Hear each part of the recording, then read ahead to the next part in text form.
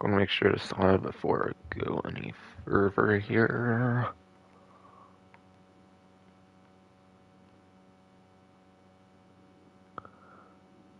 Looks like this is now, in fact, live here. If I could zoom in here, that would be great, but yeah, looks like for April 15th here, yes, yes.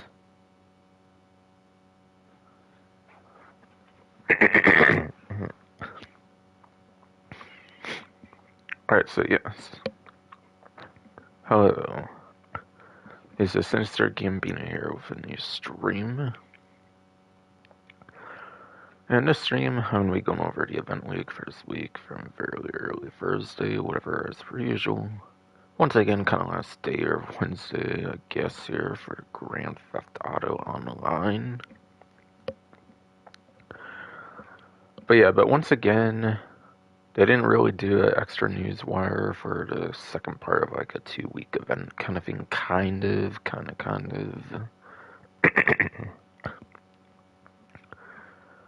To be fair, the last one I think was actually kind of a 3-parter. This one's kind of a 2-parter, yeah. So they have basically at least already revealed the money opportunities even back in like week 1. However, there is still a new huge amount of like new discounts and stuff still worth covering, so that's why I still do another stream. So I kind of went for 2 times money RP on dispatch work, at least currently. It looks like for a title, I might consider changing it or something if I think I need to, or can think of anything better after a stream or something. Kind of thought of that one a little quick, to be fair, but yeah. I don't think they did that really much yet for the events. I think that, or for the whole like Safehouse and Hills DLC, I mean, obviously in particular. Like, I don't think they've done that as a money opportunity during the Safehouse and Hills DLC yet, so I'll look more into that when I have more time to do so.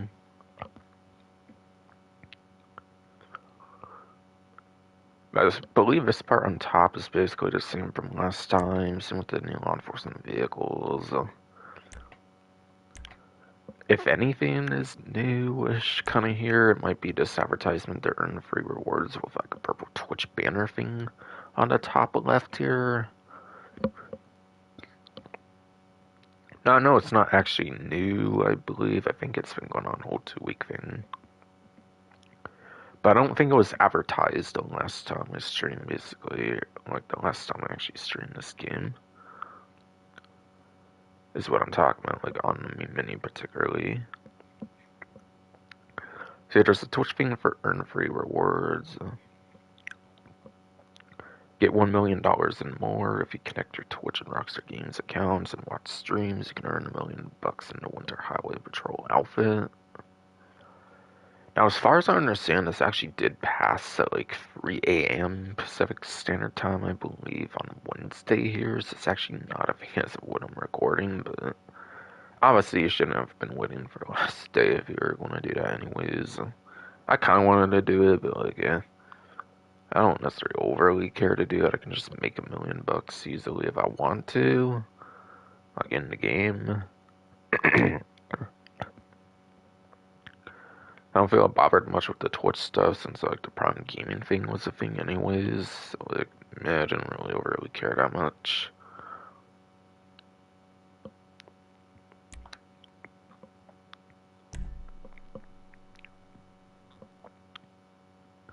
Yeah, I think it was just like select to learn more or something right in the top left.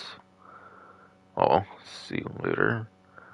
Into what's new here. See if there's anything much update on this. But yeah, like the last event where it was actually an exclusive vehicle for that first week, now it's actually generally available. You can actually get this vehicle for free. But now as of this event, you can actually get it regardless of plus status. Which means for the first time you can also get the vehicle on the legacy platforms, aka the Systems of Out Plus for PS4, Xbox One, and the legacy PC version. Now that it's the second week of the Neighborhood Watch event,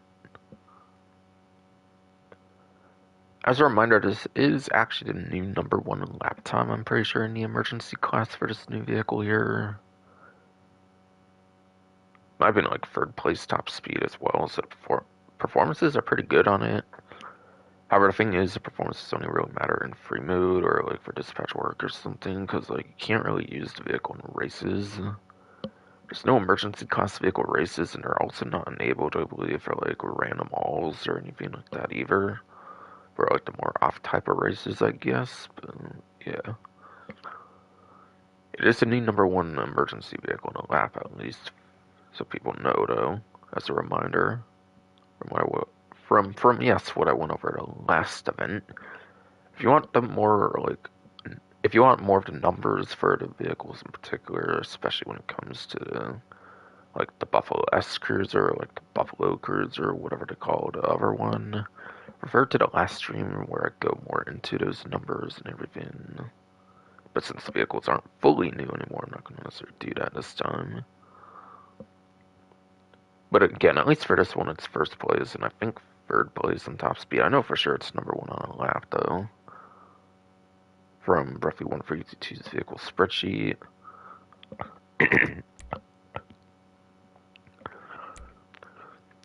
And as I suspected, you didn't need to buy a new one, obviously, or anything. I think they like gave it to people who already owned the vehicle before, but I myself, that have previously owned the Park Ranger, has obtained the Summer Park Ranger with tie outfit from the last event. It does look like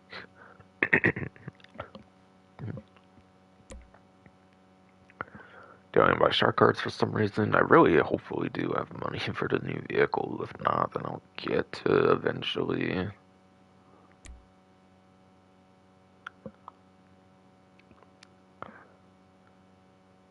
I don't necessarily feel like this is new in particular. It's advertised since April 2nd to the 15th, so I'm pretty sure this was already on this menu. This had to have been on here as well, I'm pretty sure. Yeah, it says April 2nd, so that was definitely posted on here last week's thing.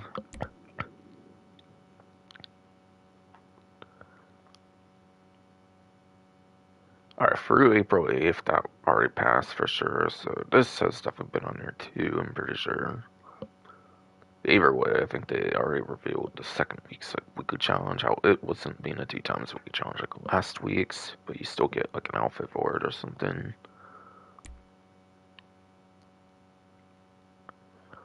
This is probably put on here already, I'm guessing. Yeah, I definitely remember reading the flavor text for the like stuff on here or something last time.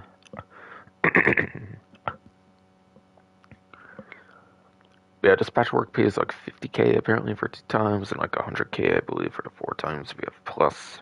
Or no, I guess it's 3 times for plus. Okay.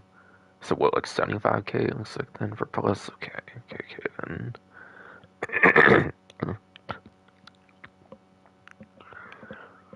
But yeah, when I did one of them last stream, I think I got 50k for 2 times. So yeah, I think it's like 75k for 3 times for plus if you have that to stack with the 1.5 times and the 2 times. So yeah, 1.5 times for plus and 2 times for the general, then do stack for 3 times and multiply, but they times each other, I guess, or something. But yeah, 2 times 1.5, definitely for 3 times, basically.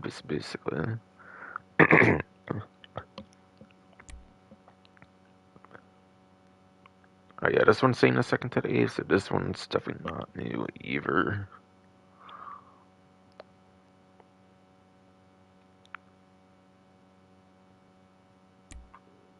Well, that might be a new record for Game Freedom menus in record time, since they've been doing like using like older news wires and not doing like a second new news wire, since to be fair they go over the money opportunities already and like it would only be discounted stuff, I guess. I feel if there's going to be whole new discounts they should do news. I feel if there is new like discounts they should be doing new news wires personally, because that's a huge chunk of the event that changes, to be fair. And like the prize or the podium vehicles or like something, but like, whatever.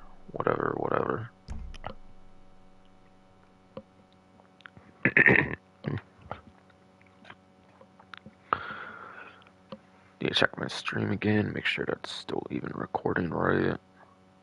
Alright, good. It seems like it is. Okay, good. So it's a lot of repeat stuff when it comes to like money opportunities, like outfits to yeah, like outfits to obtain, like the Twitch stuff, all that kind of stuff. I think it's mostly discounts that change for the most part. And obviously like podium vehicle prize rides, so that's why I'm doing this stream basically still. That's still enough information to warrant a stream on like say Red Dead Online, I would say for example. Where it's like subsequent weeks of like an event month in its case.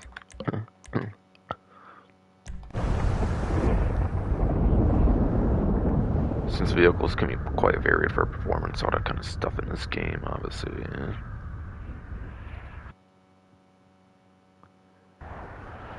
Oh yeah, and the financials have kind of leaked out for GTA Online and Reddit Online, and like some financial data. So I might talk about some of that on the stream as well, cause like, yeah.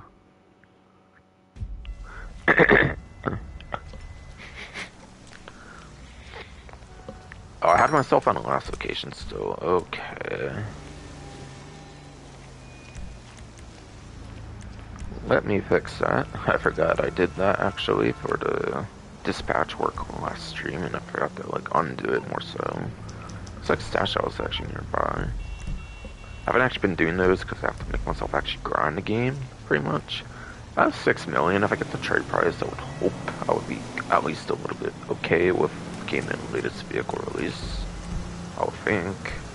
Could have had 7 million that I did the prime stuff personally, but yeah, whatever. I think I put myself on tongue of the state now, so that's what I want to do right now. You start about the weird, like, going into the game there. I forgot I had a classification on from the dispatch work I did.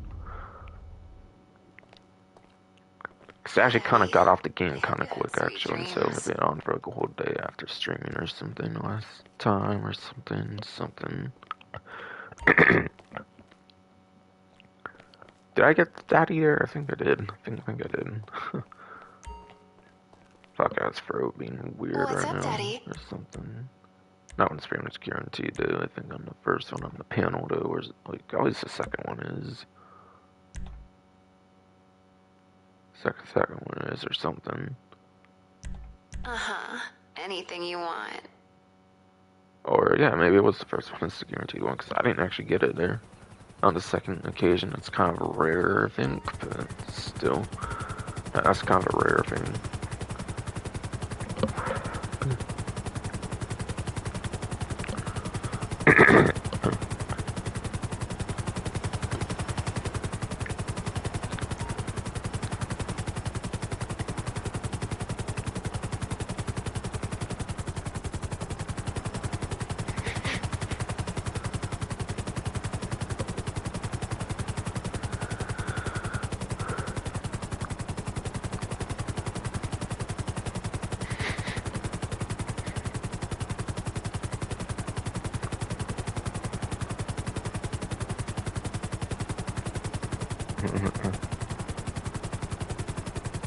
Export vehicle or alright, okay. Let me try to maybe do this then. Export vehicles are kind of useful. Alright, my arcade apparently is full. Okay. Gotta remember trying to pick that up on. Garment Factory's getting there, but not quite. Not quite. And it's hard to really know what the game is on that because they don't really like give you information on that in the game. I haven't looked into that one per se. Per se.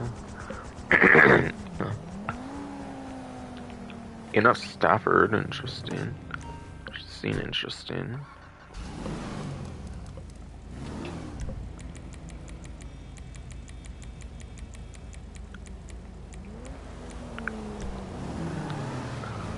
Vienna Stafford, an issue for GT series, I believe appears in Rainbow San Andreas, where it was an export-import side mission, which is probably what the exact exports takes a lot of basis from, is from GT San Andreas, so it's like exports, imports.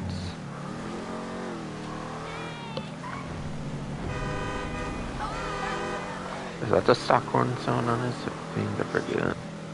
But I think they have like a kind of unique corn sound effect, at least in this game, albeit it doesn't really matter as much in this game since you can obviously customize the horn. Like say in GTA San Andreas, where actually had a very unique horn sound, like for sure. It's actually a rare vehicle, I believe, in San Andreas, besides for the export-import, or like buying it from like the thing or whatever after you do the export-import. So in GTA San Andreas, it's actually a very rare vehicle. It's a pretty cool vehicle to actually see it in the export-import personally to me.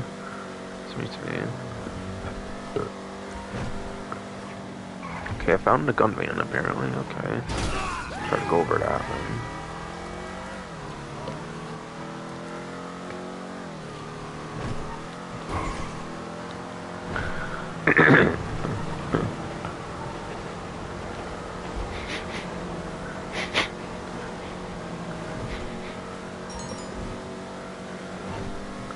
I still haven't done those yet. Maybe I'll do it for like May or something. I forget.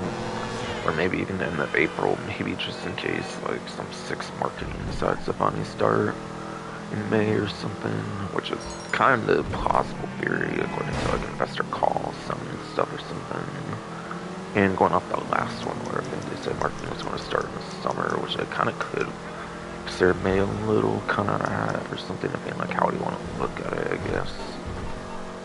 And again, with some investor calls supposedly happening there, it might be a good idea to kind of get those going in the next couple weeks or something. Not like a few weeks even. I've just been holding off because my like internet quality has not been as good as it used to be for streaming and shit anymore. Yeah.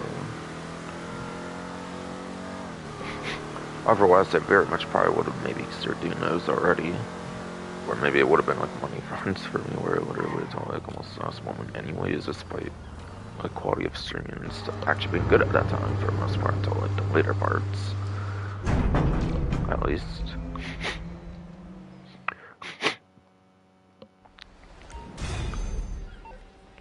Like $20,000, okay. Okay.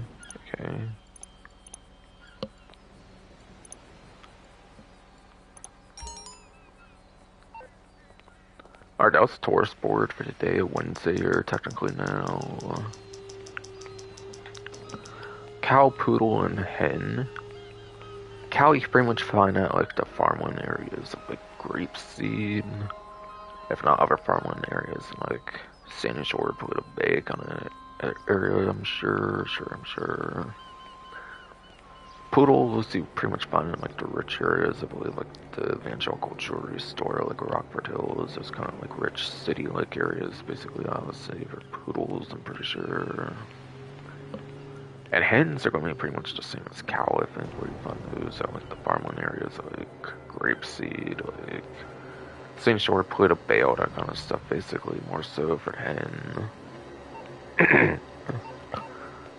So if you're on the newer platforms, particularly, that's something you can do, basically.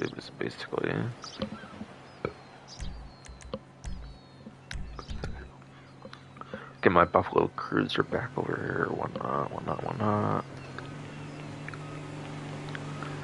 Turns out my agency's full as well. I should definitely collect those because I might end up needing those for the stream, for the Buffalo STX pursuit. Sensitive information regarding some colleagues at the LSPD has fallen into the wrong hands.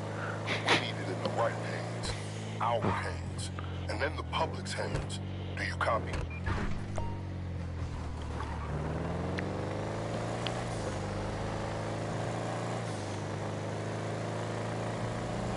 Oh, I can't do the siren while I was doing that, bro.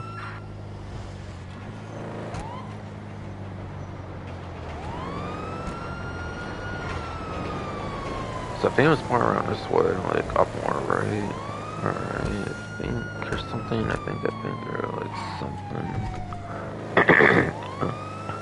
Or maybe I'm kind of like going this kind of way a bit too early or something. I kind of forget. Whatever.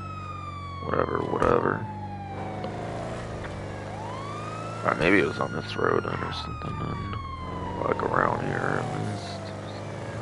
Not the earliest, at least. Which also hits, whatever to me, whatever to me.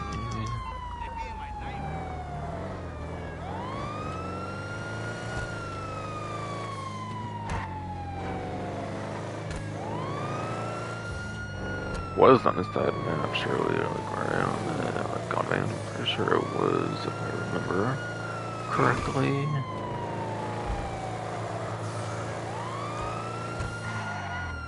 Alright, yes, indeed.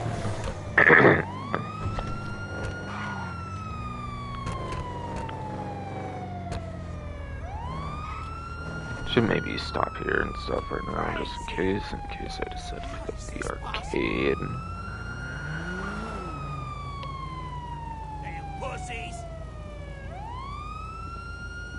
Yeah, I think I'll pick up the arcade money, I think, right now, pretty much. Because, again, I might be needing that. I don't exactly have the most money right now, and I might be needing, like, just about all of it, or most of it, at least, for the vehicle. If I get it here, of course.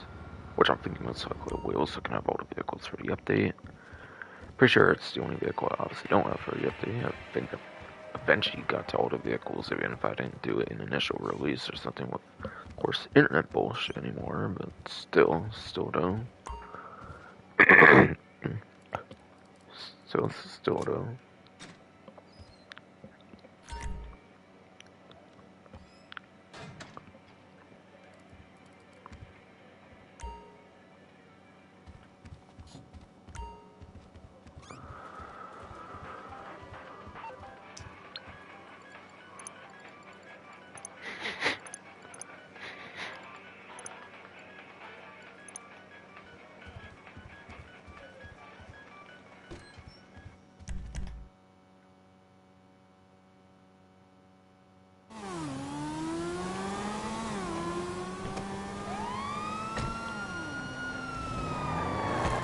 I mean, $6,507,875 basically.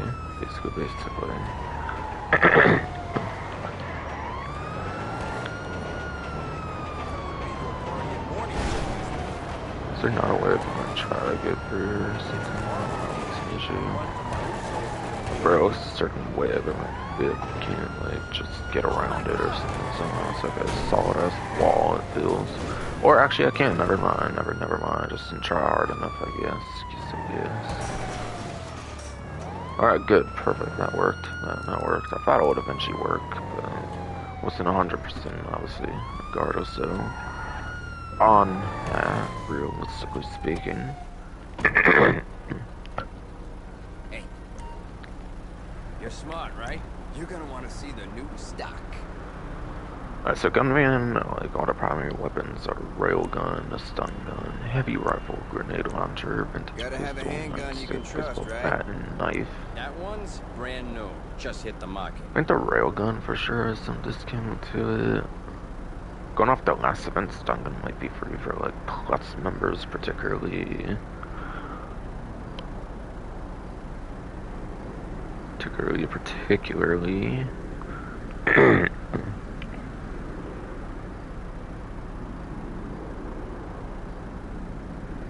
You want a signature style? That right there is a signature Oh yeah, it is style. basically.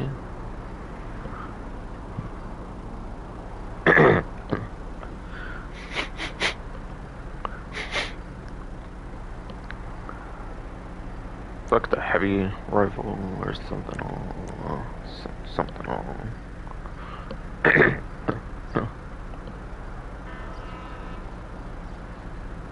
Now that right there will make an impression. Can't be found anywhere but That's this after van. top couple. I think it's the Guaranteed. nightstick baseball bat that have anything else going on basically. Yeah. Won't find that in ammunition. Ha! Alright, so first I think First, I think I do want to go over the grenade launcher since it's the first one not having anything a lot of crazy going on with it. We had a basic regular grenade launcher.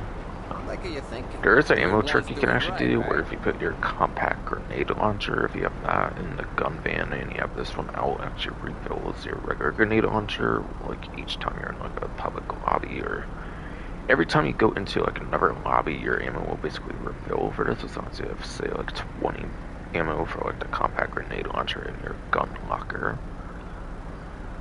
Like with the 13-year-old spaghetti code or You something in the want a game, it might signature get messed style? up with the That code, right and then there that might is a help with your signature explosive style. ammo or something for grenade launchers, particularly for the basic ones, not the EMP launcher. EMP launcher has its own type of ammo, by the way, but yeah.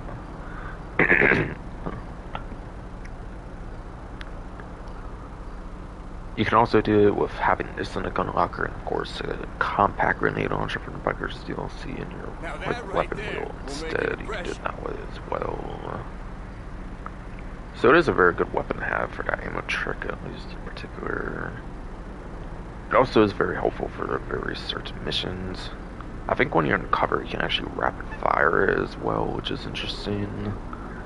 So it definitely can be a very good weapon depending on what mission you're playing. Like are you thinking? Do it once, do it right, right? I think the first lowrider mission, for example, in like the parking lot, I think there's some part there where it's like really good, for example.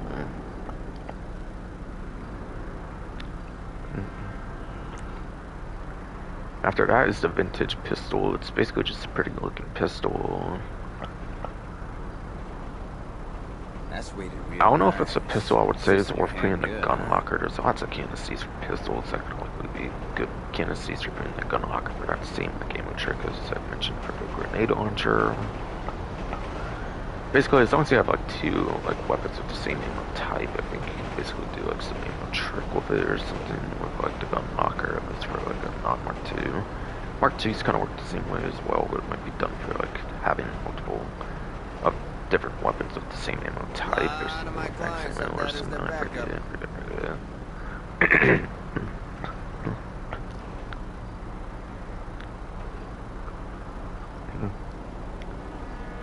I forget, this might have one of the lowest ammo counts for pistols. I forget.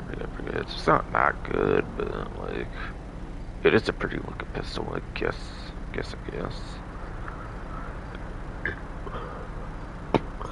Gotta have a handgun you can trust, right? And then the last of the three most standard weapons here is the knife.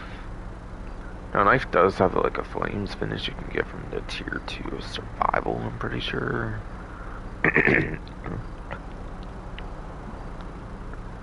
Real easy to clean. Which will be particular for the newer platforms only, by the way. It's not on the legacy platforms for its flames finish. As a matter of fact, in legacy platforms you have no finishes to choose from at all, basically. I'm pretty sure, but yeah. And then the Plus subscription has had a bunch of like exclusive like livery finishes for this weapon as well. Trust me, that's messy. Besides for that, you can actually use this weapon underwater, which is worth noting because it might be one of the better weapons to use if you're underwater. Which is obviously very niche, but worth mentioning regardless. Worth mentioning regardless in that case, I would say.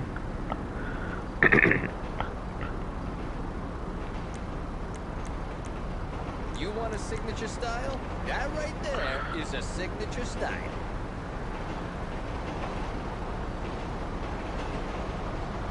And I think the rest of these are all some kind of like discount weapon or something from here.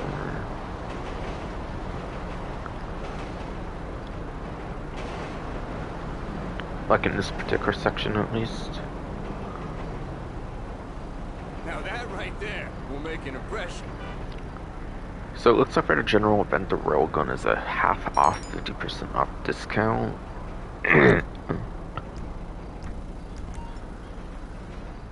ID, business, stockgun, forgery, whatever.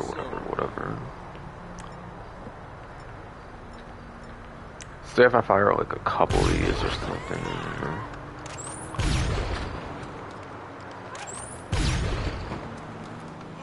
Something very good with the railgun. I think it's kind of like oversight with the fact it was like a 2014 weapon and it wasn't disabled in like the ammo box back in the day, and they don't really go out the way to disable it in like nowadays for GTA Online or anything. Kind of like an oversight, I think, for why it like even works. It is a 2014 weapon technically for the story mode of the game, so technically I think because of that it appears in like the ammo box. So you can actually drop ammo, which is only $1,000. You can go from 0 ammo to 20. I'm not even joking, for the railgun for only $1,000. Versus if you do it in like the ammo section, it actually costs a standard amount if you do it for the ammo section.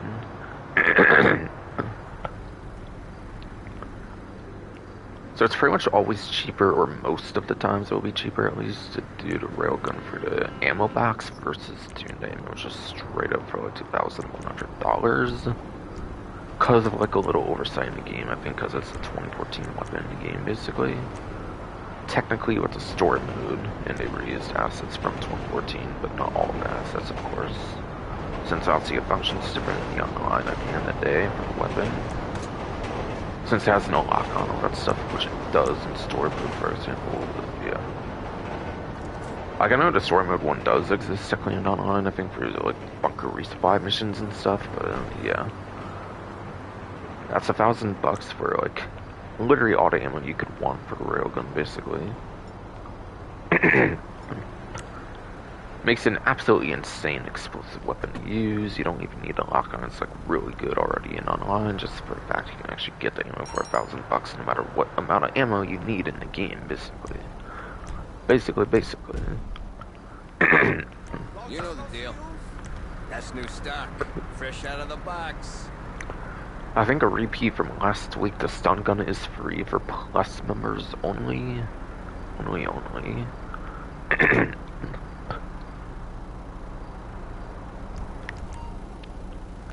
And yeah, it's really good for some double money stuff going on right now, with like the bounty hunter stuff, I believe. Hence why tier 2 is like a certain finish for it. But only obviously on newer platforms. You need newer platforms for the career. Since yes, you obviously need newer platforms for the career progression, like feature thing, of course.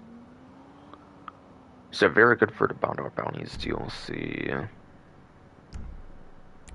And I also find it to be a very good weapon for the survivals as well for tier 4. Yeah, the stun gun was like the hugest part of me completing 10 ways in survival mode playing solo.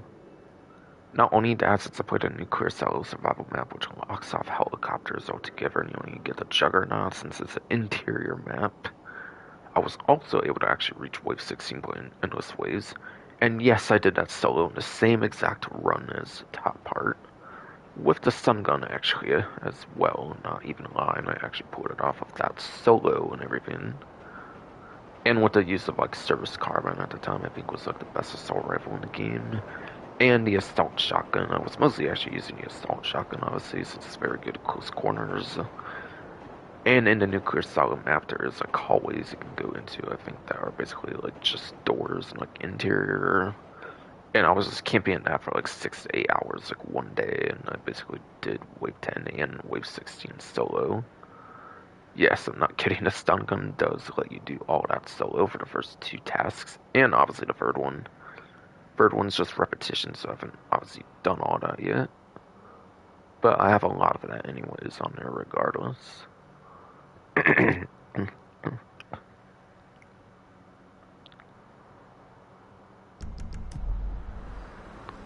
So the stun gun actually does a lot of really useful stuff. For it being a utility weapon, it's very useful.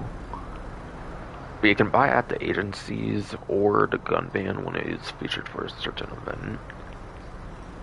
But I think usually it's the agency exclusive unless it's at the gun ban for like a particular week or something as well. But it's free apparently for Plus members, apparently. If you do have that subscription. If yes, you have the subscription, it's a free weapon for right now. The very latest.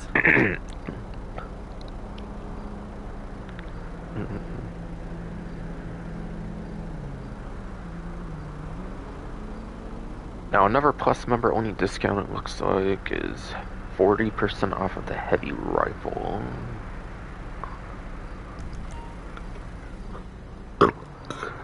doing business with you.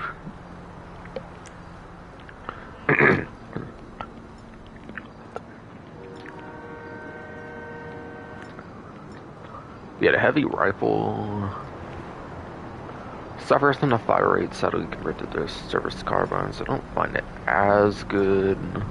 Fire rate and amount of bullets you can fire at once, I guess, does theoretically increase the accuracy as well when up to in-game stats. I know in-game stats aren't 100% accurate, but still.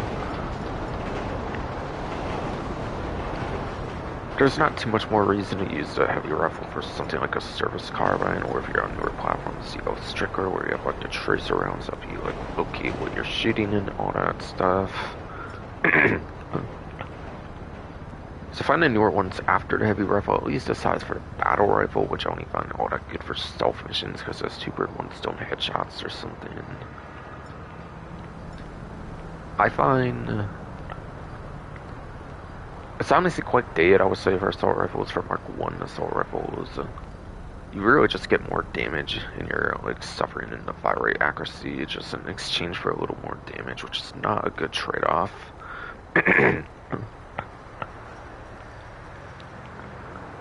Literally shooting more bullets quicker is going to make you more likely to kill the enemy quicker as well, rather than a damage increase, so yeah. Best thing about the weapon is it was originally going to be a 2013 weapon story mode, and it got cut in the game, and then 8 years later, or no, like 7-8 years or so later, it got brought into online for the Kyberg Heist DLC. Or no, not Kyberg Heist DLC, but the... Yeah, I mean, 8 years later it came out in like the Contract DLC, same DLC actually that came out with the stun gun actually, as a matter of fact, even. Yeah, that's definitely correct information there for sure, sure.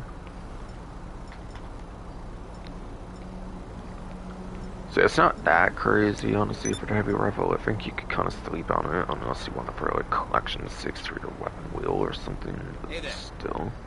Still.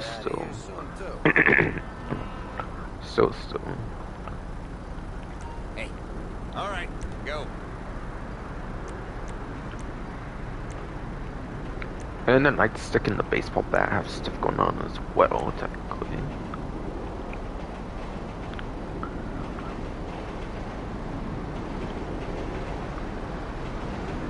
Yeah, those are 100% off regardless of your plus status.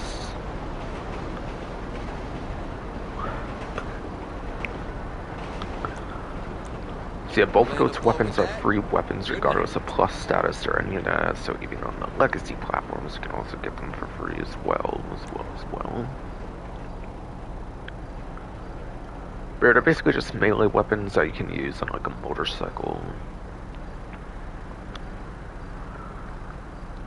Those are, yes, melee weapons you can basically just use on like a motorcycle for like the biker melee feature for the most part is the things most worth noting about those.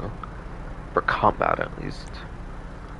And yeah, the baseball bat also gets finishes like the knife does. Nightstick doesn't get finishes, but the baseball bat does get finishes.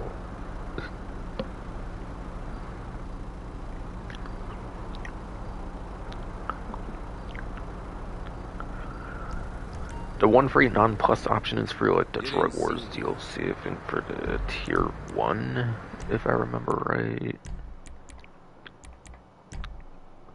Yeah, that's how you get that one. Otherwise, you do need the plus subscription for any other ones that were ever released, for the most part, I believe. On the legacy platforms, you don't have any finishes on the legacy platforms, once again, however.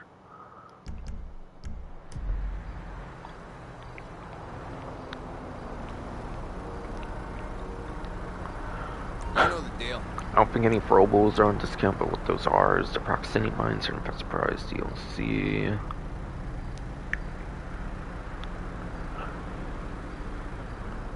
As the name does suggest, they do blow up within proximity, so it does blow up within proximity, so therefore it is a very good anti-creep tool. Believe it or not, Oppressor Mark II sometimes will actually go against like the road. They'll actually like go on the road for like the Oppressor Mark II, so like against a dumb Mark II user, you could actually even use proximity mines and blow them up or something. I've had that happen before, I think, where was it'll blow one up, I think, with a proximity mine or something. Or if not, I'm sure other people have. At least the YouTuber people have, at least.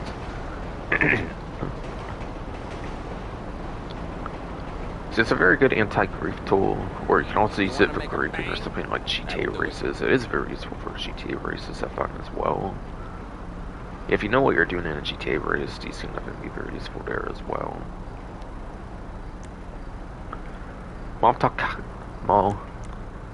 Molotov cocktails are exclusive to the gun van, I believe, or like buying them, kind of, for the most part. They cannot be bought in the nation, and they cannot be bought at the agency, but they can be bought at the gun van, which is the most useful thing noting on these. So yeah, it's always nice having Molotov cocktails at the gun van. I think those are definitely the one throwable ones we're buying at the gun van. And tear gas is good for clearing rooms, of course, for room clearing, of course, in the game. For like interiors, obviously, that's obviously.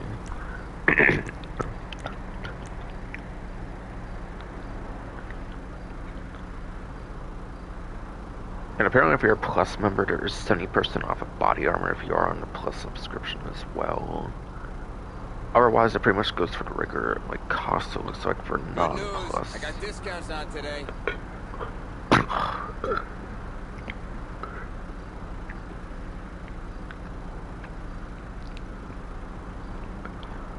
But yes, though. Like always, there is body armor, which is 70% off if you are a Plus member, but otherwise, it's basic cost. Otherwise. I don't like staying in one spot for too long. Alright, Kush weed, okay, whatever. Vehicle list, okay.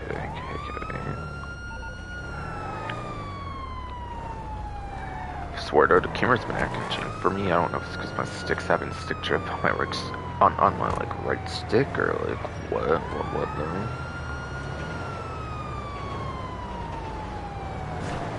I could have just went for here instead of like the stuff I was trying to do earlier, whatever though.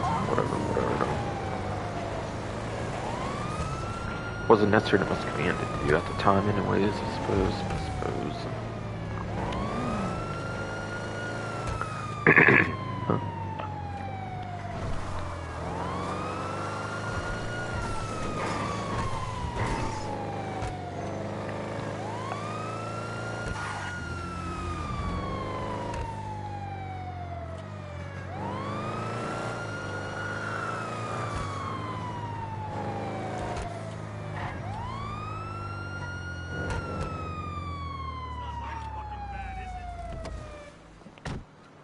I definitely should check my stream again, just in case.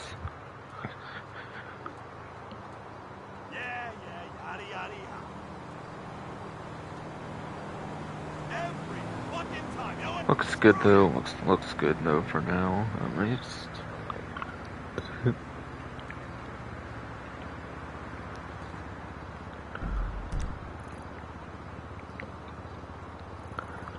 Alright, so yeah.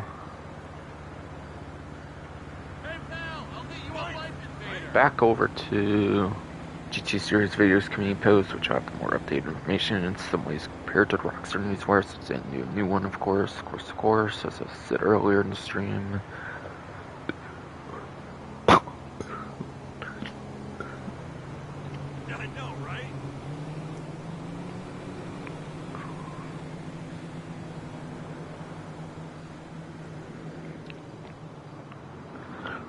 We had a regular time trial, was apparently Vinewood Bowl.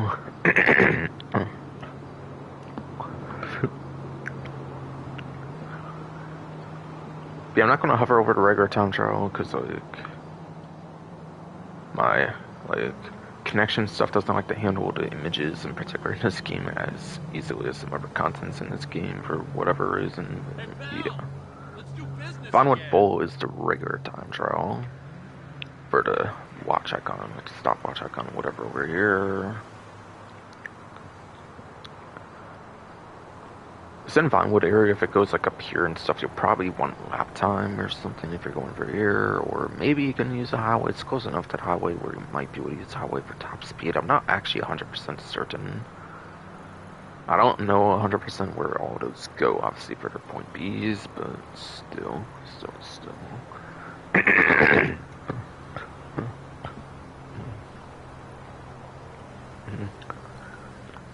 But yeah, that is a semi-weekly time trial.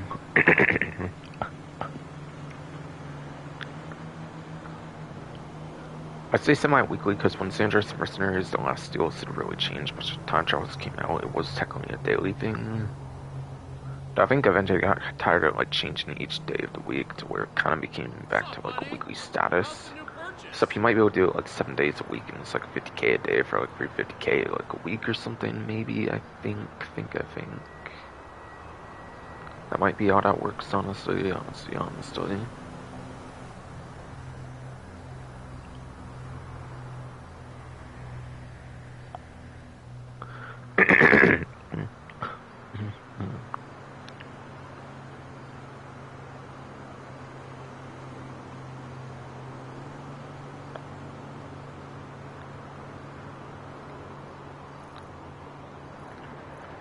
And for vehicle advice, I pretty much recommend motorcycles, if not supercars or sport cars in that kind of order.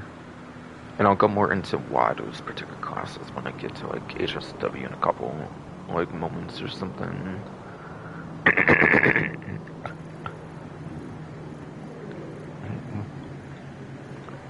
The daily RCB and NATO time trial is the Little Soul Park one, with a 1 minute 10-second part time apparently.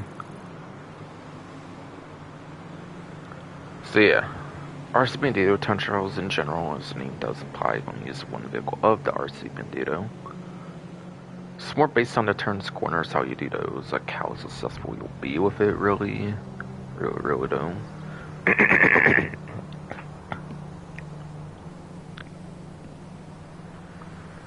And recommend only turns, corners naturally with the respawn mechanic of like holding triangle when Xbox, whatever key on PC.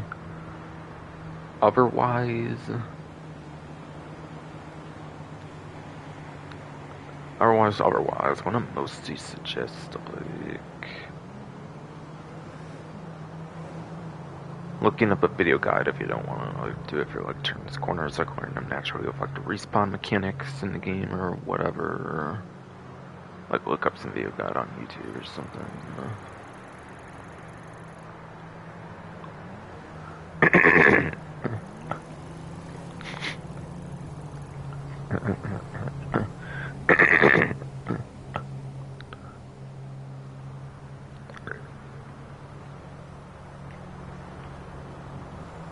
After that, the HSW time trial, I believe particularly is called Stab City, but on the GTA series video screen post it mentions Textile City, which is the starting point to Stab City, obviously.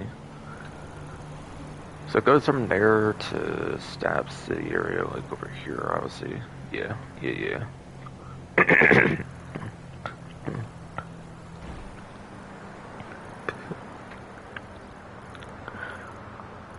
So obviously instead of doing like the turns corners, I'm going to recommend going straight for the alleyway, then do the turn corner.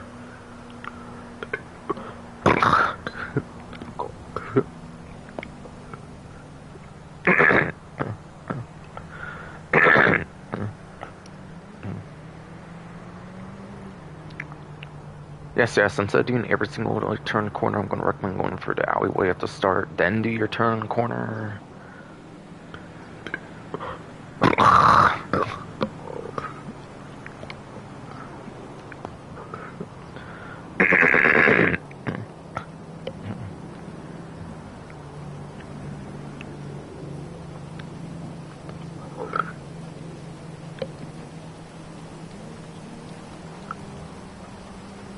But yes, instead of doing your turn corners like all of these, I'm going to recommend going for the alleyway, then do the turn corner over here, then go straight. I think there's a break in the highway where you can kind of go towards here, I believe, and like the middle of the highway there's like a break where you can kind of go through, I believe.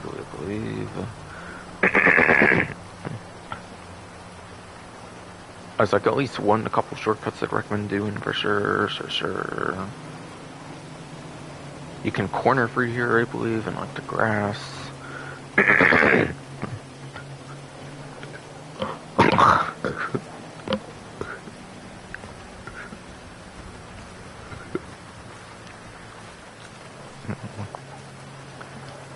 You can, yes, corner through here for the grass. I think think after the corner in the grass, it's pretty much straightforward, or you want to just follow the GPS route. I think after that, though. I think after that, though.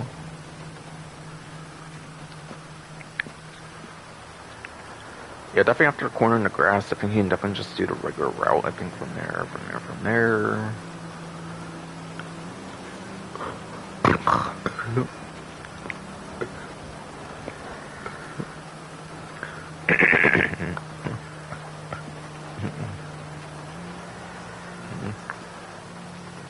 And yeah, by the way, HSW is a weekly time trial, so you get like 250k for the whole week, since you only get to do it one time a week.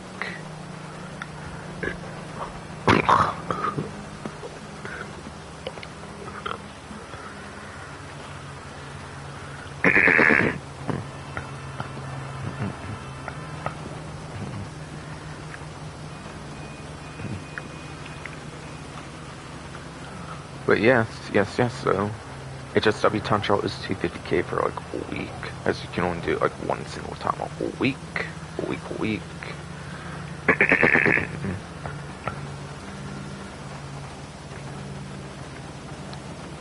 And yet HSW subclass can be further divided up into subclasses like Class C, Class B, Class A.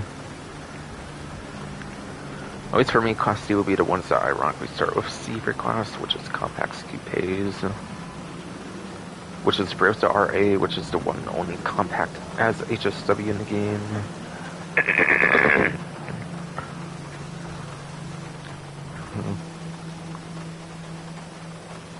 Otherwise, there's Sentinel XS and the Euros X42, X42, X42 for the two coupes in the game for HSW eligible ones. From there, Class B, Class A, there's like 10 plus. I'll just mostly mention their classes.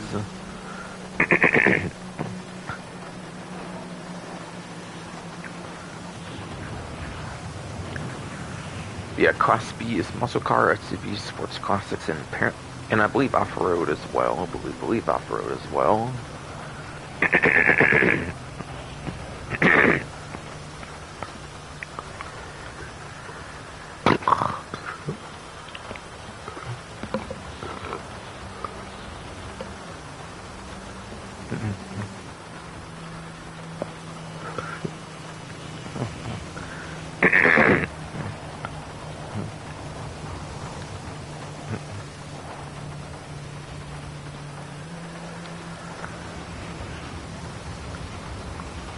Yes, muscle car, sports classics, muscle car, SUV, sports classics, and off-road. That got added later on with San Andreas Mercenaries DLC with the initial release of HSW Monstrosity, and then eventually the Firebolt is, and then eventually the Firebolt SP from last winter's Agent Sabotage DLC.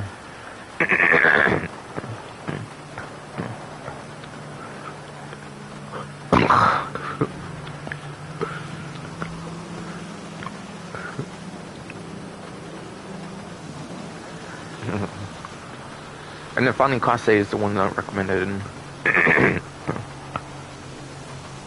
And then finally, Class A were the ones I recommended for the regular time trials, which is the sports supercars and motorcycles. Sports supercars, motorcycles. Yes.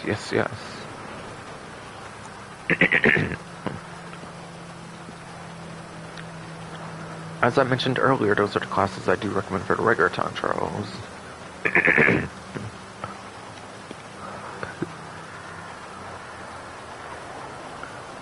And that's the Class A for the HSW, which basically means they're the best classes to use in the game. which they are Class A for HSW, which means they're basically the best vehicle classes to use in the game. For land races, for land races in particular, not counting like aircrafts, of course.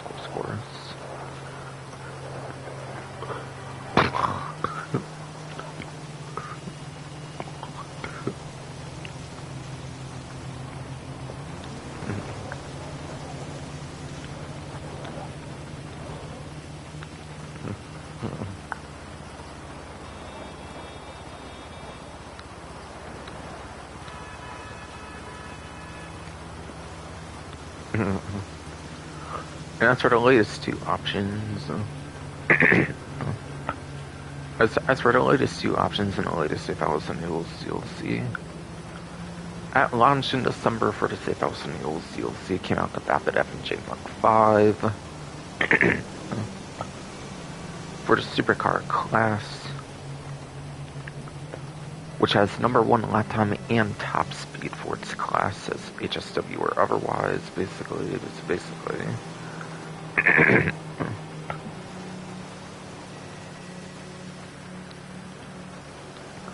So it's very groundbreaking and it's one of the best vehicles to use for HSW as a whole. Basically.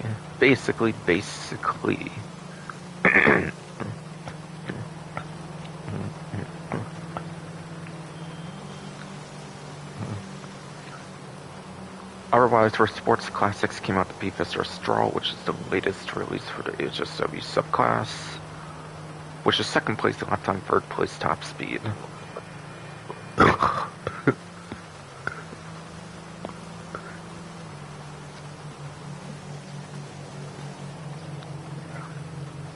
Which yes, P-Fister Straw, second place lap time, third place top speed for the Sports Classics HSW vehicles, and in general in the whole entire Sports Classics class, or whatever.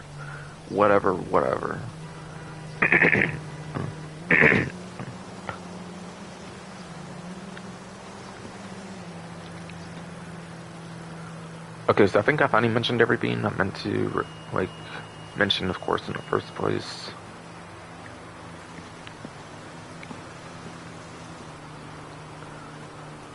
Sorry if any of it was hard to understand with body for stomach cranium being a prick, but I'm not repeating myself any longer on that shit. Like, fuck that shit.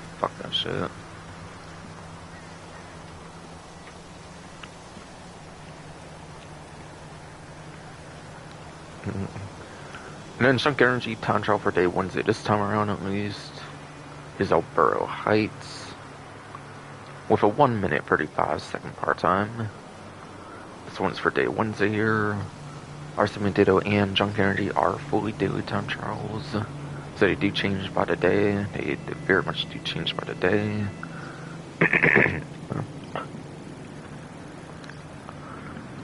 And this one you can technically use two vehicles, which is the regular inductor and the Junk Energy inductor. One just has one has no livery, and then one does have a livery, basically. And obviously being Junk Energy, the one you'll pretty much mostly be provided is Junk Energy inductor. You can, however, bring your own inductor. You cannot use any of the other bicycles from, like, say, 2013, though. You can only use the 2023 bicycles that have the curse boost applied to them. So the advice is, as long as you don't fall off the bicycle, go where you need to go, maximize on your curse boost, you should have no problem completing it. Again, don't fall off, go where you need to go, maximize on your curse boost, you should have no problem beating it. Basically.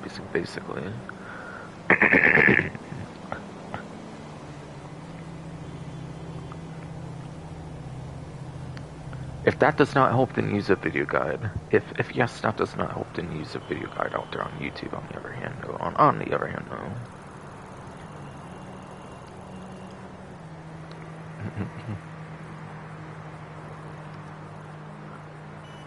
And last but not least, the Supreme Race for the Supercar class.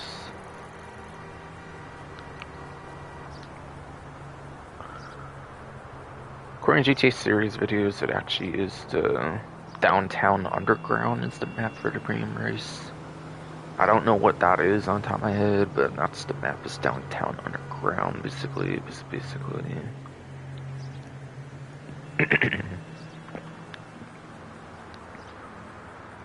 So obviously on your platforms, they should largely be sticking to the HSW supercars in particular.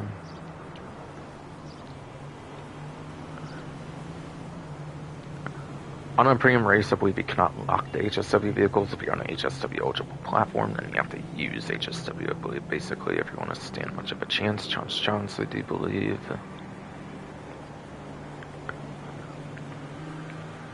So if you are on a newer platform, I believe there's a Cyclone 2 HSW. Or I'll start with the Weaponized Ignis, actually, Weaponized Ignis. Going in released order, not to pick any favorites, to Weaponized Ignis. It's second place for lap time, I'm pretty sure, and then it's also like... I think it's like the 4th place for top speed, I believe, for the weaponizedness of the 5 like HSW supercars in the game at this point. This point.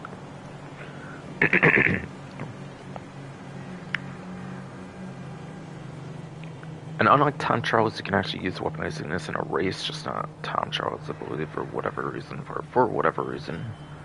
You know, you could use it for HSW. Tom Charles, when it first came out, got locked off Stern of Grand Prize. You'll see onward, I believe, there, for whatever reason.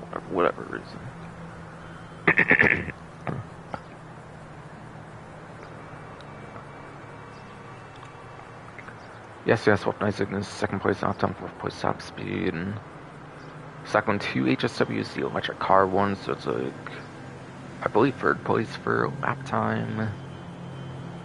And I believe it is the 5th place, the worst one for top speed.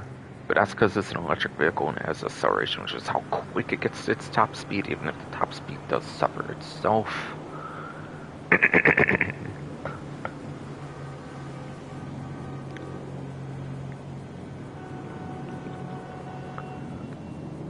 But I think despite being an electric vehicle, it does actually have the 5th overall top speed, and it's because HSW prioritizes in top speed. It's the main gimmick of HSW is its top speeds. So even though it is electric, things happen to also does overall get like the 5th best top speed for supercar class of like the 60ish in the game or so at this point. Which I think isn't like even high 60s at this point. With the latest Safehouse enables, you'll see having a couple new supercars.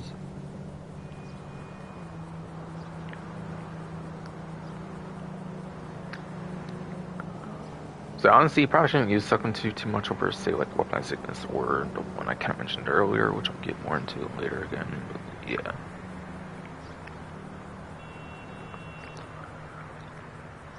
The next one that came out was the Devastator 8 HSW. While it didn't come out at launch, I think it eventually came out in the drip feed with like the Spitchy Job remix or something like that. I think it came out with, which was a little after launch for the mentioned version of the game.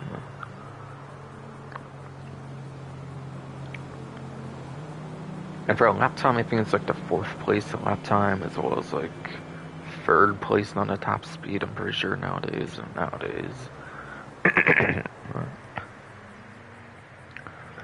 So especially in the latest stuff, they don't really find the Devastator 8s as good. There's a couple non-HSWs that actually have a better lap time than the Devastator HSW, I believe, as well. I think the other ones aren't even confirmed by any non-HSWs that I mentioned, at least so far. But yeah. I think like the Emers and like Turismo Magum might both have like better lap times or something than the Devastator 8. I could be wrong, but at least one of those definitely do, I'm pretty sure. But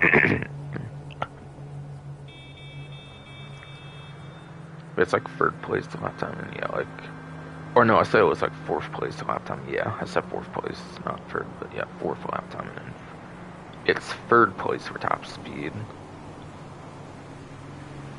After that is NTMT that came out in the Los Santos Drug Wars DLC back in like winter 2022, right? I believe so. Yeah, I do believe so.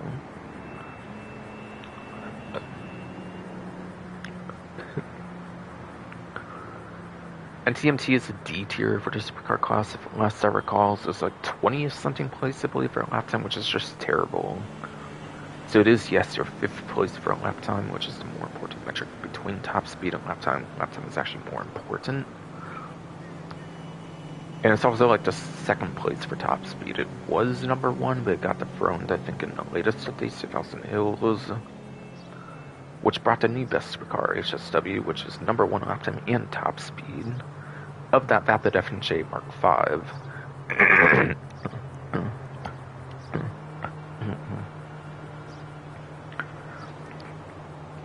But yes, the latest Safehouse and Hills DLC brought the new best one for the HSWs, which is the Vapid FNJ Mark V HSW. Number 1 lap time and top speed. Pretty much the new de facto number 1 option, regardless of what track you are basically on, basically. So if you're on newer platforms, just basically use the Vapid FNJ Mark V, and you're basically probably most likely to win between any of the other HSW vehicles of the game at this point. 4 to 5 supercar ones in particular, and in particular.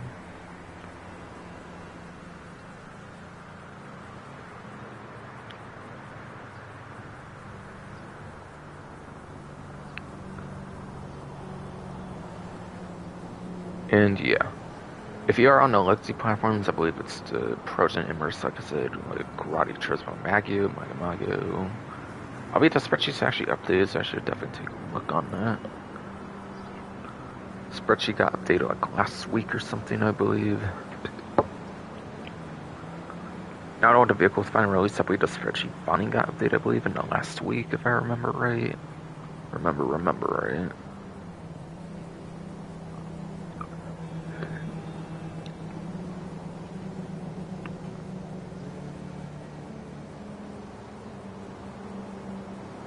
So it goes to Immerse, then it goes to Vapid FNJ Mark V for the non-HSW version, then it goes to Turismo Magio now. It looks like for the non-HSW ones are actually like in the A tier, basically.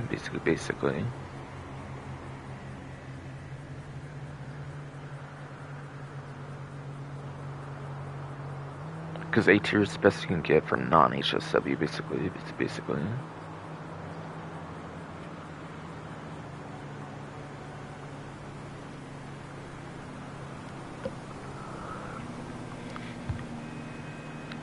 And that's going off of roughly 152's vehicle spreadsheets. That's all correct information there. Now, what is lap time? What is top speed? Lap time is turns corners in the city. And top speed is your pure straights, like in real life, like where you can actually do huge like top speeds, like highways.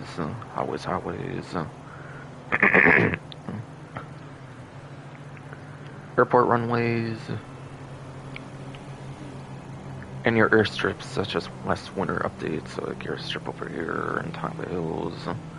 Not that that's likely to be used in a Rockstar Cred race, obviously, since that came out in like last winter's update, like I said, 2024, with Agent Sabotage DLC, whatever, since obviously, yeah, the latest update came out in December, obviously 2025. And obviously your proper airstrips, the Grand North Desert, and the Grapeseed one. And obviously, yes, the proper airstrips, Grand North Desert, and Grapeseed are from launch at the game, basically.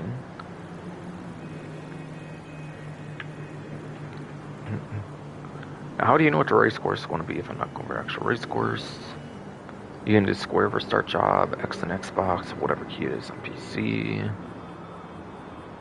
If you're at that Michael's Garage area, like it's for car garage, I believe from story mode, if you go to the Cronin there, you can do right on D-pad.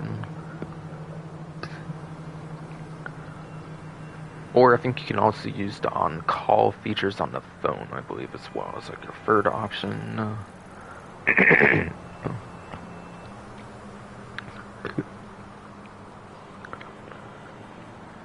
And when you're in the lobby screen, you can do Square X and Xbox, whatever key in PC. It shows you like the map of the race. You can analyze the course for lap time, top speed, like turns, corners, like pure straight sections. If not, I think you can also do when you like pick your vehicle, which I think is more for on-call purposes, or obviously it might help you remember like a certain vehicle when you look at it, and you might be like, oh yeah, I remember that's good on a straight or something. I've seen for a while they let you do that in the case of choosing a vehicle.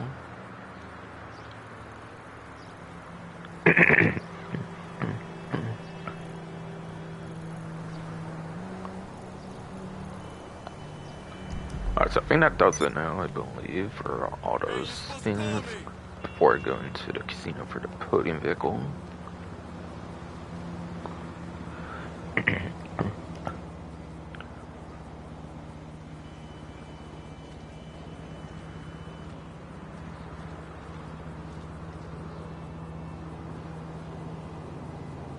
Alright, stream still looks fine. Okay, good. No issue with it yet, at least.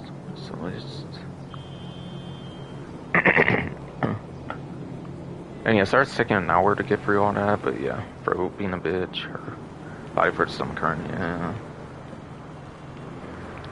And yeah, I'm actually charging my phone, so I don't have it like on my lap to get to it as easily. So I have to kind of reach towards my phone as well. So it's taking a little bit of time as well.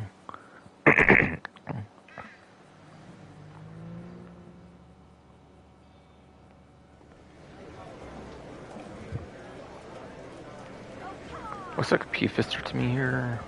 The Diamond Casino and Okay, it's Resort just a presents growler private on car it, so it's available to P-Fister win today, growler from simply the with a Last of spin of the Santos wheel. Tuners DLC, which is a tuner subclass vehicle, so it is a bit of an interesting one. I think it's the better of the two, if I remember right. I think the... Hold on. Alright, my bad. Turned to my character.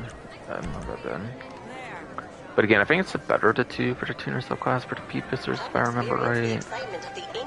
The Comet S2, I think, was more known for the lowered like stance setup back when it first came out for like the tuners update. And Contract DLC came out right away, like right after, and I think it nerfed the lowered stance setup on the Comet S2, so I don't think it was as known about like as like well known like after. AKA like all that good of a vehicle choice, I mean. Whereas I think the Growler, I think, is more known for its general performance over the Comets too. If I remember correctly, so I think the Growler is the better of the two P-Fister tuner subclass ones, I do believe. Do believe.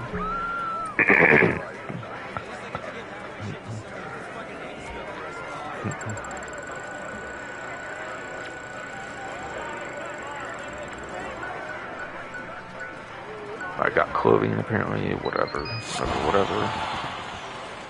The Flak Tarn Sleepless Shirt, which I bet I already had that clothing item. I pretty much have all the 2019 clothing items in the game, or before even.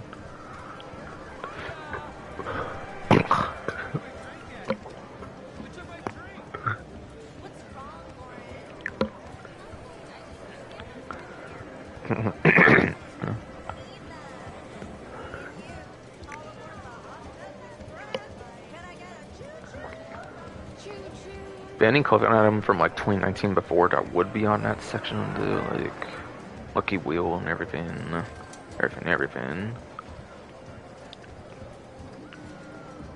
Yeah, I think I would have all that basically. basically. Unless it's like an arena outfit from like Arena War DLC, because those cost so much money basically. You know, like ones from the casino store from like that time frame. I don't think any other ones I would have as like a new clothing item. So it's basically like a basic clothing item. I'm guessing from the basic clothing store, I would have already had that basically, most likely. Also, the 1,000 visitor chip bonus got me to 1,659,939 chips. So looks like 1,659,939 chips. Yes. Growler's definitely in luxury motorsport. Could definitely swear. Two-door. Two-door. While preview at new discounts. Preview at the new discounts and one new vehicle. Very new vehicle on discount, apparently. Apparently. I'll go over that later, though. No.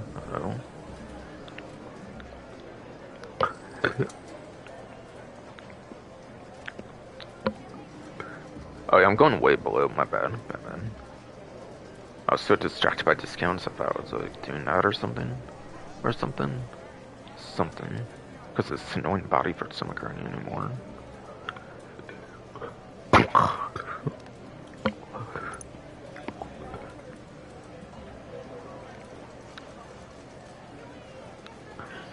So the P-Fister Growler on a trade price is $1,220,250. And yeah, trade price is tied to like rank 5, 10, 15, 20, 25, 30, 35, 40, 45, 50, 55, 60, 65, 70, 75 for the Ellis car meet.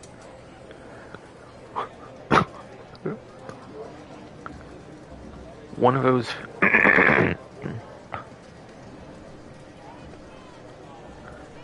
Won one of those 15 rings at like every 5 rings.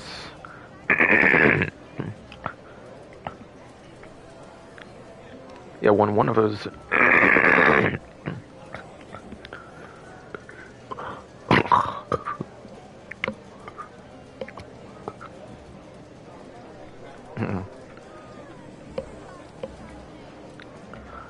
Yes, though.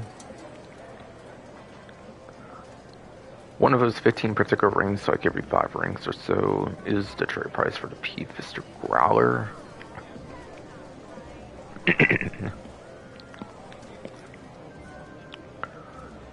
Ranks 80, 85, I think, are for the Current Enterprise DLC ones that came out like 2022 summer.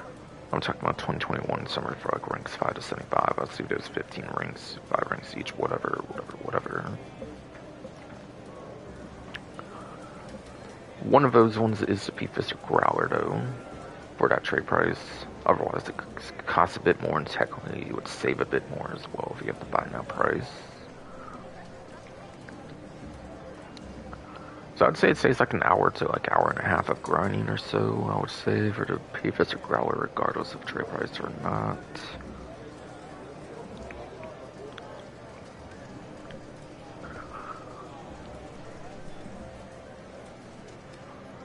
Gotta get back on the spreadsheet. For the sports class, this one is in the most populated class of the game with like 117 vehicles in the whole entire game.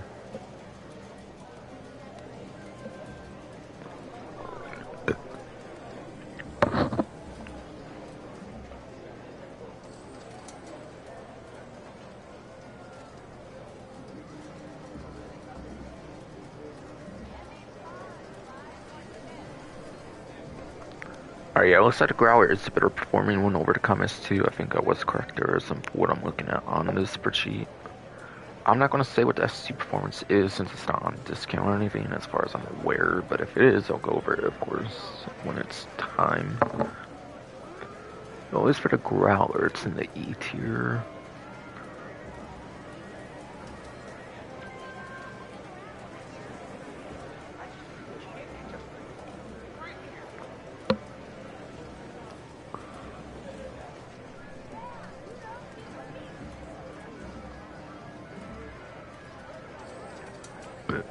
So the Growler is the E-tier sports car. Good enough for 36th place for a lifetime, as well as 43rd place for top speed. So at best it's in the 30s and 40s for a lifetime in top speed, which is not that good. I would say.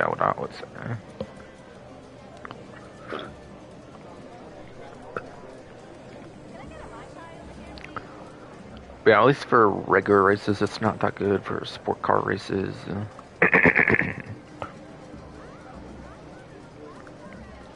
to be absolutely fair, I don't think any sport tuner is actually good in the general sport car races in particular. I think you want regular sport cars that aren't tuners that classify, recall right, for like actual sport car races. But in the tuner subclass, I think it is actually maybe able to be kind of good. Albeit not on the same pace like the Calco GTF, like Vector for a lap time in particular. At least for the Vector's case. The Sultan RS Classic and eventually the Chester RR like wide body came out as well. So there's quite a few of them. I think they're considered at least a little bit better than the Growler, or enough better at least than the Growler. Where maybe it's not the best one to use for street pursuit races after all. But I think this one's actually pretty serviceable enough if you did want to use it for street pursuit races, if I recall right, at least. Or at least before, like, the power creep of the Chester RR wide body, basically. Like, with the, new best option for a lap time as when that came out last winter with Agent Sabotage DLC. Or the last winter DLC, at least.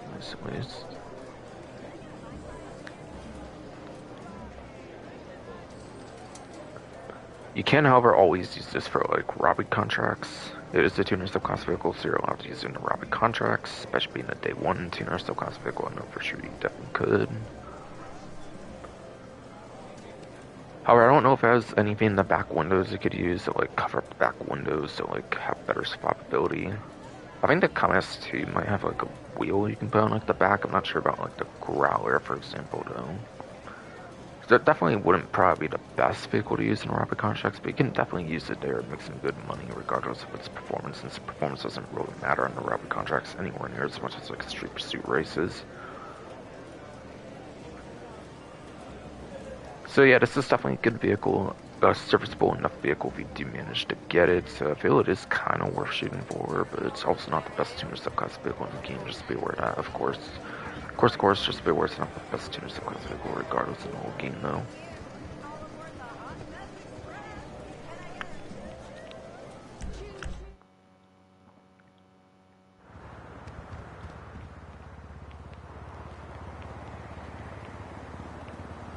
Alright, so then I'll go over to the LS car meet next. Had no lock-on jammer, no drifting or any of that. It looks like on the Growler, of course, by the way, but yeah. Yes, so.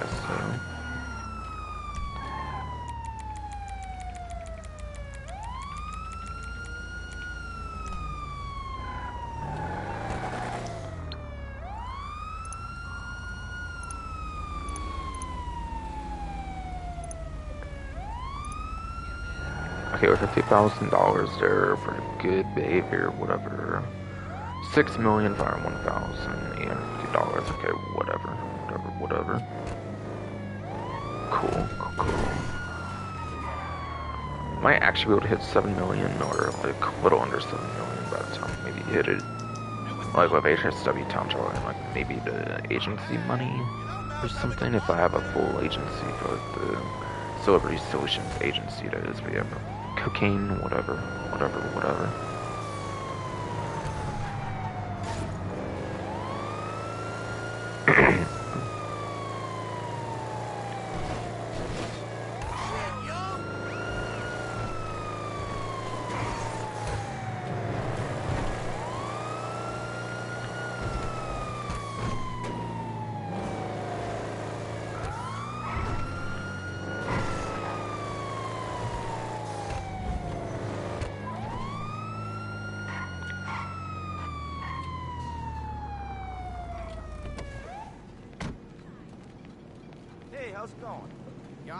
Before I get in the dealership, I should check my stream one more time.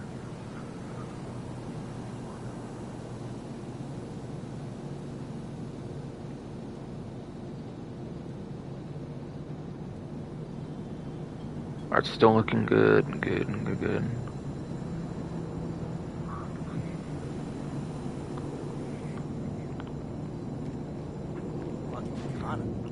Can't see the light.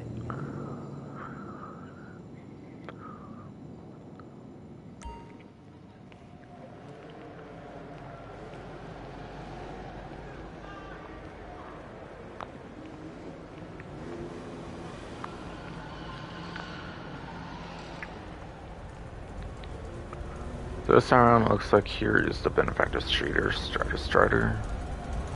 Followed by the classic Tornado Rod and the ENS Cognoscenti. I think the Cognoscenti might actually be a vehicle on the vehicle website since that's like the armored version. I think all the armored version, if not like all the armored versions came back. So I think the regular ones did soon as well. So I think for sure at least the first two vehicles are vaulted, but I think this one is actually on the vehicle website for the Cognoscenti, I do believe. I do very much believe so.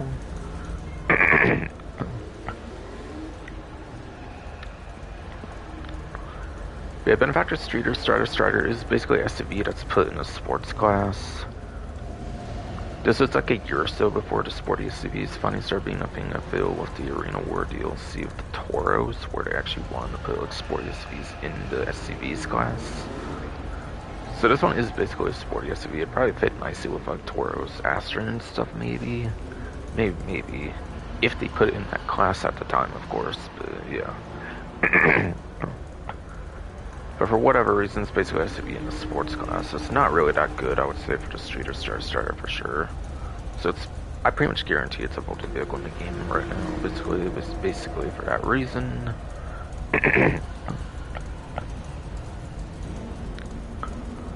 And then the classic tornado rat rod is kind of like sports classic, like tornado. Of course, it might be more like a muscle car like one or something, kind of as well. As well.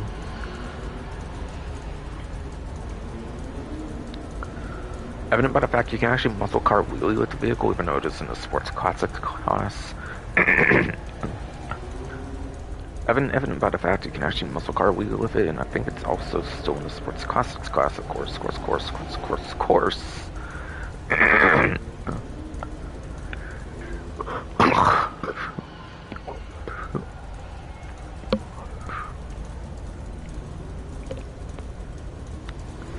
But yeah, I know there's a Weevil compact you can muscle car wheelie with, I believe, as well, despite being a compact class.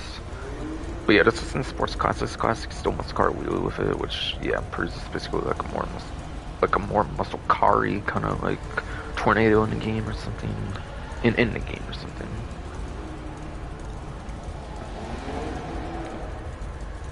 Sorry, I'm still like super tongue twisty as all, of course, with my body, but it's currently, of course, being annoying as fuck. And yeah, I think Cognoscenti might be in like sedans or something. I'm not 100%, but probably.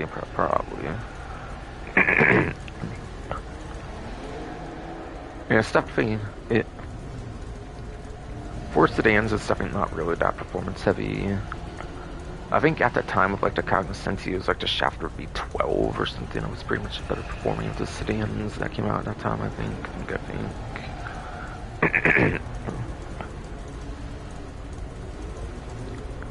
But again, I think this one's always available anyways, I believe, on the vehicle website.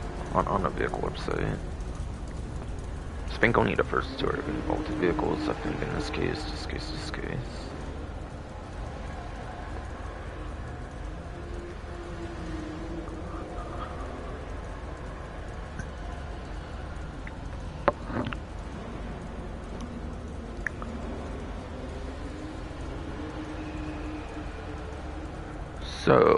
So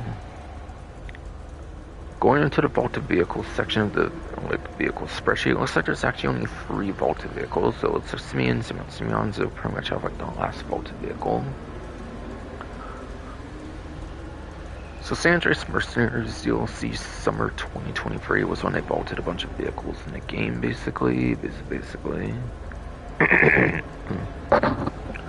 For like a background of how that kind of went about, like around happening or something.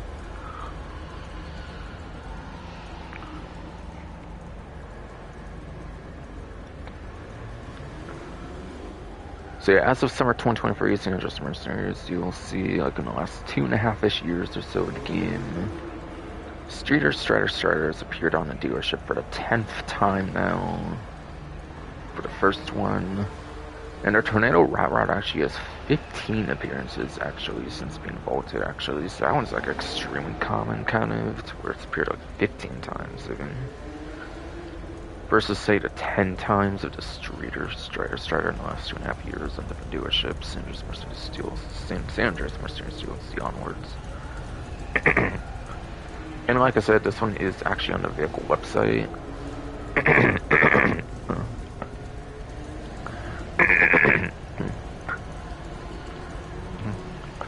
Like I said and predicted, it is in fact on the website for the Cognoscenti.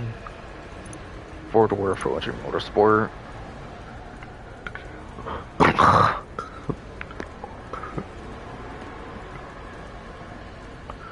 Four-door for luxury motorsport has to be. Has to be.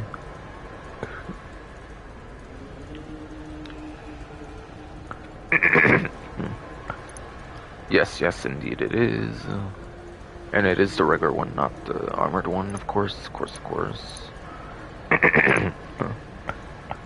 That's on the dealership, on the dealership.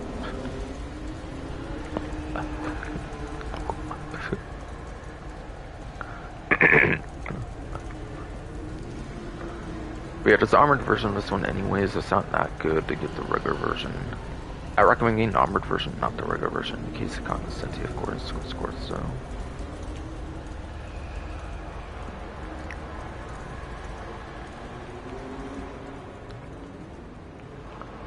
After I had the prize ride vehicle, it's to be the NS300R, which I believe is the tuner subclass vehicle as well. Or no, my bad. I didn't mean to say it's. I did not mean to say it's tuner subclass. I just got confused with the Growler earlier. What I mean to say, it's actually, I believe, an Amani Tech vehicle. I believe with like armor plating and stuff on it. I believe.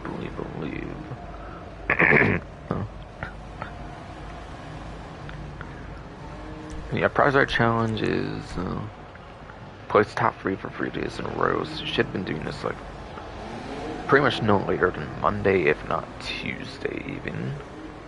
Because at least for my time zone, the events start like I think around like 2 a.m. like Pacific Standard Time or something for Pacific Standard. I think I think the only time zone has like a worst case scenario would be like Hawaii, I believe. Since I think it's like an hour behind or something, it's like 1 o'clock a.m. there, for example. And then any of the other 22 like time zones, I think, are like obviously an hour like past like 2 a.m. I believe. So like for Eastern, it would be like I think like 5 a.m. for example. So you kind of get more time depending on like this. So you kind of get to do it a little longer depending on like your time zone. I think obviously.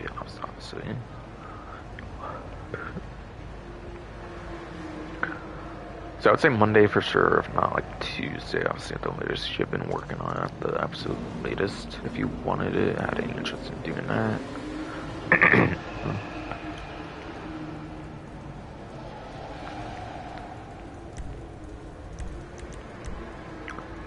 Okay, so top 5 3 days in a row. Okay. That's actually not that bad. Because pursuit races are 4-player 64 and 5-player pursuit races have a guaranteed entry for the challenges, where pursuit races would be like 6 players or more. You're not going to get a guaranteed entry for that challenge anymore.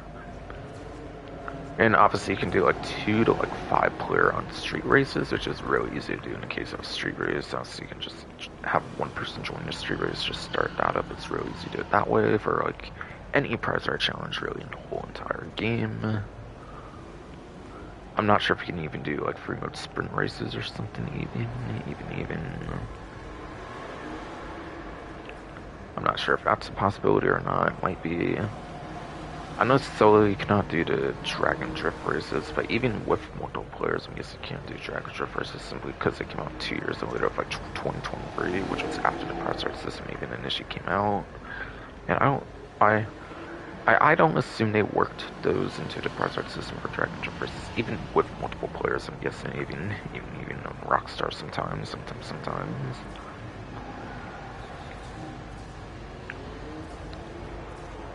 So that's everything that may or may not count for the prize art challenge, basically. It's 300R. I think it's also on Motorsport, I believe, in particular, 2-door, obviously. And I think it released with the last Los Santos Drug Wars DLC, I believe, as well.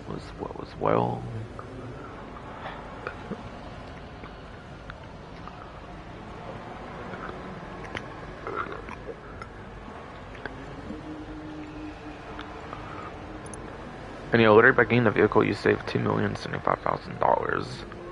And like I said, those actually get a Money Tech features on it. Again, I accidentally said, like, what? Like, tuner, yeah, I accidentally said it was like a tuner vehicle when I meant to say it was a Money Tech vehicle. Just got confused with the Growler earlier, plus probably for some friend is being a prick as well.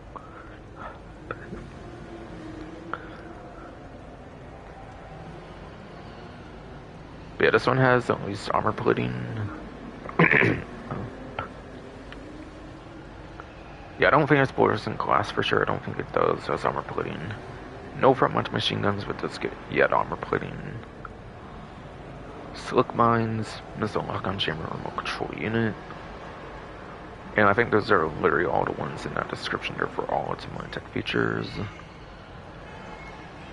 So yeah, I don't think this one's electric. I could be wrong. It might be electric, it might not. If it is electric, actually, it's really good armor plating in that case. Since it's like patrol tank mechanic, where I think the RPGs and homing launchers do the same damage, I think if it's like an electric Money Tech, If it's not electric, I think the RPGs actually do more damage than the homing launchers, and therefore it can technically, theoretically, blow up quicker because of that, of course, of course.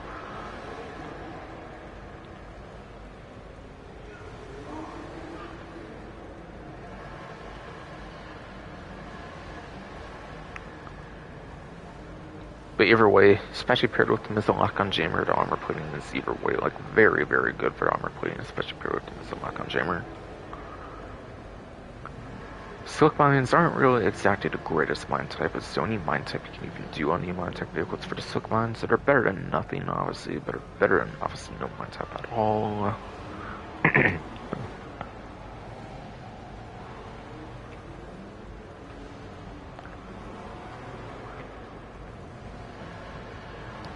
And then missile lock-on jammer remote. Missile lock-on jammer remote. Yeah, missile lock-on jammer remote control units starting getting all tongue tools as fuck his body for some current and fucking ass more.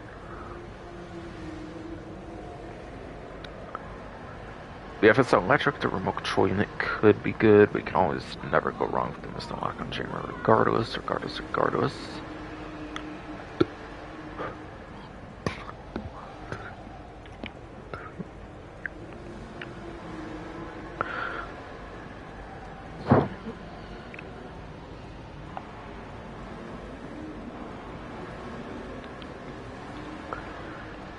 And yeah, this one's a sports car, I'm pretty sure, as well. So yeah, the 300R, apparently.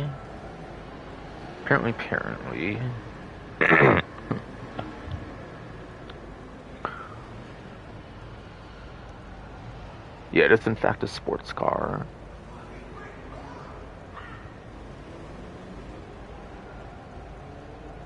And it's even in the F tier as well, apparently. So it's actually worse performance than the Growler, not the most surprising, especially with it having, like, Amani tech features, of course. Where slower sport car with armor could actually make kind of sense. Yeah, 50th place for a lap time.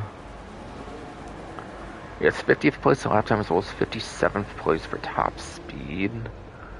So pretty much always be in the 50s for top speed, it looks like, but it could even dip down into 40s for lap time.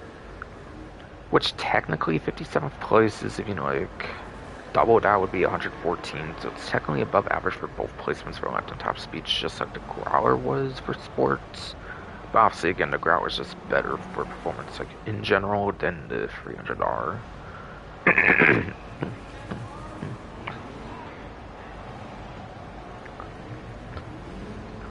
But yeah, 300R is better for like free mode use, obviously for like armored sports car. It's obviously a very good one to use in free mode with the missile lock-on jammer and armor plating. And also therefore could be pretty good for certain missions and stuff that the like also could be good in certain missions that obviously the Growler is not like useful for. That's basically something that's like not robbery contracts basically. So it is a very good prize art vehicle. I would actually recommend shooting for that.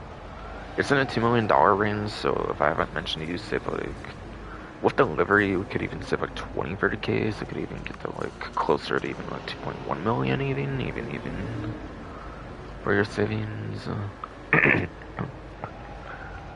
Yeah, being a $2 million sport car, you are basically saving like 2 hours of grinding, I would say, as well in the game, I would even say. And yeah, this one definitely does not have a trade price either, I'm pretty sure. It definitely is just buy now priced on that one, I'm pretty sure. Pretty sure. And yeah, the Karen Vivinite is an SCV HSW vehicle, I believe. I think it's also number 1 in lap time for the HSW class. Not the HSW class as a whole, I mean, but like the SCV HSWs between like the 4 of those.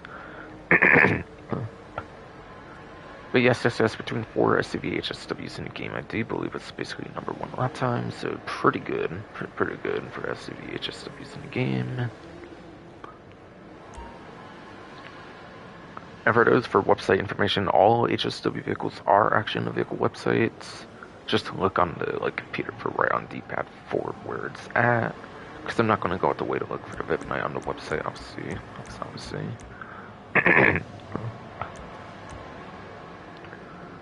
Now, it does say a Sterling GT is vaulted, but it's actually not vaulted. It was actually vaulted It was actually vaulted for like a year and a half or so, I believe, between San Andreas Mercenaries and like Agent Sabotage DLC.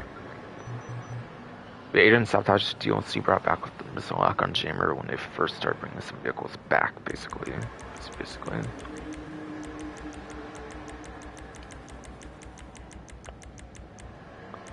Yeah, the Vivid Nights on Severn Sands are super autos according to the website here, which, yeah, I believe it definitely is, if I remember right as well. As well.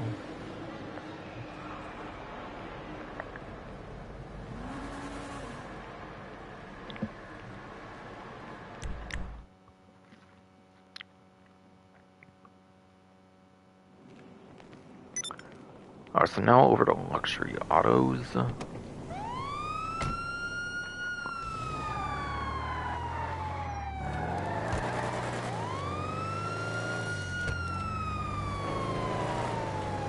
That was kind of risky. But whatever.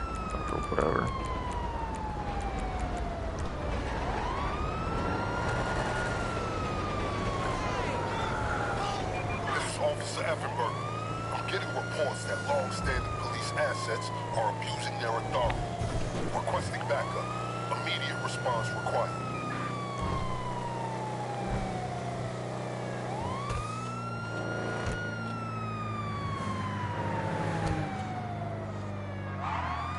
Copy. Dismissed.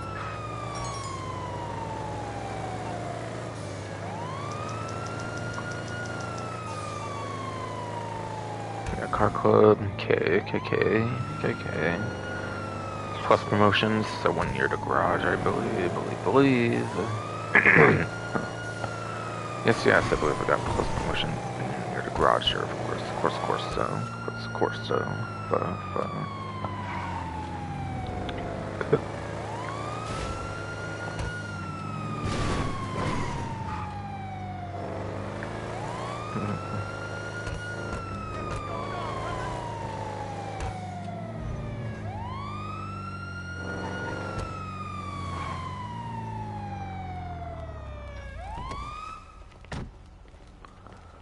So check my stream again and then I'll go over these vehicles here and these vehicles here.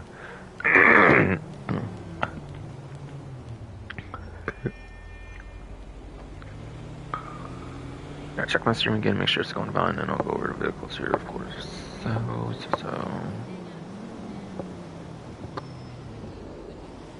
Yes, it is.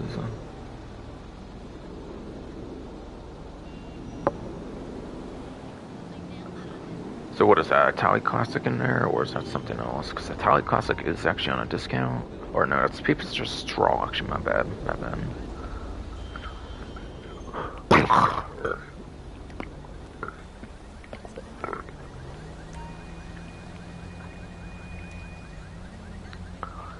Yeah, looks like the People's are Straw.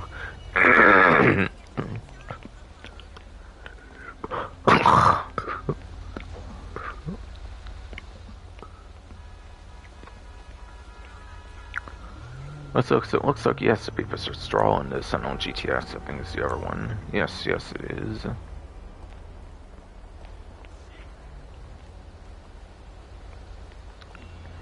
Yeah, Beefus are Straws, that supports the Classics I was talking about for like pretty much the latest HSW vehicle in the game. I was saying earlier in the stream, it's basically the latest HSW eligible vehicle in the game, so if you're on newer platforms, it's absolutely good to get the Beefus or Straw. Even the regular version is actually very serviceable as well, even if you're on the legacy platforms, actually even.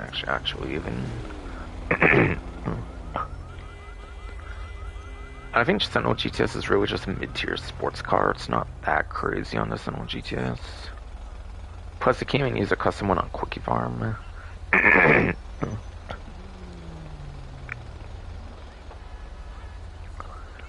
Plus, it cannot even use a custom one for Quickie Farm either. Not to mention even. So yeah, Sentinel GTS isn't as good as you would maybe hope it would be. To be fair, it's a Sentinel, which I think are more known to be like. Are those sport cars usually for the Sentinels? I forget. I know some of them are like you pay like the SX, obviously, for example, but yeah.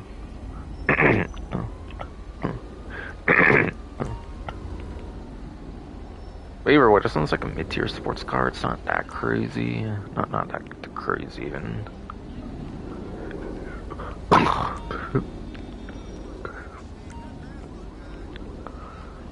Like, I think I thought Juggler and like Albany Vista are more known to be better like four-door sport cars or something for like left and top speed, even for example. But yeah.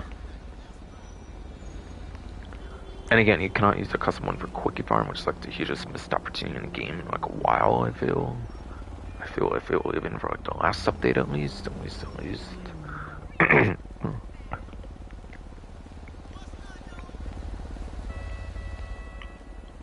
But I know at least that one's on discount for the Straw, because I was on the Legend Motorsport, and I think it was just a Tally Classic on this discount. I don't assume that GTS is on discount.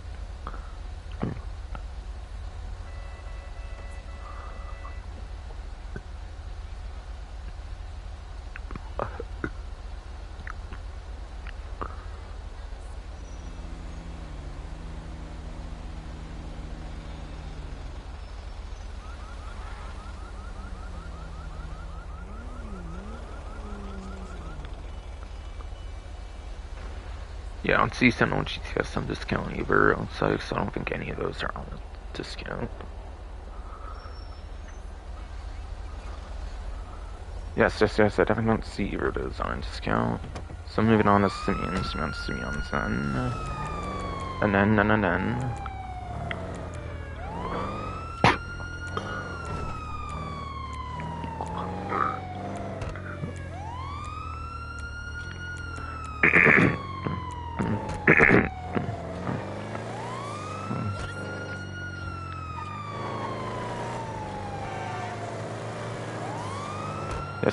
Yes.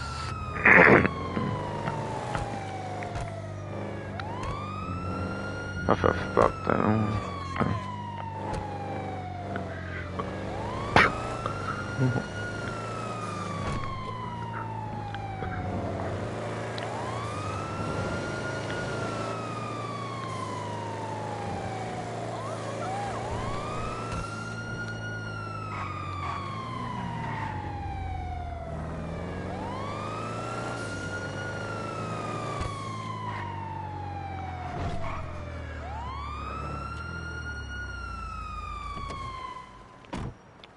And apparently one of these has been vaulted, which I think it's a No.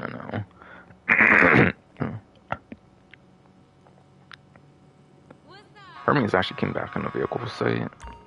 Hermes actually just this update, I think, came back on the vehicle website. Actually, my bad. Yeah, Tile Class is on discount. I'll go over that then. Obviously later, just a classic stuffing on the website. It's a Stinger, actually. It's vaulted, actually, right? I kind of saw it earlier when I was on, like, the spreadsheet or something. That's right. Shape Center and W, and then, Hermes are on the Simeons. Hey,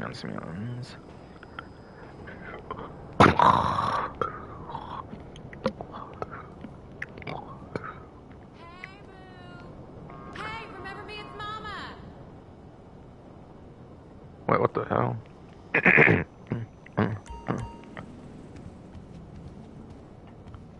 I don't know. I'm hearing like Tanya, like kind of dog available, but yeah, it's definitely not Tanya's character though. Just some random NPC saying not to sing kind of stuff or something. Something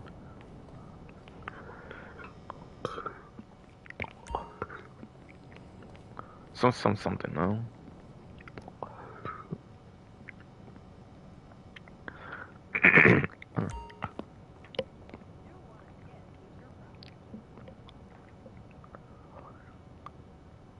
Yeah, Gradia Tally Classic. I think a Jester Classic. Grady Stinger, the Botcha Cheap Center W. And Albany Hermes are the vehicles for the Premium Tux Motorsport, and it's done. Yes.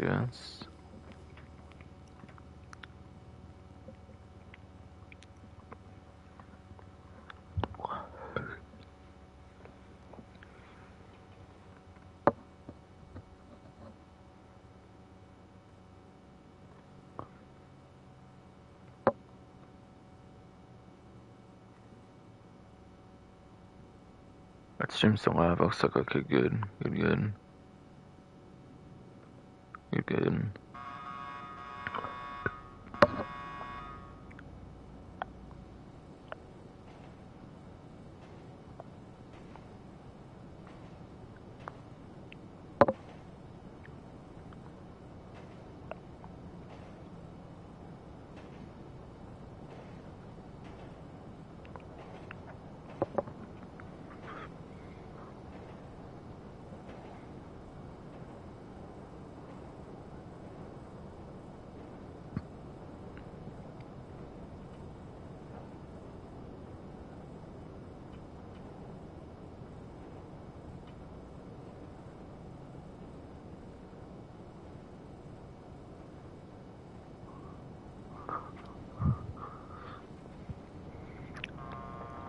But yes. So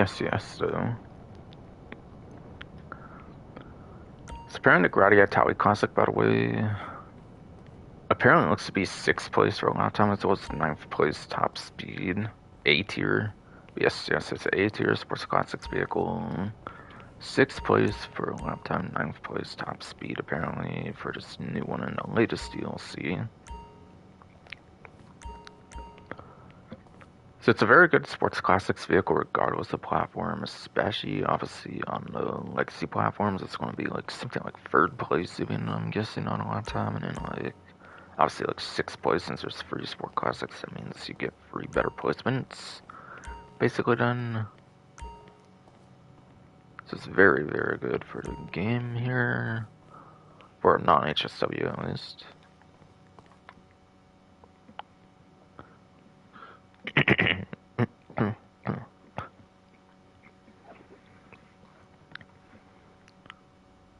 Jester Classic is a sports car, by the way, and it's also actually on a discount for 30% off, so I'll go over that as well while I'm here.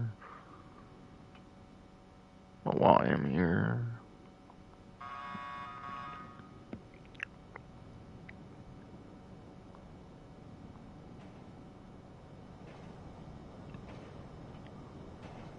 Yeah, that one's in the regular sports class, by the way, not sports classics for the Jester Classic particularly, but yes. Hey,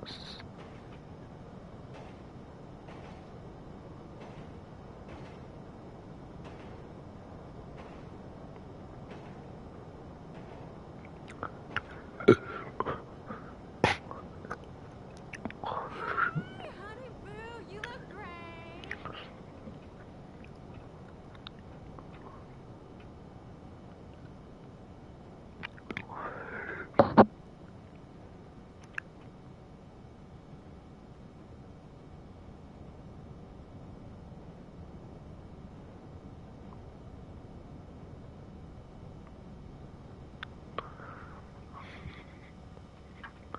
So apparently the Jester Classic is an I-tier sports car according to the spreadsheet. And it's like 80th place lap time, yeah, and 61st place top speed. So it is very much below average, I think, for both lap time and top speed for the whole sports class. It's just not that good. And yeah, it is on a discount. It's more of a vehicle for customization, personal preference, like pop culture kind of stuff, really, if anything.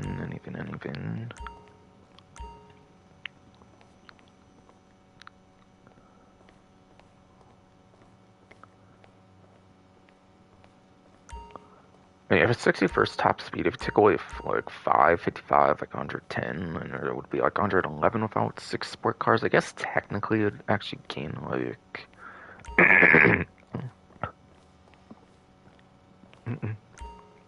Yes, so.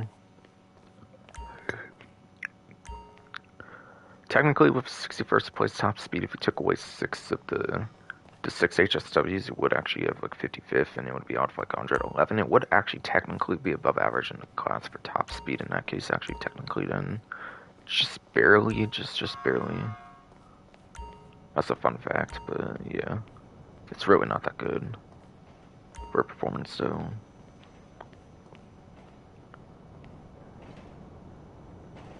It was actually found before it came out after hours in like the previous update things. For instance, there's like Super Auto, that one update with the long ass DLC name, whatever. But yeah.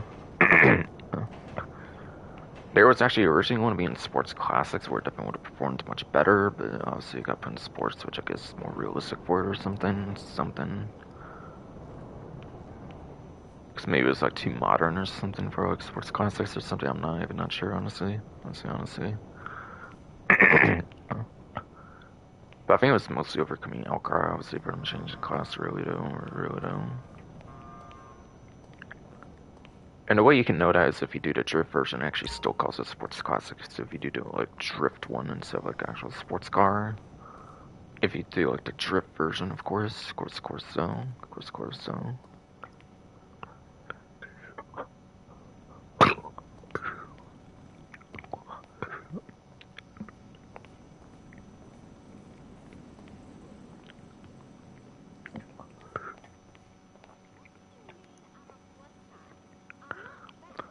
And then after that, yeah, you have the Grotti Stinger, which is for Sports Classics, just like the Itali Classic. Being the one vaulted vehicle, I'm guessing it's not going to be on discount then, but it could be wrong now.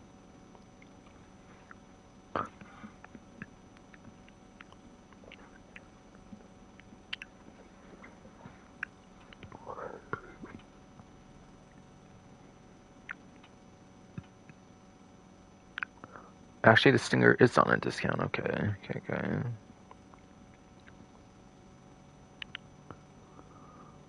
So I guess I can first go over it for performance first, I guess then.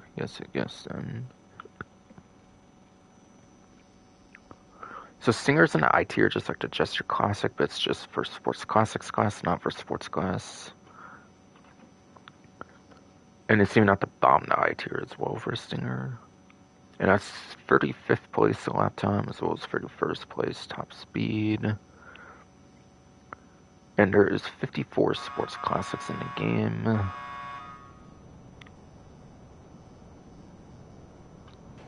So what, like 32nd at best, I think, for its lap time. Taking away like for HSWs, and then like 28th out of like 54 or 51 even. Yeah, it's below average for the class for both Optim and top speed for the Stinger. Probably explain why it's vaulted still. Its performance is not that good to warrant using it too much then for the average player.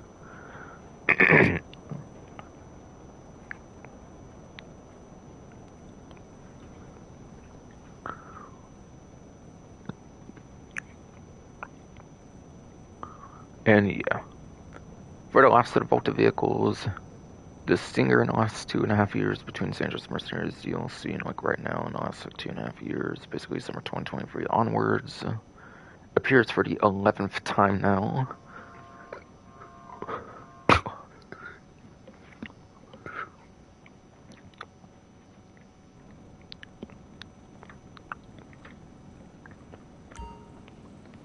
Appears, yes, for the 11th time now. So yeah, this one's appeared 11 times on dealerships, like since being vaulted the last 2.5 years. And just Mercenaries DLC summer 2023, summer 2020, like free onwards. And again, that's one more time, by the way, over just Reader Stress Rider 10 times.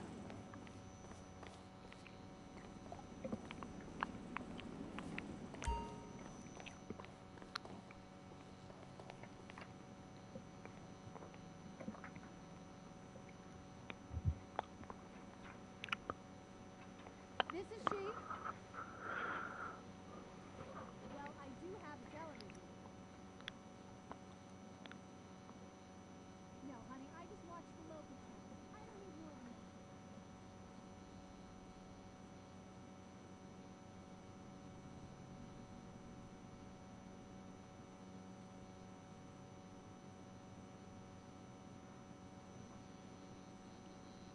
Alright, so it does look like the JB700W is also on a discount for 30% off as well, of course.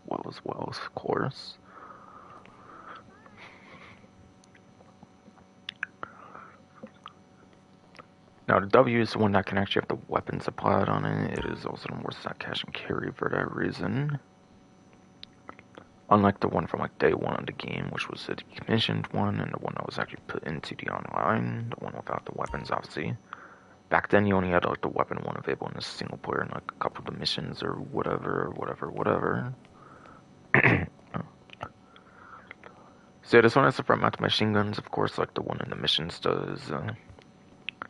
Instead of spike strips, it's a choice of either the spike mines, obviously, to kind of recreate those spike strips in a sense, or I believe there's one other mine type on it. I'm trying to remember which one. It wasn't EMP or kinetic. I know that for a fact. I'm pretty sure I knows.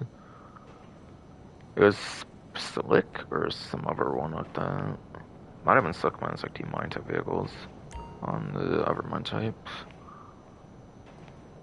So it does have some weapon capabilities, of course, the front mount machine guns.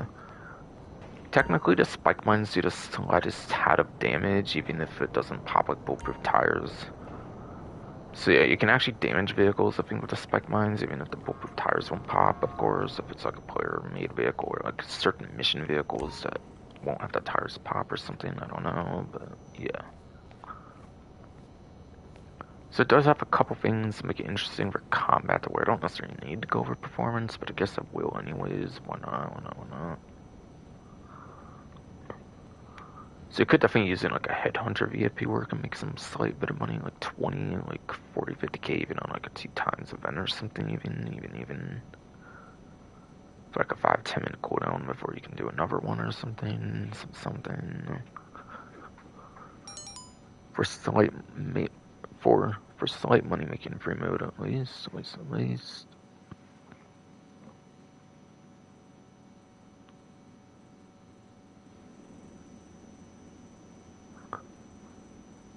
And it's another sports classics, I'm pretty sure on that one. But it's actually not a raceable sports classics vehicle, so it actually is untiered, so it has no letter tiers, and it's not raceable in sports classics. And of them all, it's actually 4th place lap to me and 3rd place top speed.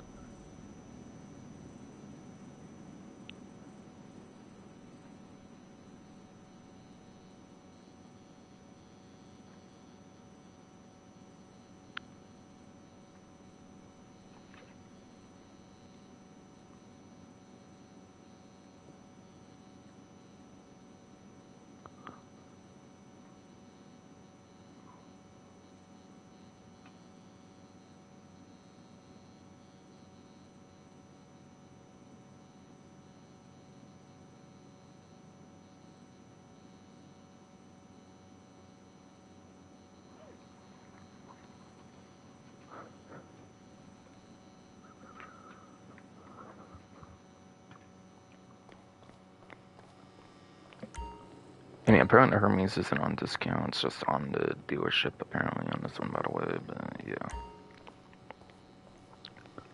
It's in muscle car class, but it's not really like a top muscle car, I'm pretty 100% on saying that. Hence why it just got unvaulted in the latest update. It wasn't necessarily not good for performance.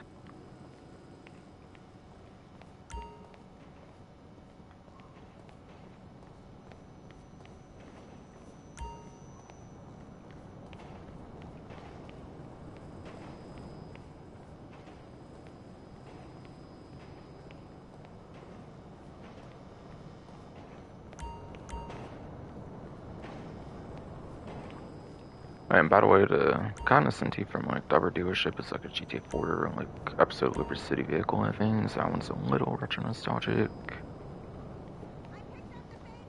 Just a classic, technically based on the San Andreas Jester, I believe, from GTA San Andreas, which is a pretty cool basis. Which I believe is known as like Toyota like Super in real life or something, from what I've heard as well. Yeah, the Stinger's a very retro nostalgic from Stinger's a very retro nostalgic like vehicle from the 3D universe GTA games like Vice City, even maybe GTA 3, or at least San Andreas, I think. At least the Vice City games for sure.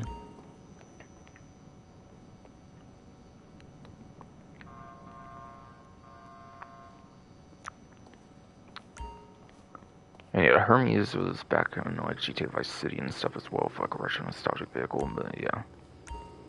So that's for retro nostalgia stuff and like some of the unique stuff of like the some unique stuff like the fucking yeah, there's a gimmick with it where like when you drive it, I think it has like hydraulics, but like only when you drive it like certain ways than like say a lowrider where you can just toggle hydraulics on and off. This one's just based on how you drive it, I think. So there's some cool gimmick stuff with it, but it's not like a top tier muscle car or anything. Alright, so I think I'll cover the Simeon. So Korean Docs Motorsport.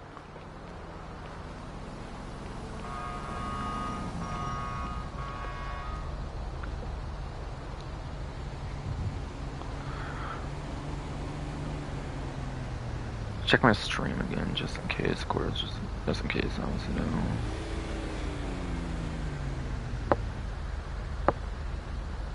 Alright, looking good still, okay, good.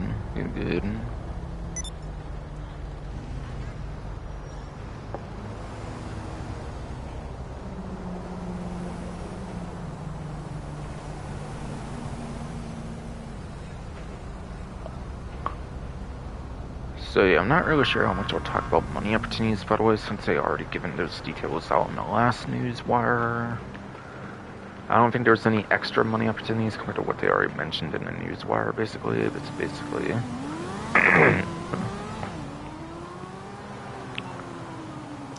size for the weekly changing like FIB priority file size for the weekly changing FIB priority file that they never really mention on the news wires unless there's like a dedicated like bonus on it or something, which is almost never the case anymore, since obviously it's just kind of like a weekly changing thing, just have like a mechanic of the feature and not really like an actual event bonus per se, but yeah. Trees, money factory to counter the cash, yes. So yeah, I don't really think there's any extra money stuff compared to what they said was going to be going on for this event on the last week's news wire, so I don't know if I necessarily have to go too much into those, just for the last week's thing if I don't cover those for some reason, of course. If I do cover them, I'll even cover it later in the stream. But yeah, at least one thing for sure to cover, since it's not technically an event bonus, it just changes each week as a mechanic of the business or something. The weekly FIB party file is like 2 times whatever that you can only do one single time for the whole event. It's a project breakaway file. Now this one's like a party file if you only do it like one time for like a whole like event week anyways. If it is your main grind to do the priority files, it's kind of not a good one, since you'll have to do fine art and then alternate to some other one if you want to just do these as your main grind for the whole game or something for whatever reason. If it's like your main money grind for this whole game or whatever nowadays. But Project Breakaway is actually one of the better 2 to play, so if you only play priority files like each event, then I guess it's technically a good one to do, or one of the better ones to do. But you can only do it one time for 300k, and then you cannot play for the rest of the whole event week.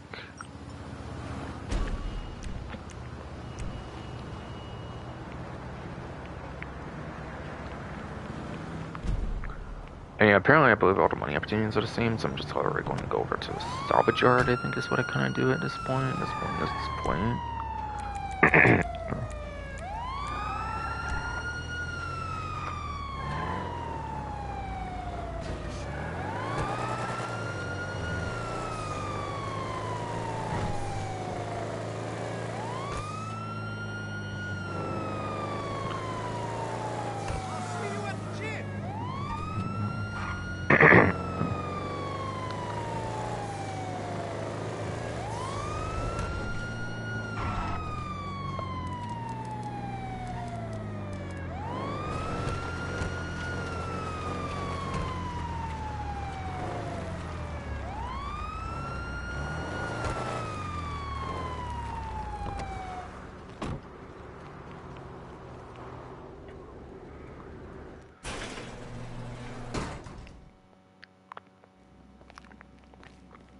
So go over to weekly salvage yard lineup as well.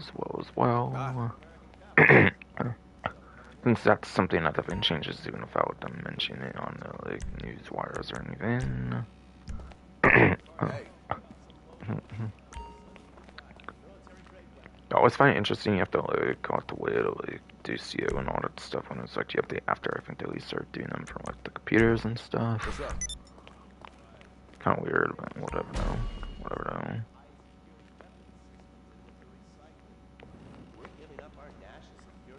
But yeah, I think a Kanjo SJ.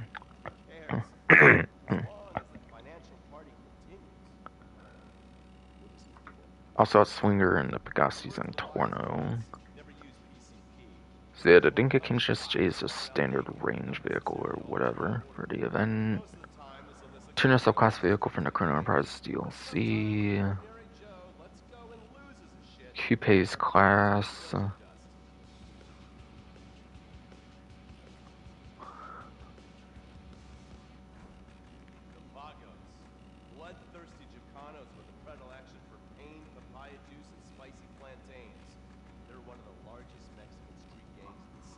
And it's part of the Duggan robbery, apparently.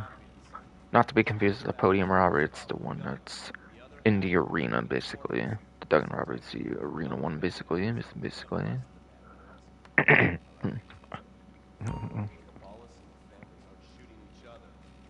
Has a max sell value of $262,000 and salvage value of $209,600.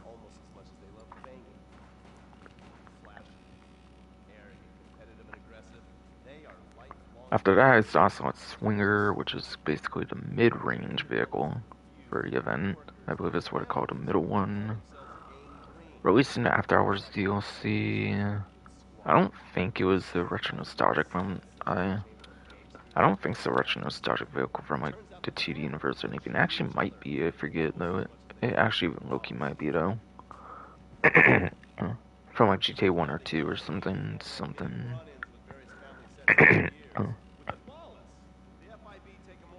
But I'm not 100% on that actually.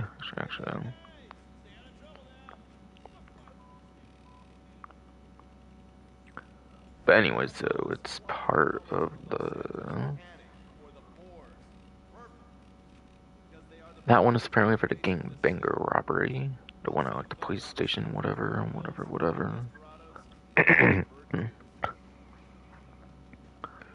With max sell value of $340,000 and then salvage value turns into $2,000 exactly. I think I mentioned the amounts in the King Just J, but whatever, they're there to read anyways if I forgot, I guess. And finally, the Pegasus and Torno is a top range vehicle for the event. Supercar that released way back in the High Life DLC, back in like early 2014. That's also in the story mode. That's how old the vehicle is. It's actually old enough that it got a story mode release as well. Back when they're actually cool and did shit like that, of course.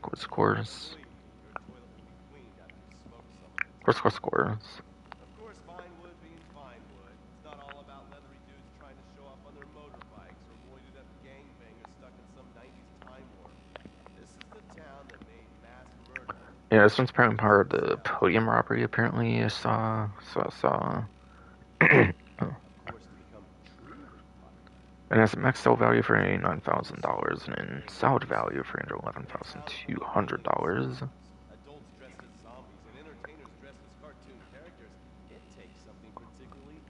The podium robbery is indeed correct on those in Torno. Yeah, and that's how it's the casino one, since Duggan one is the arena one, obviously, like I said earlier.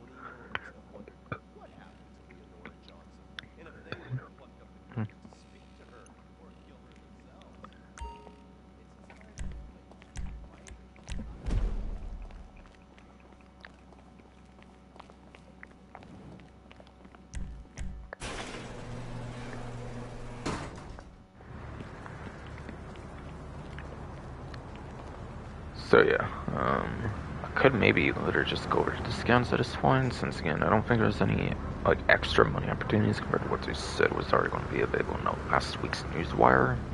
And since they didn't do a new newswire for this event, I'll say since basically stuff they already mentioned for the money opportunities, and I guess it's enough for them not making a newswire, even if there's new discounts and stuff. Yeah, then I guess I can technically go right to discounts if I wanted to from this point on. Just this point on.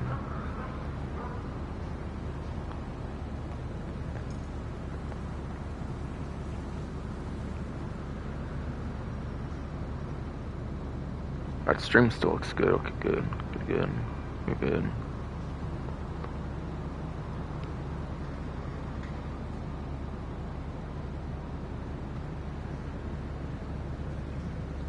But it definitely said the standard most wanted targets were already going to be 2 times. It definitely did sit out last newswire, okay, last week's newswire. I do believe they did mention the pursuit race thing for sure, and the combat series technically was mentioned as well.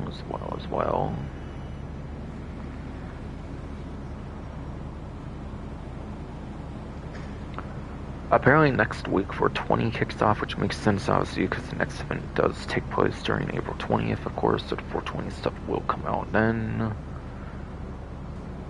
Which I think has like the last stuff pretty much that's going to be from like the 1 week video that I did. I think the last, some of that stuff will basically be in that event or like the event after or something. And I think after that there's not really much to look forward to in this DLC after that, if I remember right actually. I think like the 420 stuff might be like the last huge stuff that needs to come out still in the update, if I recall, still actually though. Fun fact.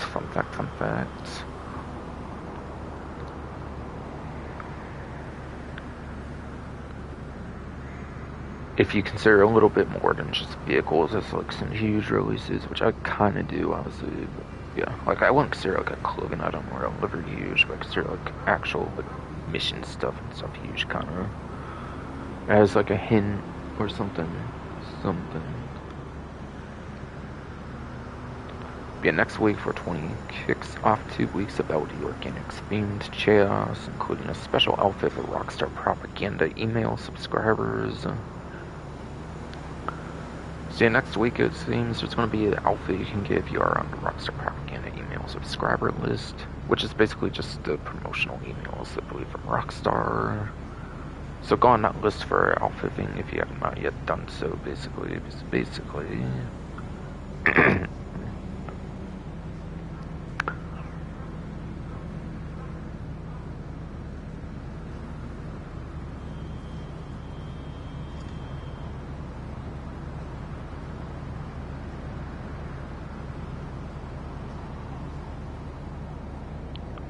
Okay, I think they already mentioned the bail office thing, if I remember right, on discounts on the news where I'll check though. See if I have to go over that right away or not. Yeah, they did mention it, it looks like. They did mention that part, it looks like, so I guess I can skip that discount at least for now if I just want to go to vehicle discounts then. All the police vehicle discounts for 35% from last week continue for this week, by the way, for the 35% discounts on like pretty much almost every vehicle that's a police vehicle. Asides for the police predator and the riot, I know for sure those two are excluded. Maybe 1/1, but maybe not even. But pretty much every police vehicle that's not the police predator or police like riot, I think, are pretty much on discount for 35% off from last week still.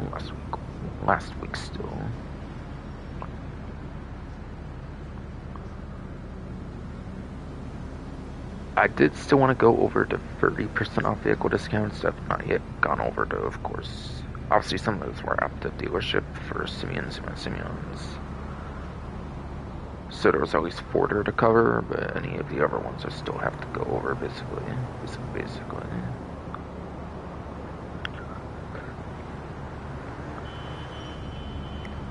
Okay, right. It's just in a certain camera view, just right, because, yeah. Having a look at my phone, obviously, when it's charging and stuff, like on my bed and stuff, so I'm kind of like not touched the game for a while, so yeah. It's looking like that, obviously, that's kind of wild on my screen. So discounts, Arena actually does have a discount this time, believe it or not, which usually doesn't even get a single discount. No, it's not property related. I think it's just vehicle related, obviously. It's opposite of. It's probably one of the arena ready vehicles or one of the upgrades for one of the other ones. So.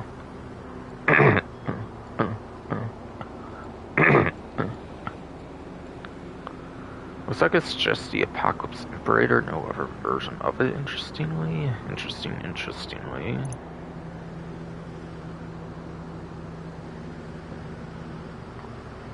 Yeah, those trade prices are tied to doing stuff in the arena, which can be very random, like when you do obtain it. Was there, I believe, like 400 ranks or something where you actually get some, like, trade price or something, so it could take a while to get the particular trade price for what you need here. So most likely you'll just want to buy it now on that one, of course.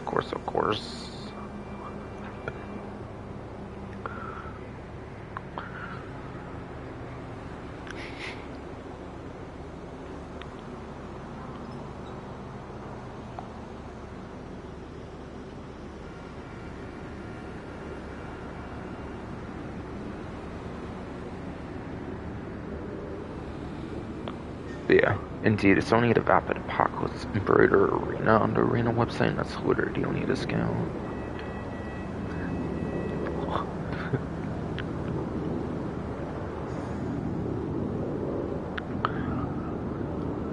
So yeah, the Apocalypse Imperator,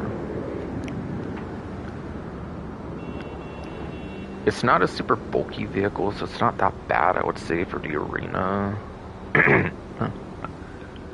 I would say it's pretty much an average arena vehicle. Like, it can do some fine things, of course. Like, I think there's pretty much always going to be a better vehicle than the Apocalypse Imperator to choose for, like, no matter what arena content you do. There's just some certain things, or, like, certain vehicles are pretty much the best de facto option to choose. But, like, this one has a very average, like, body, like, vehicle body, so, like, it's not, like, overly bulky and, like, slow or something, at least. So it's definitely an average at worst, I would say, for an arena vehicle. But it can get front mounted machine gun things on it. There's also, like, the shunt hop, like, shunt boost stuff you think you can do in the game, where the vehicle can basically fly, I believe. I believe vehicles, arena vehicles can basically fly. Believe.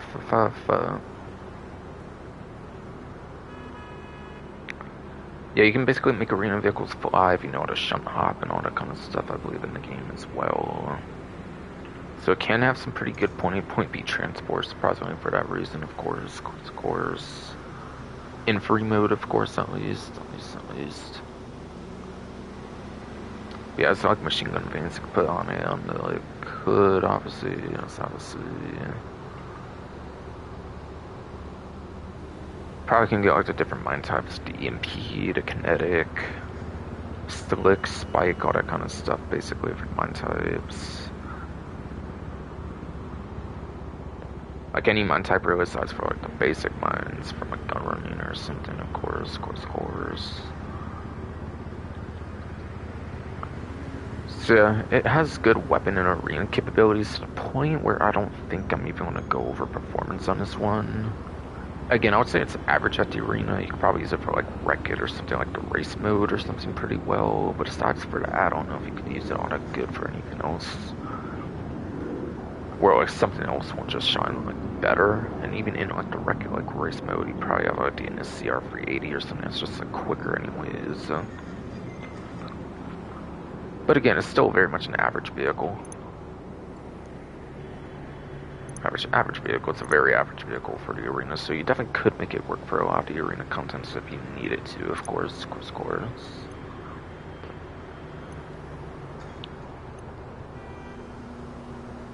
Now see if Benny's has any vehicle on the community post before I go into the website. I think it does, actually. I think it does, actually.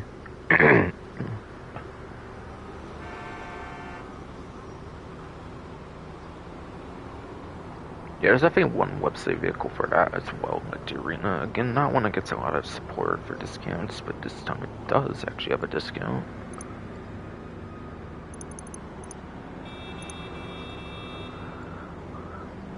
And it's one from back in the Import-Export DLC, and that's it, Bachi Spectre.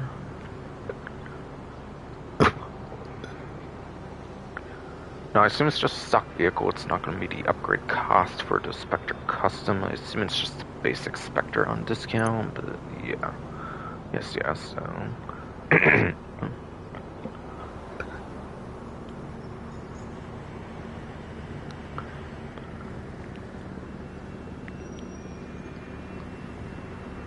But yeah, going from $599,000 to $419,300 apparently. I don't think it's a trade price. Trade prices for import-export, which was, by the way, the first vehicle. No.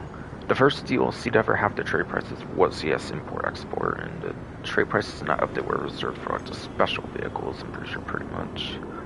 So I can confidently say this one does not have a trade price. $180,000, like $700 or so off, or so it looks like on this vehicle, by the way, by the way. So yeah, the stock version of it that's actually on discount, not the Benny's upgrade. That one definitely would not be on discount. It looks like.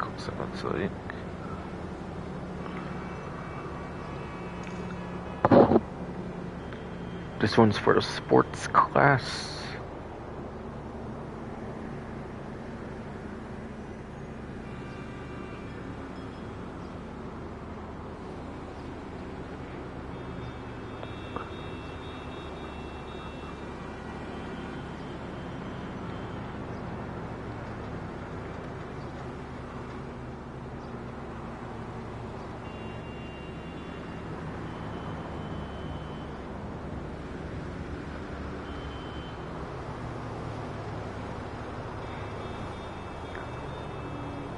But it looks like the Spectre is in the F tier for the sports class, which is 56th place for a lap time, as well as 50th place top speed.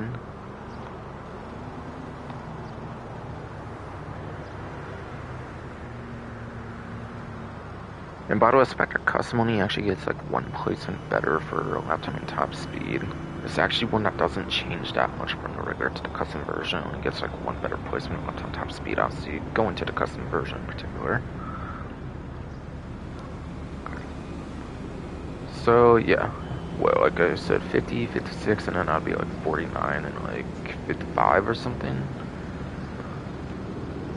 Both are just barely going to be like above average for the class, by the way, as well. So it's like 117 sports cars, 50, 56, kind of just barely fits in the averages, kind of.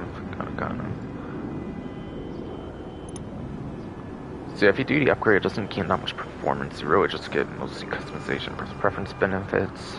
You mostly just get customization versus preference benefits if you do customize example, by the way, in this particular case, at least.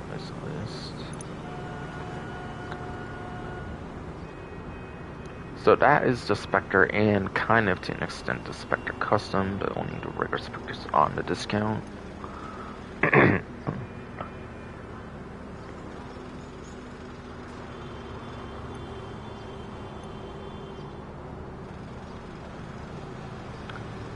Alright, now let's see if Elitist has a discount before I go any further, basically.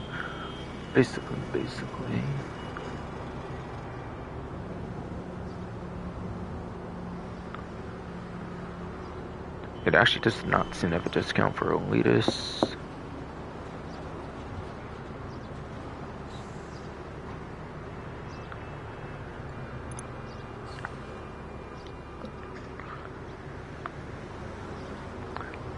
So that means Luxury Motorsports up next.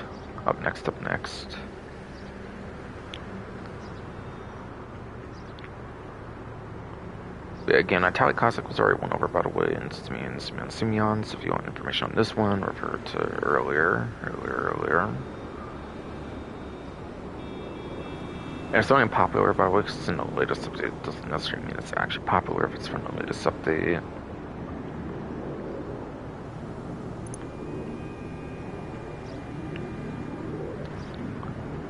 Auto Banshee GTS looks to be on discount. I don't believe this has a trade price. I think it's just one price for it, so I think it's definitely just a single price for it, so everybody should have the same 30% discount.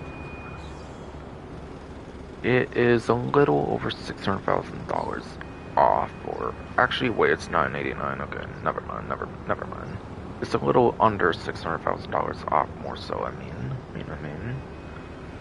And so I was going over dealership vehicles that are on discount. I don't think I'll necessarily say exact price. Things just kind of get released a bit quicker at this point, but yeah.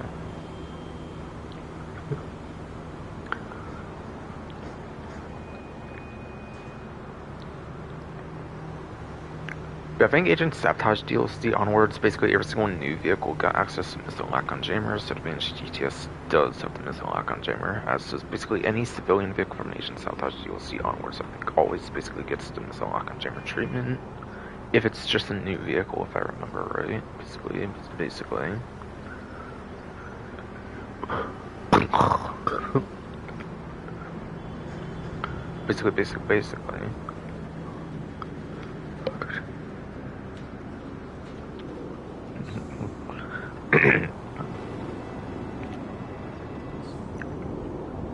So all platforms you can get them as a lock-on jammer.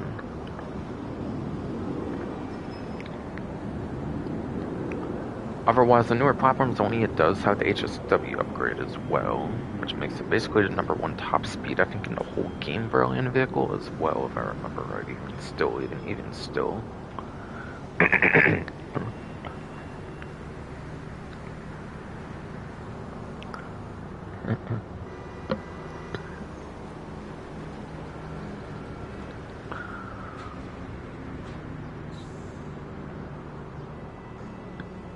So yeah, this one's in a sports class.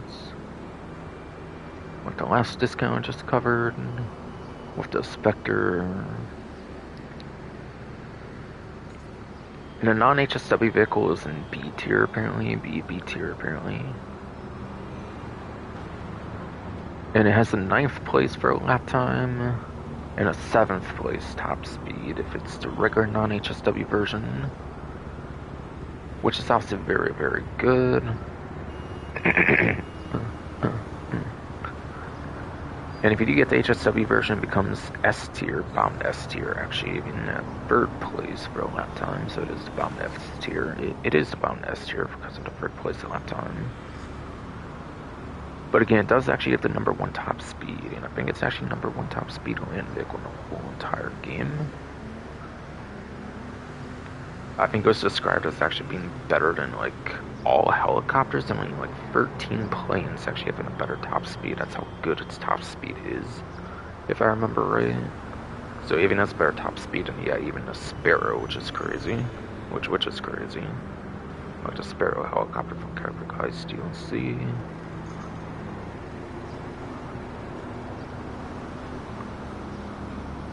So yeah, this means a mad lab for top speed for sure.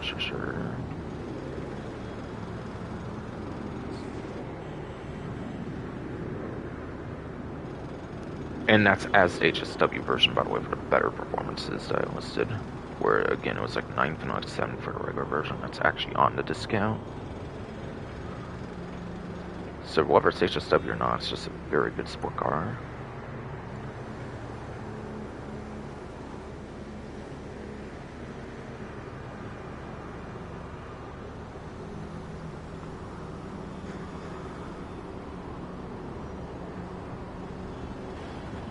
Yeah, I went over to Jester Classics because I was at Simeon. So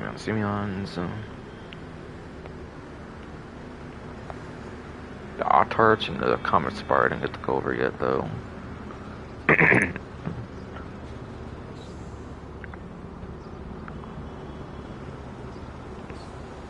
this one's a little short of $300,000-ish off.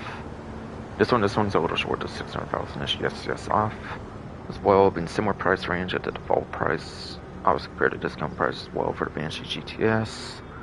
No lock-on jammer, none of that kind of stuff. It was back in Doomsday Heist, back in like 2017. So my tech didn't really exist back then, and also this is not a vehicle that really got the lock-on jammer support in any capacity at any point. Or a lock-on jammer. So I think it means the vehicle isn't really ever faulted for that reason if it still doesn't manage out the lock-on jammer.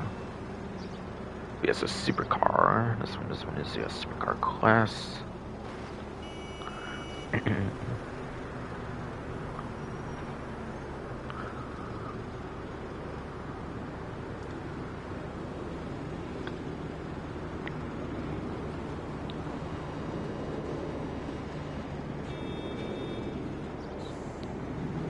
Apparently nowadays it's at the bottom of the C tier apparently for the Autarch, and that's 24th place for lap time, as well as 28th place top speed according to roughly 152's vehicle spreadsheet.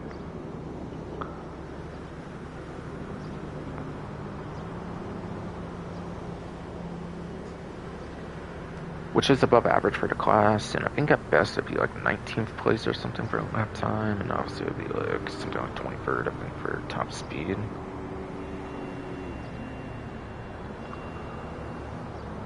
So yeah, it's not really the greatest supercar, but it's decent enough at least, I guess.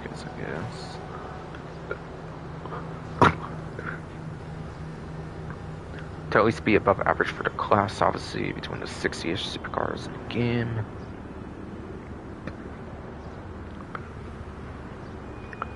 It's at least no worse than the 20s, I guess, for lap time top speed, which does put above average for the class, but yeah. I wouldn't really buy this one. I think it's kind of a waste of money for this one, quite frankly. Quite frankly.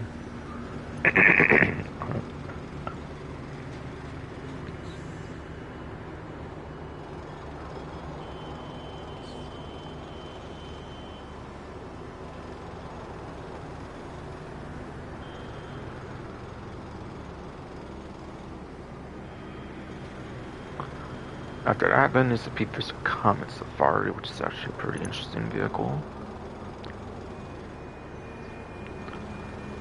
200 like 13-ish thousand off. I'm pretty sure. I think it's actually even the exact discount on this 3% off on this one. Yeah, I'm pretty sure this actually counts as a sports class, like pretty much all the other Comets in the game. I'm pretty sure.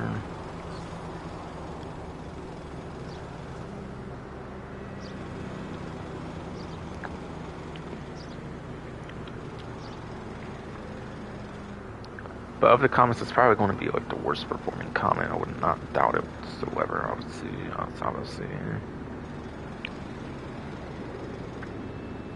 This particular one does get access to weapon modifications for the Avenger mode, or for yes, the Avenger or the Mobile Operations Center. It doesn't say we can also do it for the Arena Vehicle Workshop, since obviously this came out in 2017 and that came out in 2018. I don't think they reflected it in the description. Yeah, the weaponized mechanic in the arena can do the same modification as well, if you don't want to use a vehicle for the workshop or whatever.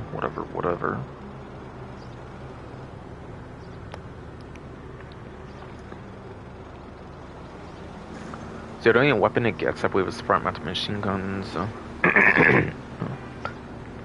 The only weapon I think it gets is like front-mounted machine guns, basically. They're like pea shooters, kind of, or whatever. Again, like I mentioned earlier with the JB7W, it's basically just bets for like a headhunter VIP work. Nothing else much really, I would say, is too worth using it for. And even then, if you use it for that, you still have much better options you can use.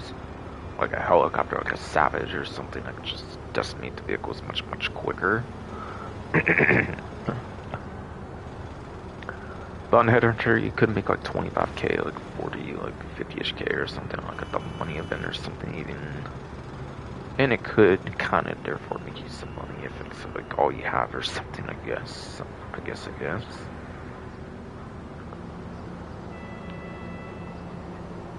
Now this one's mostly a civilian vehicles, they'll still go for performance on this one.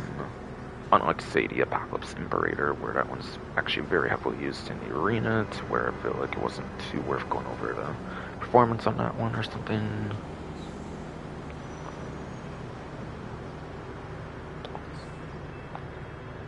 So yeah, this one's a sports car.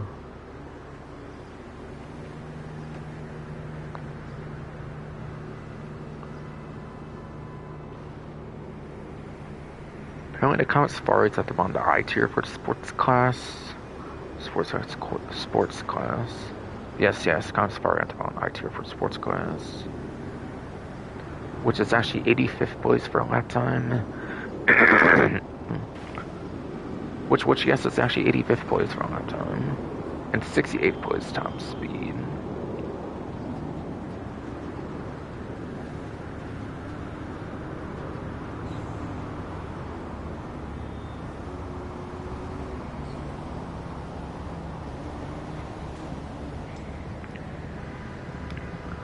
So performance is really not that good performance is really not that good on this particular comment, since in like the 80s and like 60s, that's below average even for a class as massive as the sports class, even.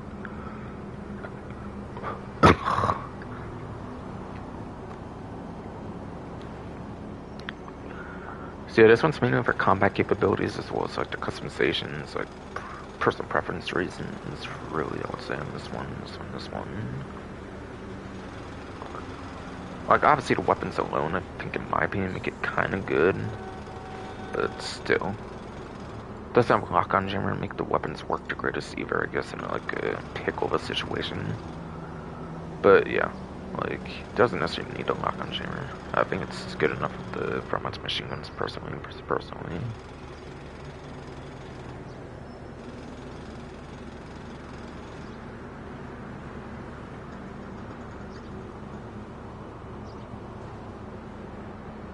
And it seems like that was it for 2 doors in Legendary Motorsport at least.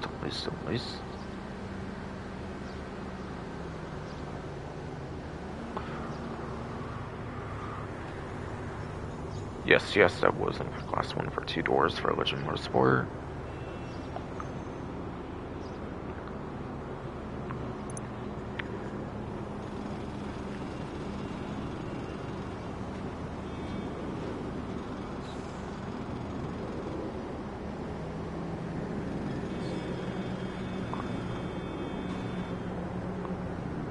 Doesn't seem any 4 doors are on discount though for this website. Looks like though. Don't necessarily know if a motorcycle would be either, but worth a check. Oh yeah, the Rampant Rocket. Oh, sorry, I forgot. I heard the Rampant Rocket was already on discount. Right. So actually, there's a motorcycle on discount. Yeah, from $925,000 to $647,500. Couple hundred-ish $1,000 off. It is short of $300,000 off discount, but yeah, it's about $280,000 or so I think off on the discount. But yeah, yes though. See, this one's in a motorcycles class. Motorcycle class does not have a letter tier, by the way. It doesn't use like a tier setup. Worth mentioning, by the way.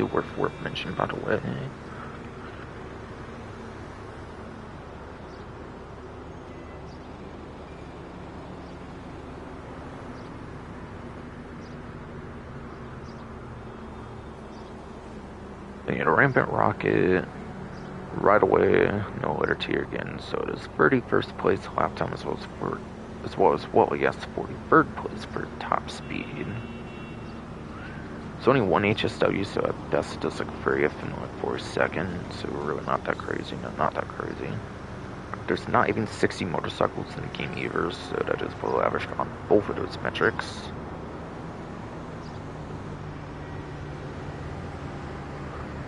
So it's really just a vehicle for customization, preference reasons, like kind of being like a glorified, like kind of tricycle and car-like vehicle, kind of.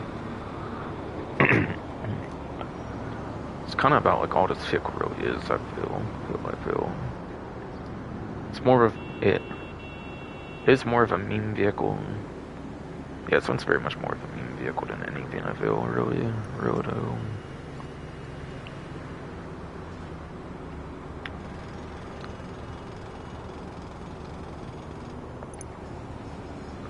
And no open wheelers on discount for like the special section.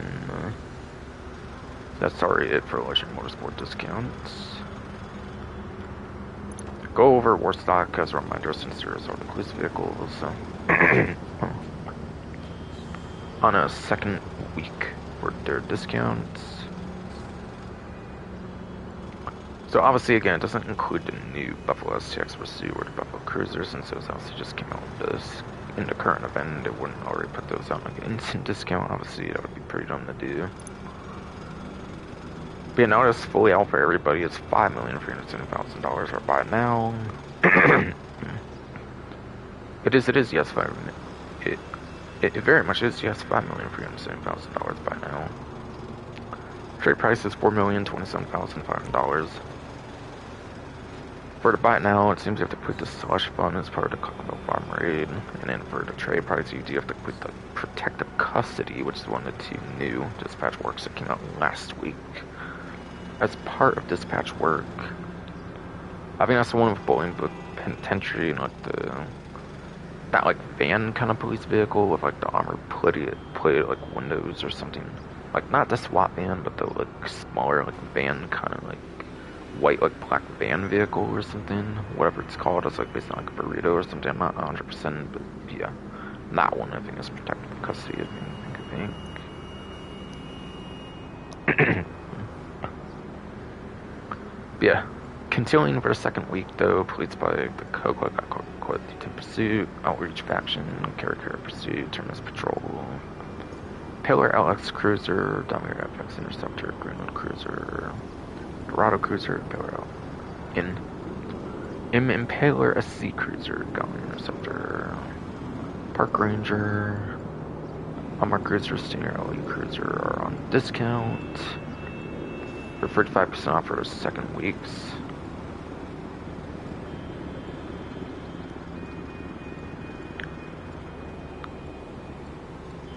With again, I think the main exceptions are Police Predator and the Police Riot, I believe, are the main two exceptions to those discounts. Since those don't run the dispatch works. Park Ranger doesn't either, but it has clothing items tied to it, so I think that's why that one's on discount.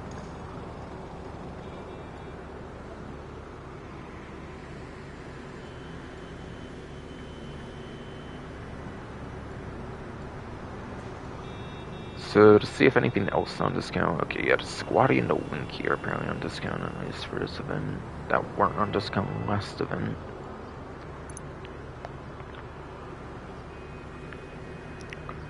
But I want to say this actually probably did have a trade price at least at one point tied to like Assault on Cayo Perico. I'm not 100%, they vault the hell out of like all the officer modes in the games, I'm not even 100% sure. But I think at one point at least there was a trade price tied to like the Assault on Cayo Perico. Tied to, yes, to some cover mode. I think there was a trade price at least at one point for that, I believe. I think it's a little over 250k-ish, it looks like, on this savings, by the way. On the 30% discount, but yeah. It's an SUV's class. It is, yes, SUV's class.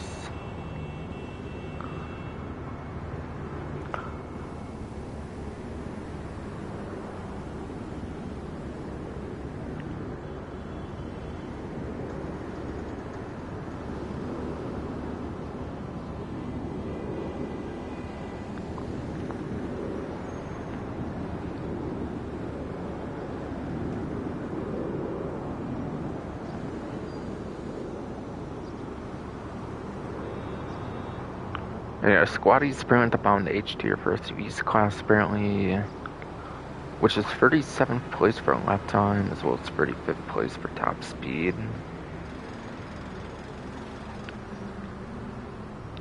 And there's only 52 SUVs in the game, so it's really not good at all for its performance.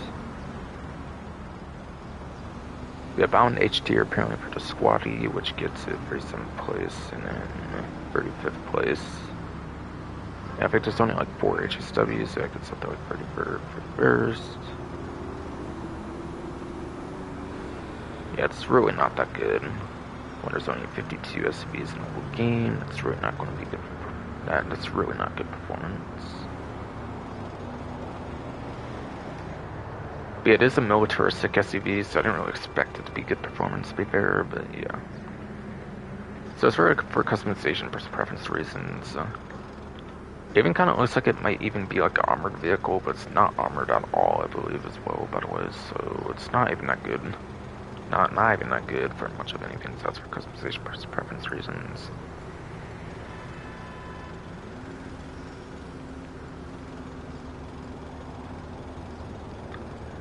And the Winkies on a discount.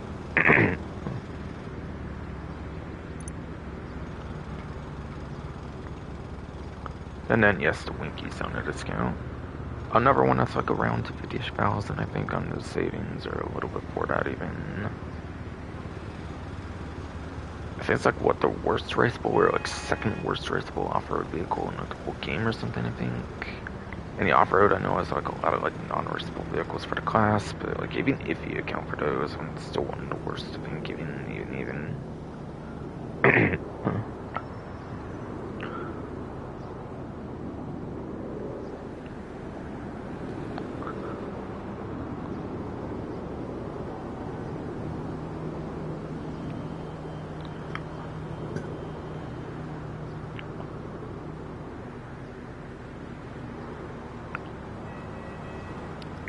It's apparently in the middle of the O tier.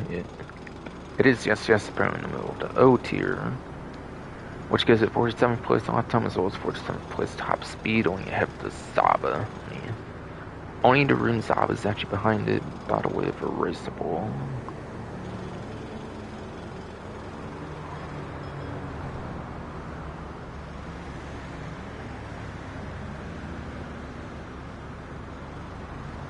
And if you include the RCB and Dito, it seems to be the third worst option out of like the 64 so off-road vehicles in like the whole game. So it's really not good like at all, basically. So it's another customization person preference reason. It's another customization person preference reason kind of vehicle here.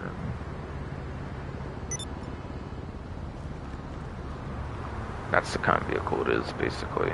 Basically.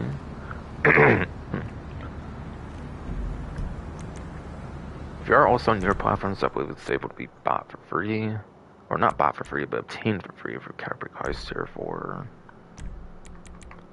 Yeah, you can actually get it for free if you do the Tier 4 of Capricorn, but you're going to put all the effort you're putting in for it, you can basically just buy it like how many fucking times? Like so many fucking times.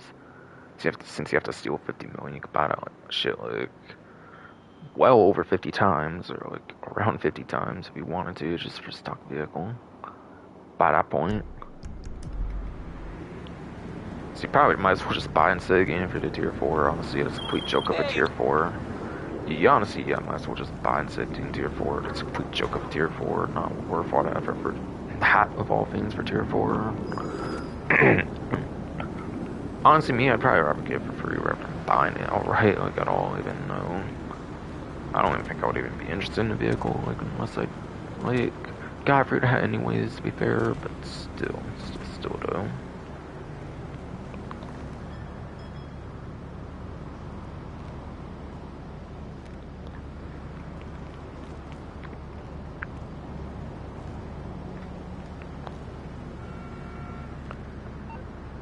Alright, now let's see if there's any other ones on discount for that website. Before moving on to the other websites, if need be, which I assume there would be need be.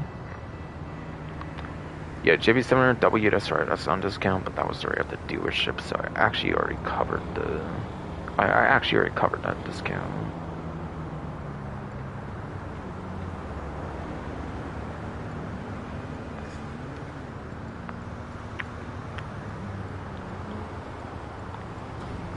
Anti-aircraft, the anti-aircraft trailer is actually on discount. That's already to spend as well, apparently. Now it is a trailer, so I'm pretty sure there's no performance for it, unless you looked at like the satellite performance or something, I believe. Yeah, I'm not going to do that. But still actually #1 utility vehicle even after the Couture released anyways, so it actually is a very good vehicle for the class it's in, at least for the satellite that starts on this vehicle or something. What I mentioned is actually right here even too. But of course you can also put on like a Night Shark or something if you have like a second player to do it with or something, I think as well, I do think.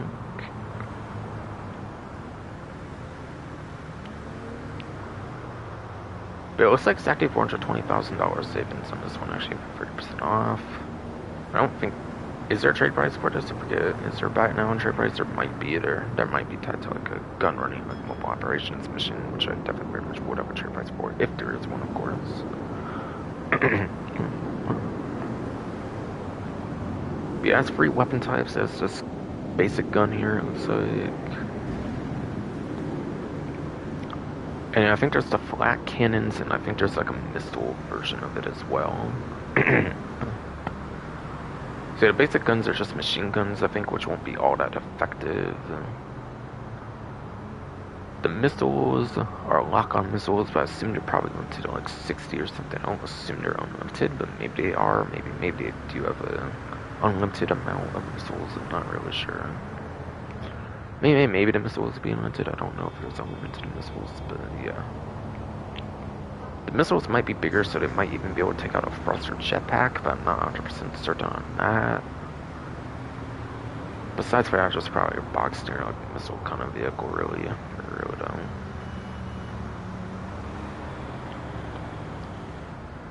Probably the best weapon type you can actually get on it, though, is the flat cannon. The flat cannon's basically explosive, like machine guns, basically. The flat cannon's kind of basically like an explosive, like machine gun kind of weapon. Except I think it's like much.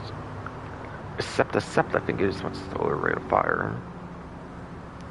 So you can only do like 2 shots, like a couple seconds or like a few seconds or so even. I think. But it has a lot of devastating like firepower. You can like blow up a tank, I think, in like a couple like I think you can like blow up like a TMQ2 like a Jolly tank, for example, like 2 or 3 shots, I think, even with the flat cannon. That's how good it is. So that's definitely the weapon I recommend for the flat cannon, since it does so much firepower, so much damage.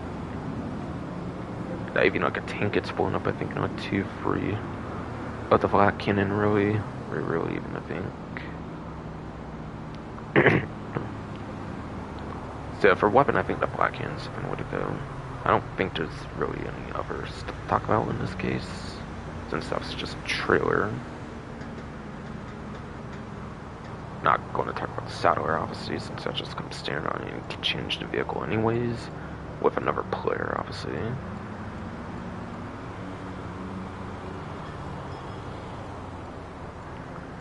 Yeah, the Rainer 2000's also apparently on discount as well, right?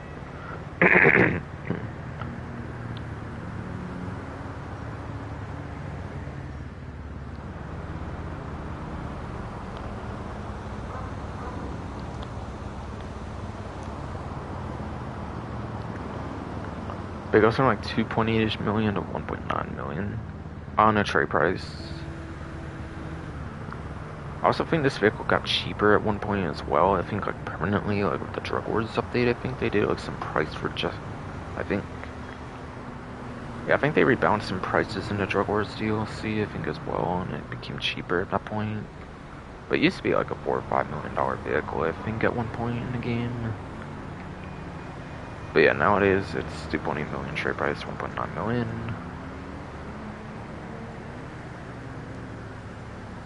About 900k savings, like 850ish or so, maybe around there even. And obviously by now it's just gonna be like even more, probably like 4 to 3 million or something. If not like high 2 million, even.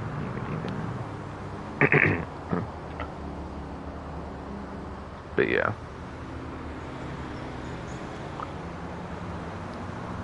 I think it has machine guns on it, like basic machine guns. It has missiles on it, but you only get 8 of the missiles. So literally, if it's 8 missiles, you can actually tell like the amount of missiles based on like what amount of missiles you actually see on the vehicle, since there's literally only 8 you can have at a time. It was the first vehicle in the game with the best tracking missiles. It makes sense they only had 8 of them, since they were actually very overpowered even back then. And maybe even especially back then, now that there's more with like very good tracking, they might not be as crazy anymore, or if not even crazier. But yeah, it's just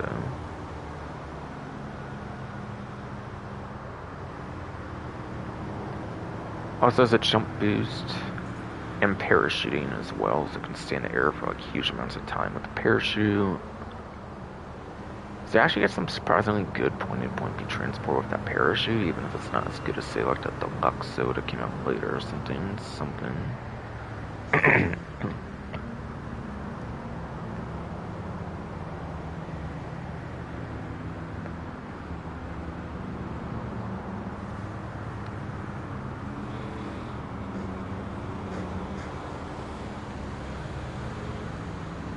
So all around, this is a very good vehicle for combat.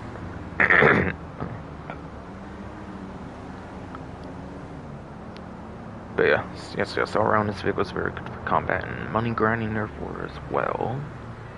To the point where I won't even go for performance on this one. It's not good enough with the missiles and stuff already.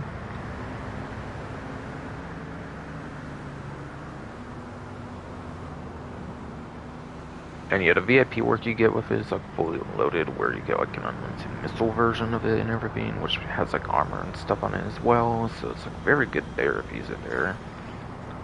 It's like an anti-grief tool or even a grief tool as well. I think it's a very good grief tool and an anti-grief tool. If you use a fully loaded version, as like the missile, like the armor plating, like not actual armor plating, but like resistance, like explosive resistance, of course. And the unlimited missiles, obviously. Unlimited missiles on the fully loaded one is like really, really crazy. Really, really, really, really crazy though.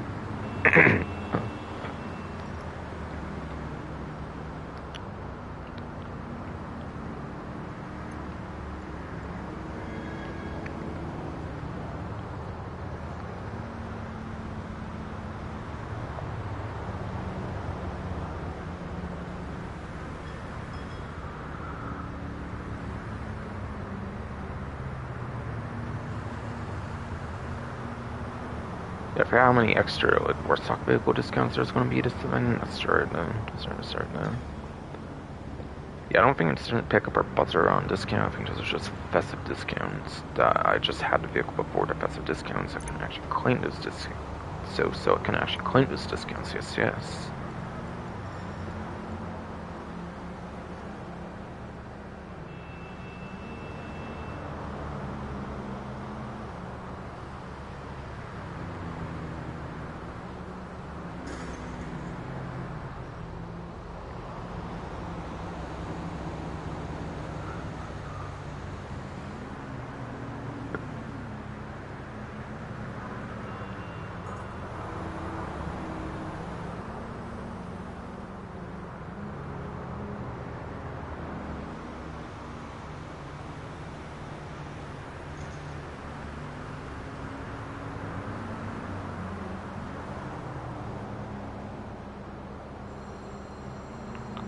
Okay, I think there's like 2 more discounts or so in Southern, it looks like.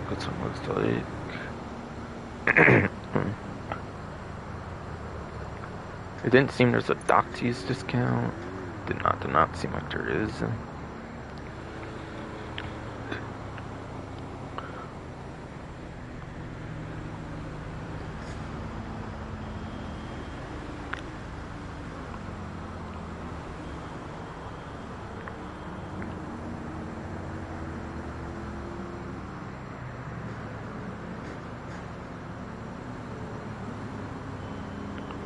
So I think it's we're just discounts for Southern now. Southern now.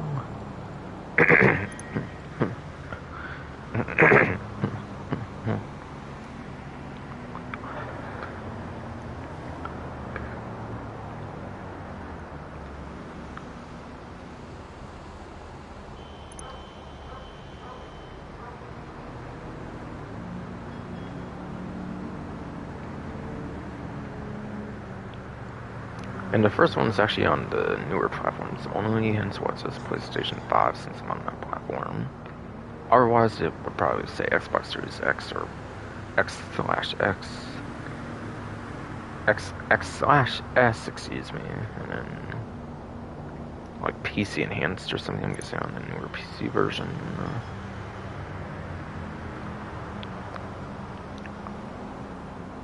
So 1,580,000 to 1,106,400, like 74,000 per sure exactly. Yeah, that sounds right to me. That sounds right to me.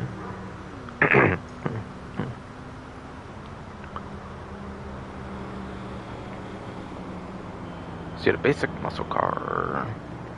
Go over that performance first, and I'll go over HSW, even though that part's not on discount. It is obviously going to be the more useful performance of the two. And since you need a newer platform for this vehicle in the first place, you will also be able to get access to it anyways. anyways.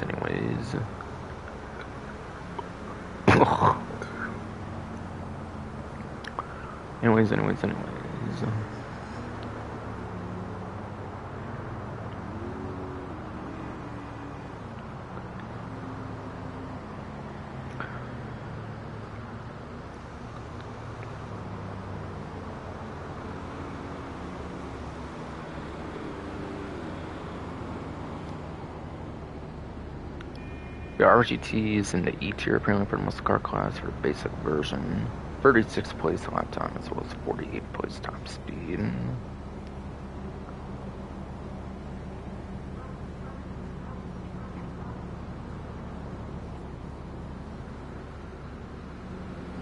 So I do believe it's actually above average for the class for lap time, but not for top speed, at least for the stock version.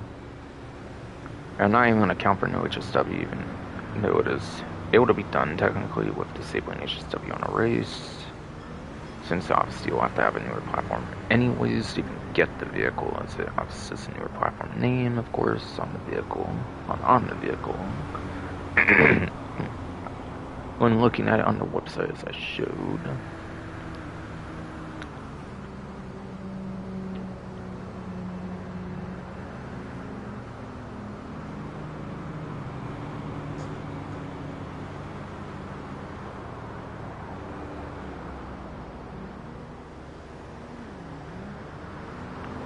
Otherwise, the HSW version in particular is actually at the... No, not at the top of the A tier, but it's in the A tier. The RGT HSW is just in the A tier. Gain 11th place for lap time, actually 1 place beneath top 10. As well as a 5th place for top speed.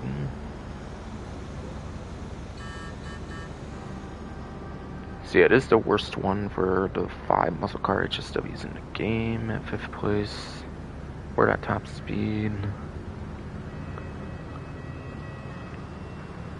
And there is some non-HSWs that do get a better lap time. But it's actually not the worst one for a lap time for a muscle car after the Tampa GT came out in the previous Money Fronts DLC. That one actually has the worst lap time for HSW.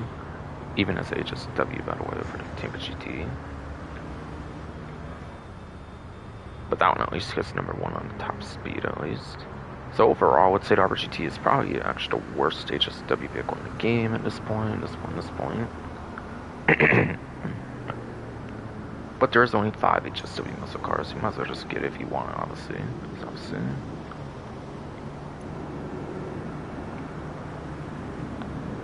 And there is one more discount apparently on this website. Somewhere.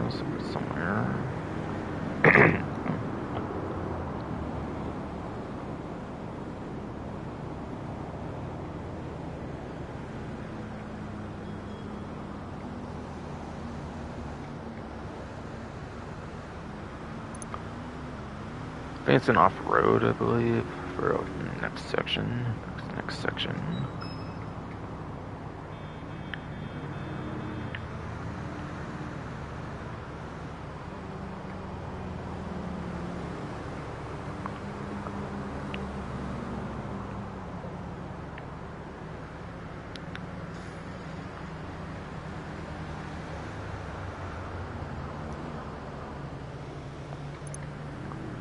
Yeah, Nagasaki All is apparently the last discount I think I have to cover here. From 951,000 to 65,700. Yeah, the 9-gen exclusive one, stuffing all trade prices, I'm pretty sure. But this one I think was what? Yeah, that's right, Diamond Ice, right? So this one probably does have a trade price tied to selecting this getaway vehicle in the like Diamond Heist. I don't have to actually use the getaway vehicle, you just select it, as it will tell you on ones that don't have the trade price unlocked if you have any of those still. Which means you could just use something like a police, like car and then get into like a police helicopter and escape, which is pretty much the most ideal way to get out of like a dancing heist as a host and everything, of course. So yeah, to get the trade prices, you have to do as a host as well.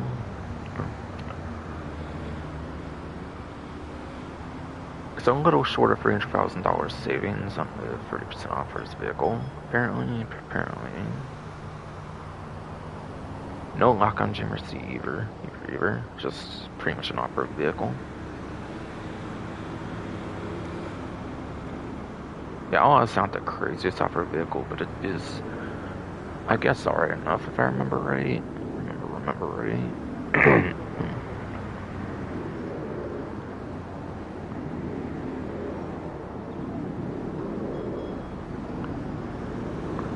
It's apparently at the top of the G tier apparently nowadays for off-road class, which means it's 23rd place for lap time as well as 40th as well as 40th place for top speed.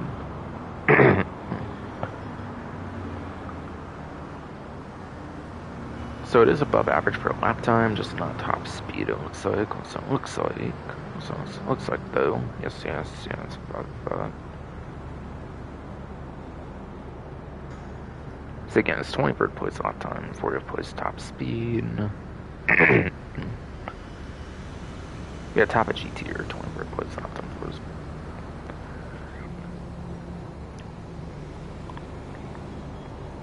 Top of G tier. 23rd place lap time, 40th place top speed. Yes.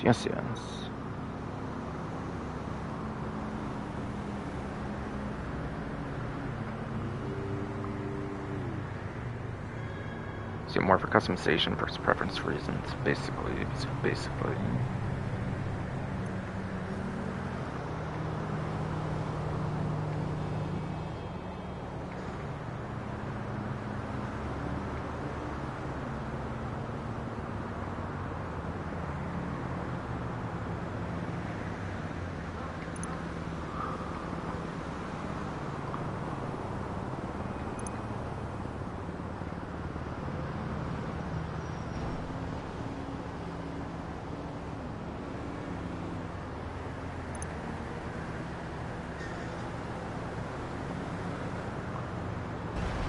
So that was it for vehicle discounts, apparently. Yes, it was.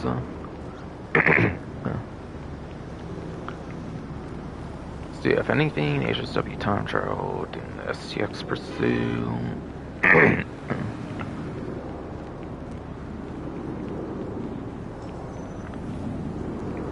If anything, HSW time trial, doing the Buffalo STX pursue.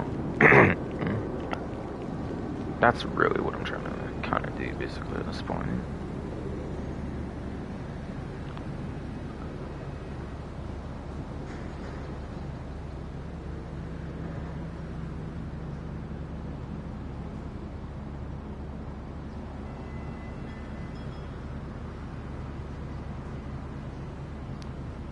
Alright, stream still looks to be live as well. Good. I think I'll do HSW time trial first, and then I'll do the Buffalo STX pursuit. After that, I think I pretty much just have to talk money opportunities some more if I want to, but I think I did do that last time since I hinted out all the money opportunities. I basically said all the money opportunities, and then, yeah, I could cover the bail office discount again if I want to, but yeah, I think I did it last stream anyways if I don't.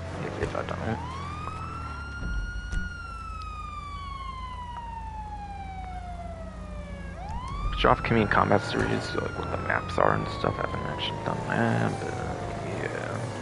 Not priority for me, yeah. Not on code GPS for the HSW time trial.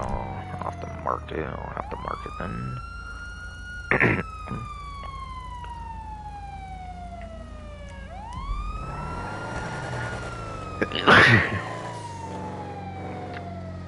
Or just mark close to it, obviously. Why not? Buckeyes body sneezes, forceful sneezes, and bullshit.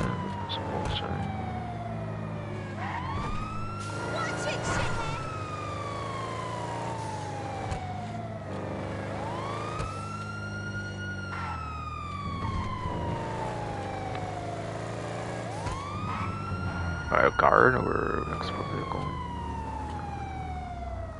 Alright, that's kind of a guard. $7,007 for the Golden Eye 007 reference. Apparently. Might as well just do it, it's pretty quick to do.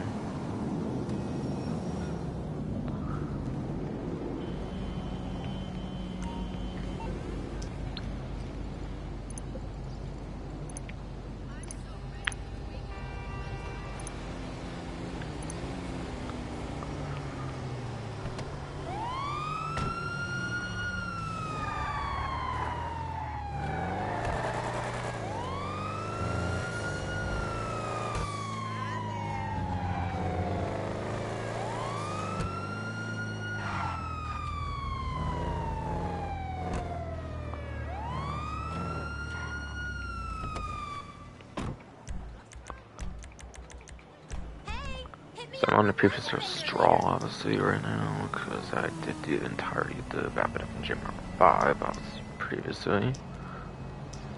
But the newest ones, which I'm pretty much still on, obviously. It's been long enough to be on an older one, I'm per se, again. What you want? Some wheels? Anything. So obviously, it's going to be in my Tonga State Mansion, the only one I have currently. Being a new vehicle. I'll bring it by. And you have to see if I can get the Buffalo CX Pursuit, of course, later in the stream.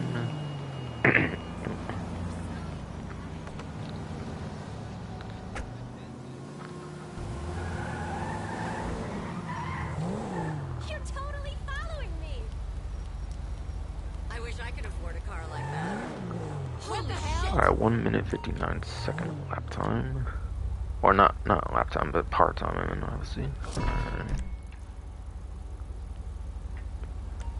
My first time currently be throwing off so much, of course. Court stone.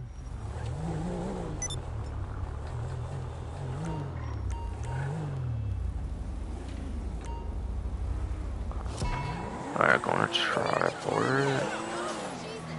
7-3 here, not doing that necessary turns corners at the start. Again, there's the part that's there's a break, obviously, between like the barrier and the middle. That's where another shortcut could be. How in the fuck am I keeping that up with? Did it like earlier than I'm into or something? I think. Well, I've also been very clear in. I should maybe have done a later one, like the earlier one. But of course I spun out, so I just did what I did. Anyways though. And yeah, I did the cut for the grass there, and I think it's pretty much just straightforward on the GPS route. I pointed on those bases earlier. Also don't goof up anymore. I would hope it would be fine, but I mean it is number 3 top speed, so I might have to even just redo it after that mistake from earlier even. Gotta contact some risks there. Oh my god, you're telling me it wasn't even fucking worth it at the end when I hit that. Like, yeah, right. Really though, that's annoying. One for the grass there, cut through traffic or something.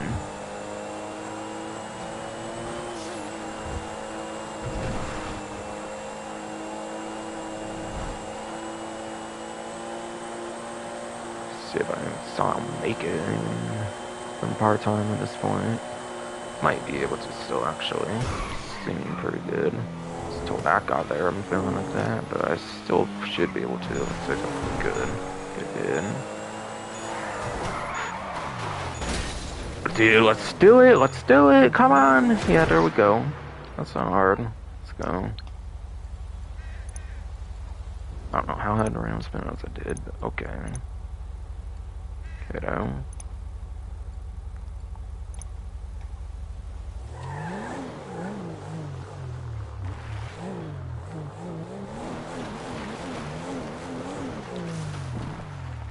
Over $251,000 to $6,745,907. Okay, then.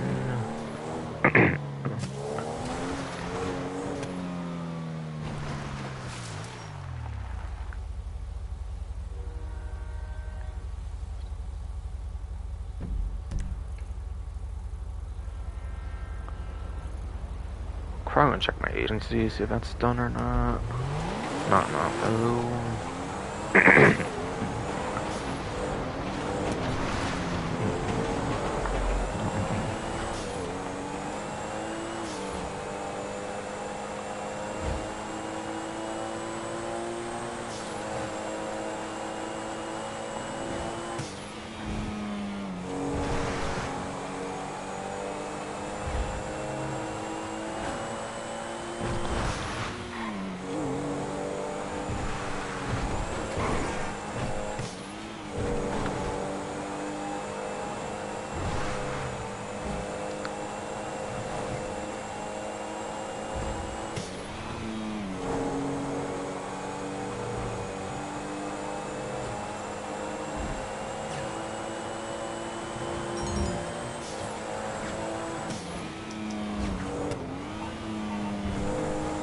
Yeah, whatever. Done those hella times already, but okay.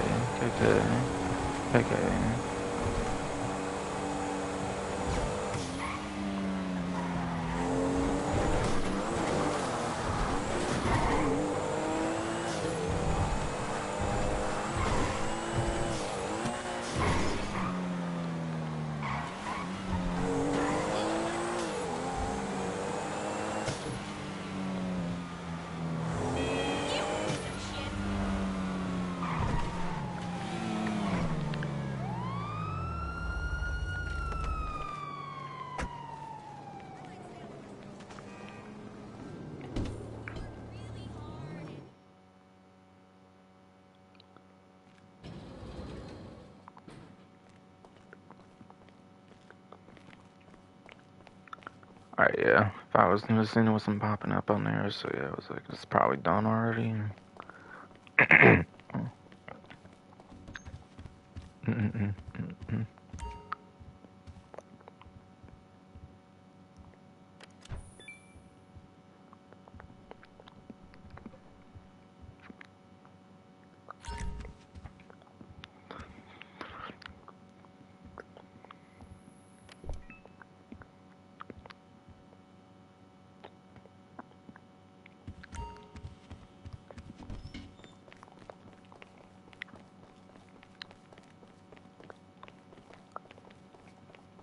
Anything I can do for you, boss?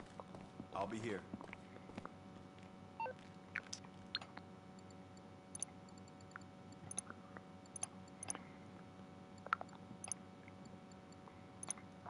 Okay, yeah. That 250,000 got me to $6,995,807.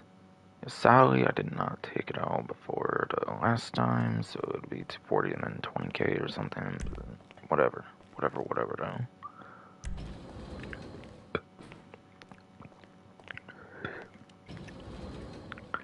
And then dispatch work for the trade price should hit me at 7 million, just barely. Which I would assume very much should cover the vehicle, I would think. Even before that, but it's probably good, honestly.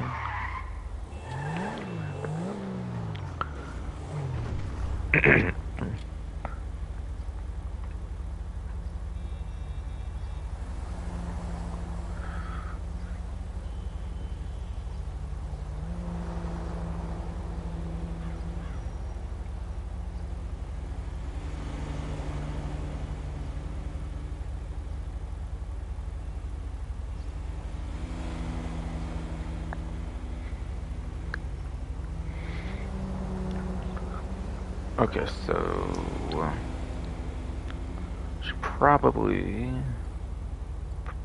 not purchase the vehicle, just right, do the one thing, but just check on the name of the dispatch work I need again, just in case. I kind of know how it plays out again, as I said.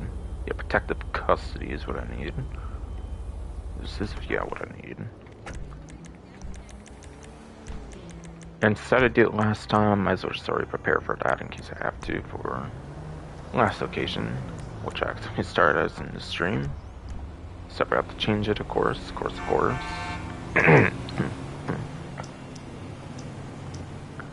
I'll just go back to the Buffalo Cruiser. Why not? Since it's new. Since it's one of the two new ones, and the one I do have already, since it wasn't early access bullshit, of course.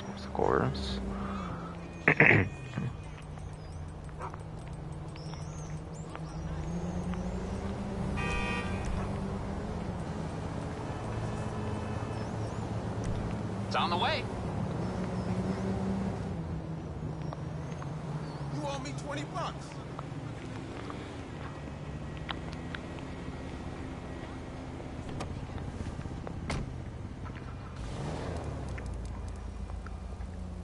I think I have something I can use your talents for. Copy.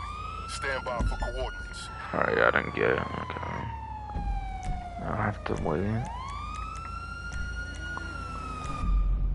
So reroll the lobby, and then I'll have to wait a minute.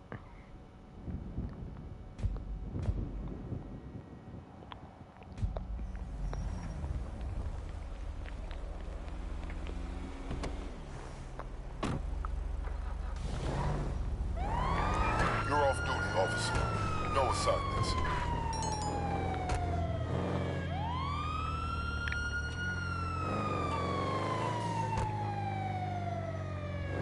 You're in the clear, my friend.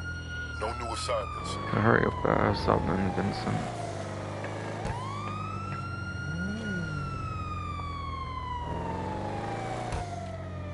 Request received, but I've got nothing for you.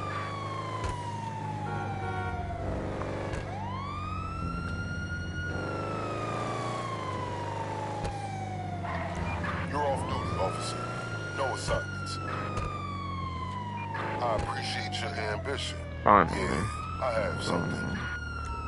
Ambition right when I keep trying again Copy. and again. I got a CI under fire, and I Not the just right sent one the again. location. Of course. Of course.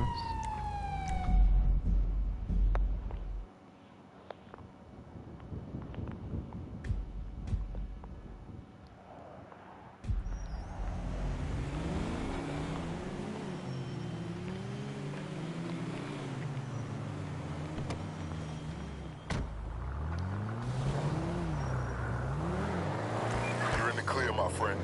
No new assignments.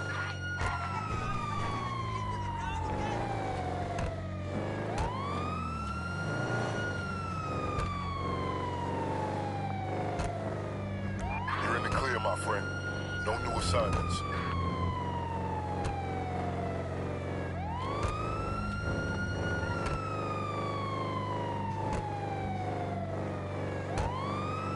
You're off duty, officer. No assignments.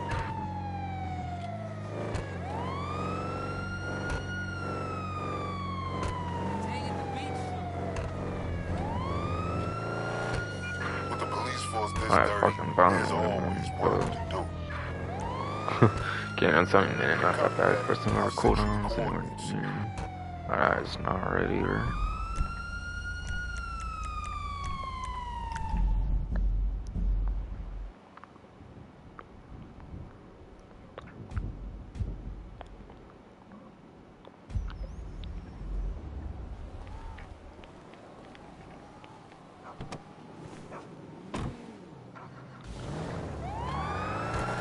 You're off duty, officer. No assignments.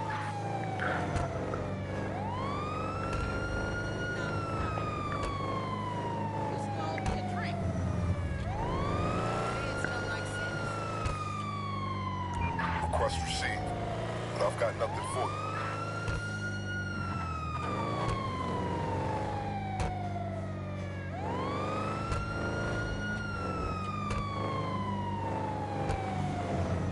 Request received, but I've got nothing for you.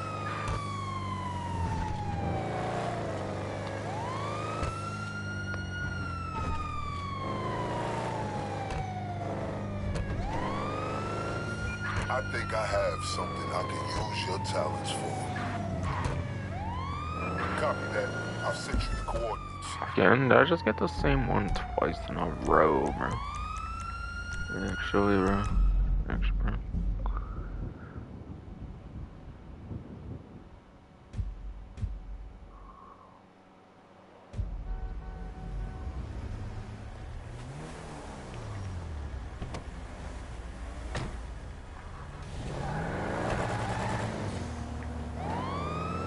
Request received, but I've got nothing for you. It's definitely quite a process, alright, so anymore.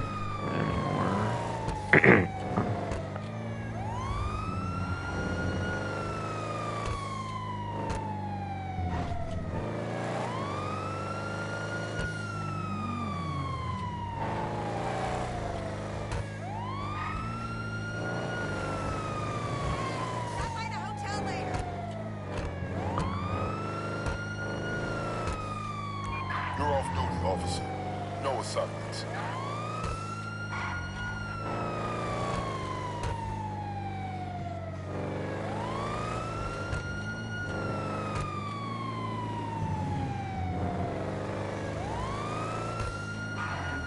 I think I have something I can use your talents for. Roger that. Sending you the location of the Alright, got it. transport I was now. like, okay. He'll be in the back. You will be up front driving. Seems I got the right one finally. So, the passenger was a corrupt cop who got caught. But I believe he may redeem himself by giving up the names of his associates. That's why I need you to see him safely to Bolingbroke. For Regular cop, snitching. they're gonna want this guy dead. You're the only one I trust.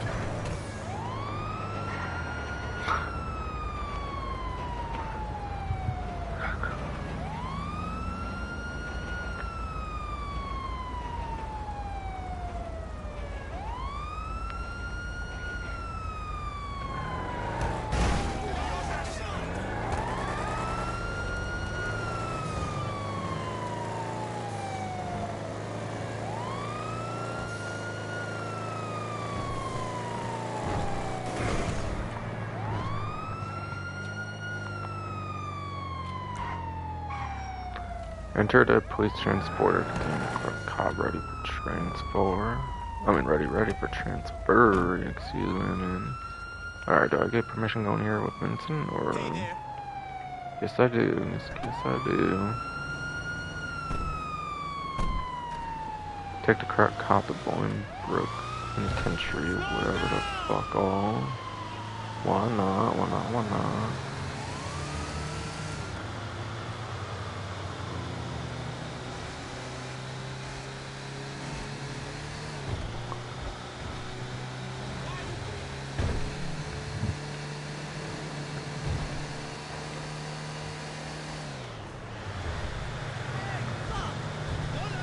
It looks like stream's still going fine, so good. Good now.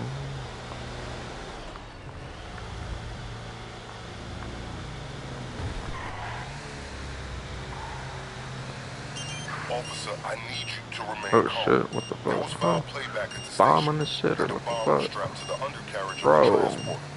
You must Bro. maintain speed, or it will detonate. I'll find a way to disarm the device. Sure you will. Sure you will, Vincent. Maintain a high speed to stop the bomb. Then if you reduce your speed too much, the bomb will explode. Like, bro.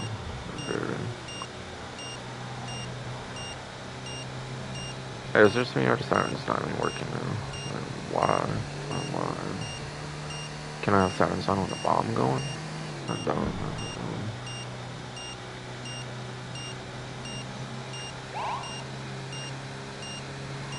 They're gonna get part at least.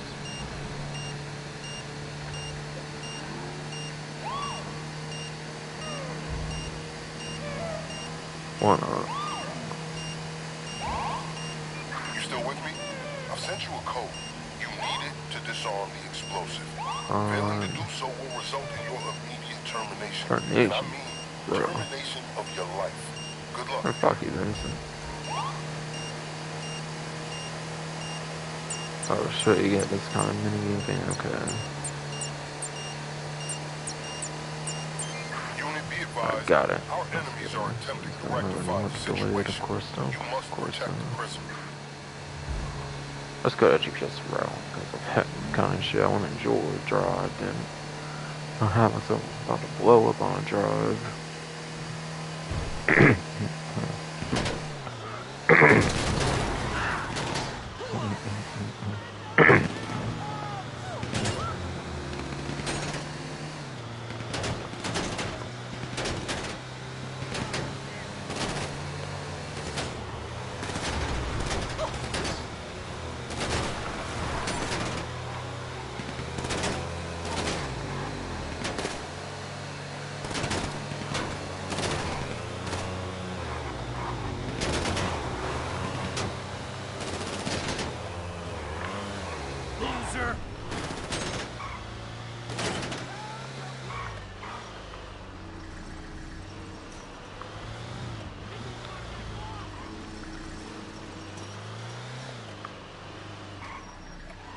go for year 2? It looks like let's do. Alright, yes, I do. Whatever. It looks awfully wrong or something. Looks different than what I expected it would be, or whatever. It's just in reality here and in here, okay. Didn't look like that to me, but okay. Okay. Thinking more about it and everything. About it and everything.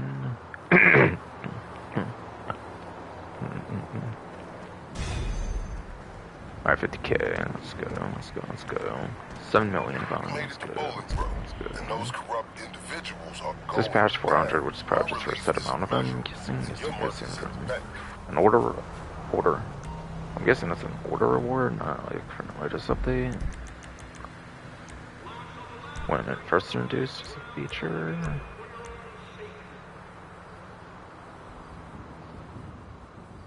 Shop or a little after. Hey, it would have been Shop, I think, actually.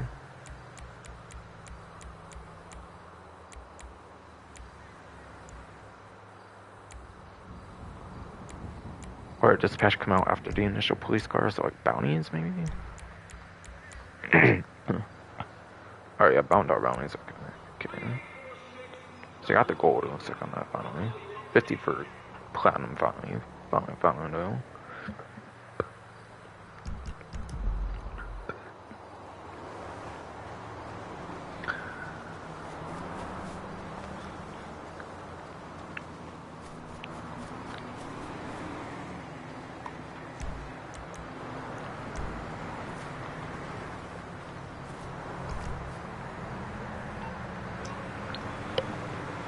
Shit, I definitely need to make the 50K so I can see that.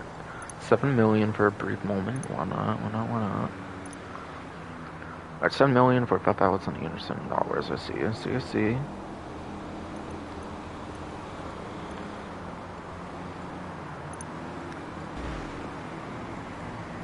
And yeah, now I got the vehicle officially down to $4,027,005. Cool. So I'll be barely into 3 million, and I'll be gained to like 2 million at least. Like at absolute most or something. It's the absolute most basically.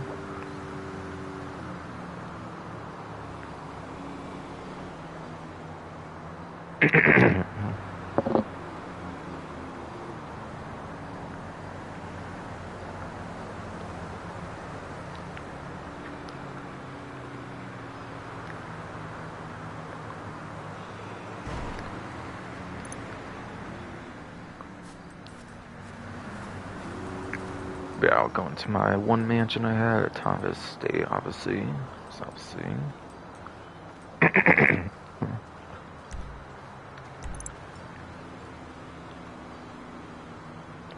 While I wait for that, I might also go through those community series maps.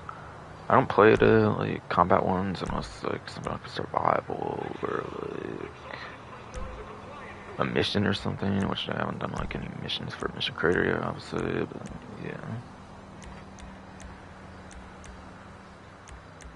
So they're just in deathmatch section, okay, so they're all team deathmatches, it looks like this time. With like the number sign, a cash, that kind of thing, like Sim Sala -BAM RNG. Like left bracket, Fatal, shoot. All caps all with interesting like O's and all that kind of stuff. And another hyphen in right bracket. Left bracket, the TGV right bracket. Courtier number 3. Like whatever kind of like in between like parenthesis like bracket kind of icon, like the left version of the LE, that right version of that one thing, Aquarium. C/ thing, like good as gold. D-match _ waterfall. Like underscores, a couple even, maybe waterfall. Arena. And what you doing with my head, apparently. For all team deathmatches, it looks like. It looks like there's no other things at all. That was all of them. And I got the text scene, so yeah, that's there now.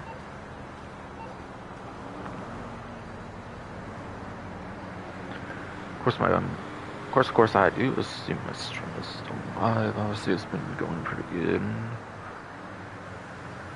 At least.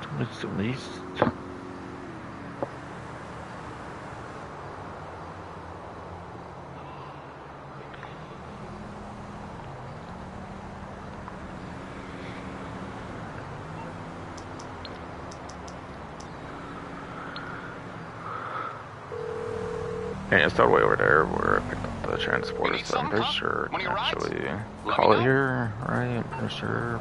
I don't think I have to despawn everyone first. I don't think since I'm away from it. Pretty sure. Buffalo STX Pursuit. Let's go.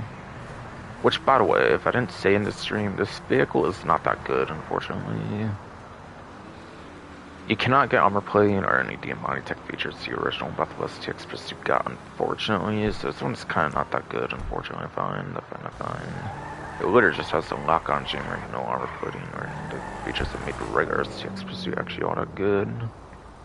Very, very unfortunate. In that case,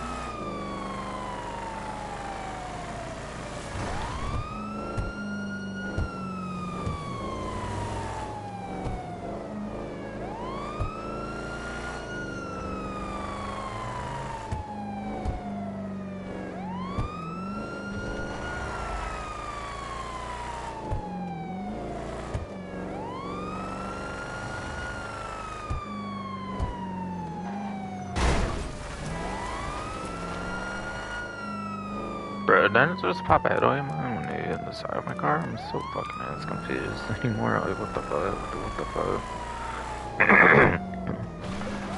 what the fucking hell? Fuck.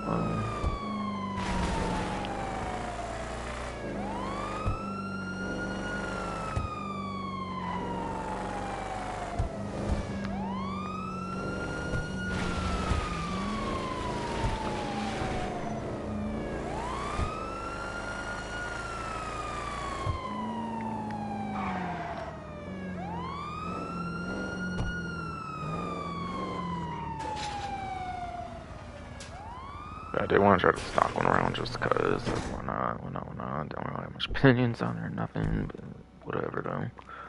Whatever though.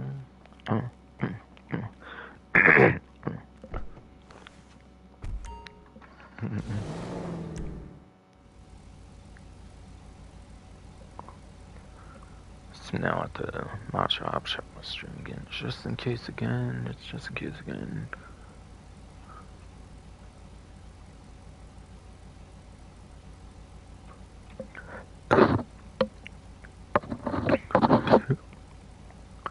Looks good now, so still so good now.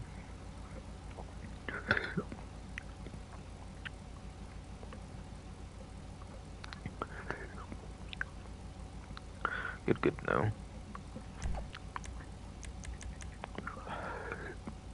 Percent armor. Alright, down to 2 million. 2,968,000 for a son. Okay then.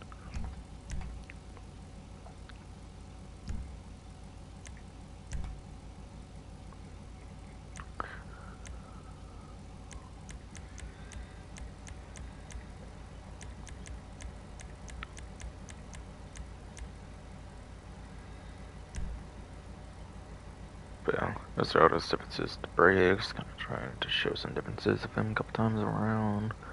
Cause why not?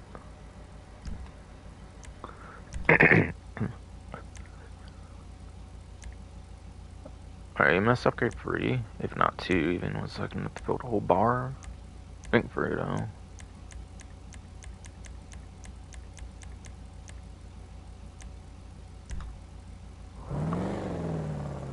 Oh, I know for sure, dude, because the engine sound.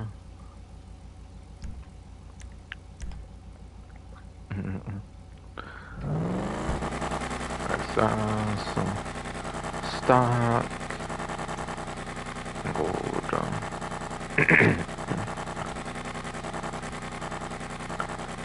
Yeah, more angled to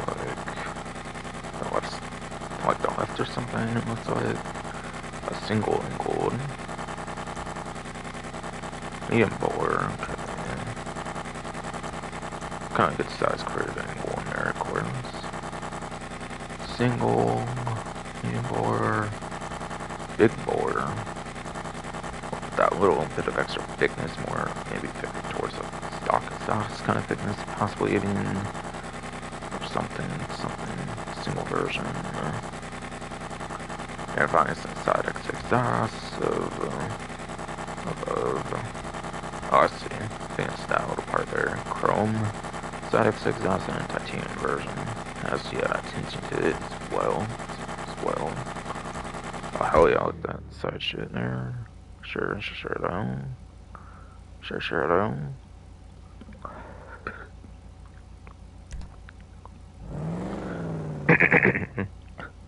And that only sounds, I know I did it.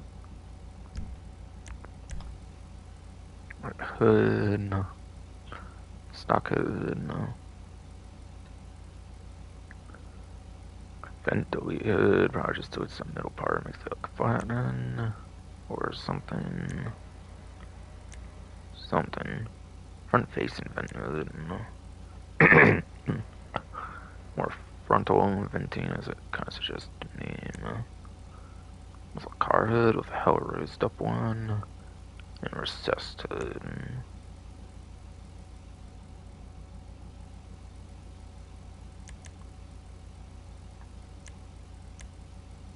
Could be like stock and front facing vent together or something. I'm not 100%. Or like with parts on the side, kind of. I don't know, something with that all or something. Whatever.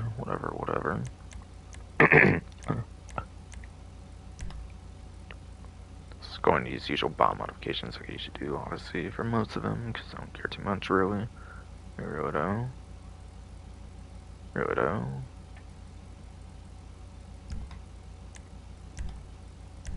LDD is at the arena, I think I have to do for the card, the card headlights at the arena, and that's where you have to do for police vehicles, since you cannot do it at the car meet.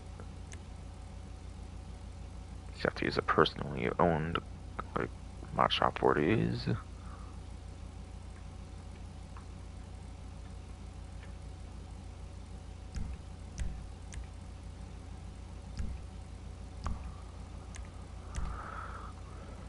assume it's all pretty much going to be all the same ones, or most of the same ones, at least, as the other Buffalo one. That one might have had like 30 livers, might only have 21.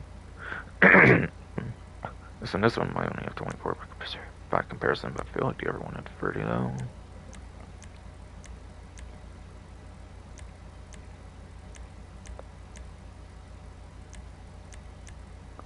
I'm not sure. Did he ever want have 24, or am I right? And the Cruiser had 30. I thought the Cruiser had 30, and this one has 24 by comparison. Might be wrong though. Might be wrong though. What I do feel like I know is like pretty much all of them are probably pretty much the same like police vehicles for the most part. I think it did this one, of course, for the last one, so did a highway patrol stuff instead of the county sheriff one, then. And then. Why not?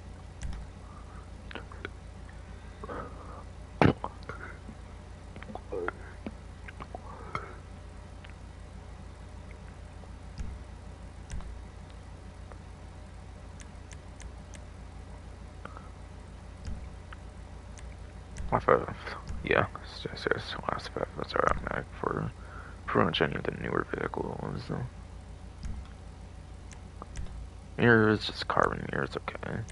Might as well do the upgrade mirrors. Why not?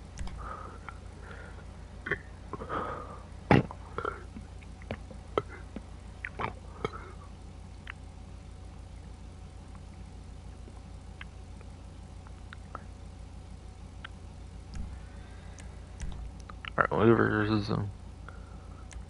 Size for stock, of course, there's basically none. There's just the custom ones. You can kind of see a good bit for Fruto, and then Ingle louvers, KK, then. If I remember right, the louvers weren't all that effective for like the Amani tech, like Buffalo STX. I don't presume like it's. From what I hear, these don't necessarily protect you from like being shot in the back all that much. That's basically what I'm trying to say. So, fortunately, it might not do much in that department. Roto, contrary to the looks of it. So if I remember correctly, they don't protect that hard from the back for the like my attack one. Could be wrong though. Could be wrong though.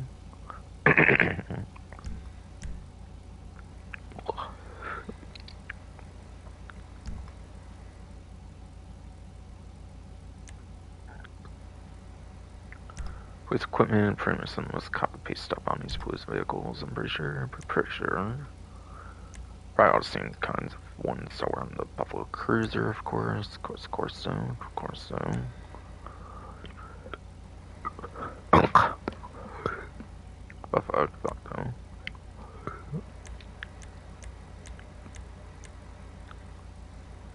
So I do 7.0, 7.0, just like obviously on the Buffalo Cruiser. And like all the other ones, basically.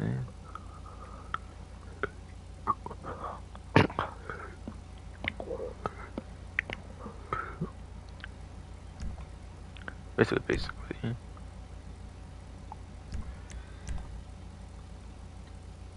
These are all pretty much the same, surely, as the Buffalo Cruisers were.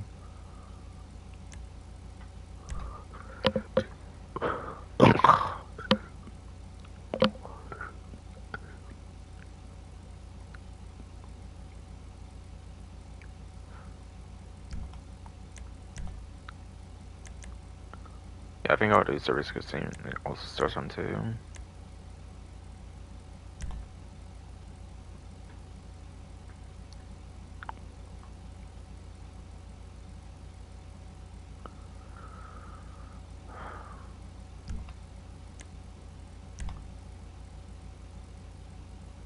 And yeah, I think these are all definitely the same. I think our stall was the one I chose on the Buffalo Cruiser. No reason not to. No real reason to choose a different one. I think here though.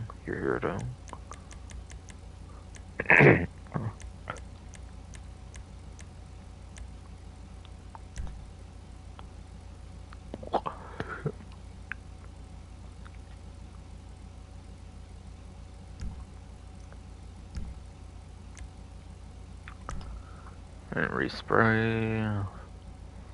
I do the inverse of what I did on the other one, where I did like bison and like saddle. I think I do saddled and bison. If I just want to make it simple, I guess.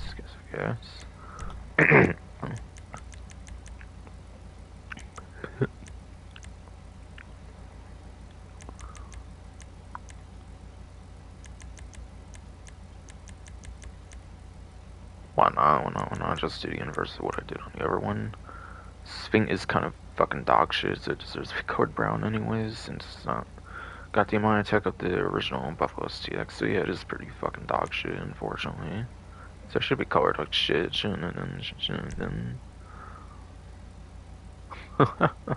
Actually though.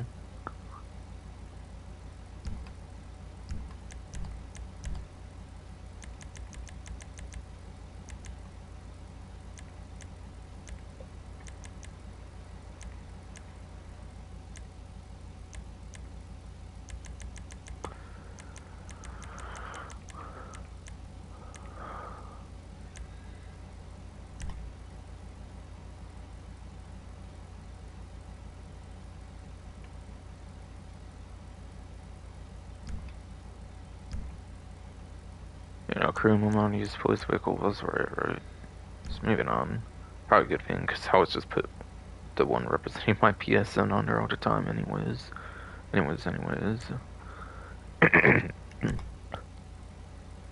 feel like this one actually has more roll cages than Buffalo Cruiser, which I feel only had like one of those in.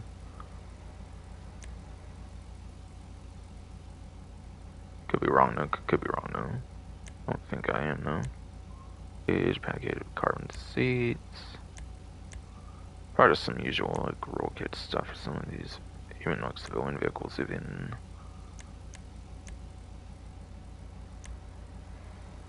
I feel like I can honestly see it all the greatest per se. All that brown and stuff.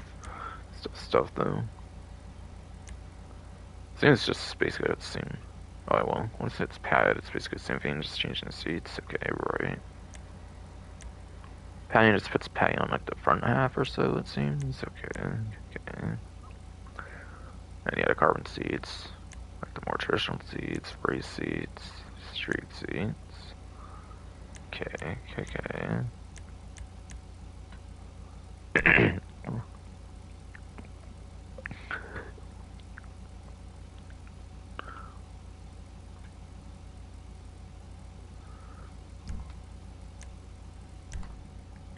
14 roof options, apparently.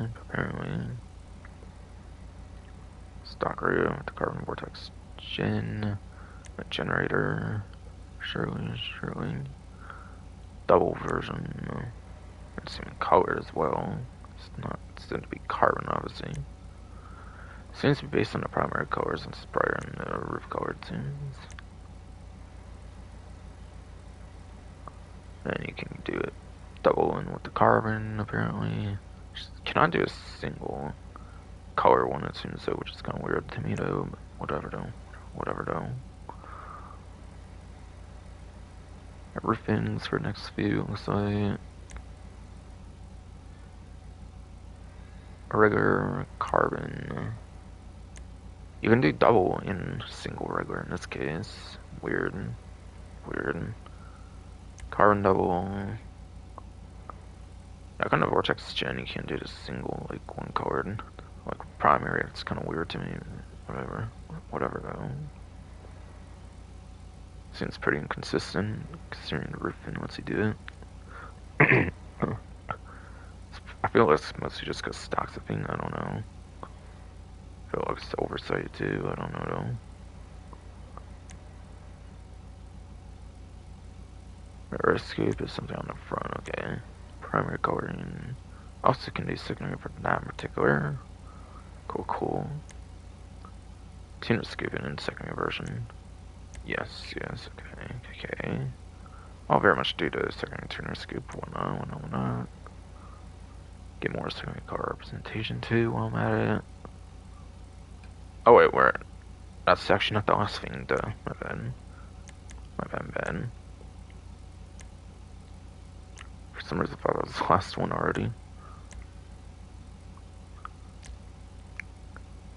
Probably because my fuck ass body for some current, you know.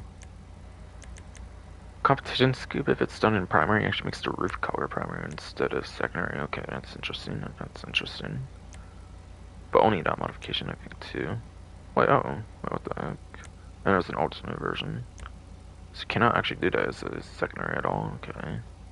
Kind of weird to me, but whatever. Whatever. I'll just see Bosch, you know, why the fuck not? Why the fuck not? Put more primary under, I guess. Why not? No less secondary, sure.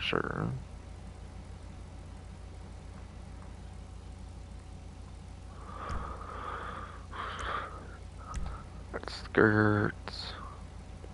Stock. And there's the race one. Going down that bit. Secondary race. Basically the same thing, but yeah, secondary color. And yeah, there's a street version with secondary street. There's the part that goes upwards as well as you see. Yeah, I'll rip the secondary color more since I took it off the... I did take it off the roof after all.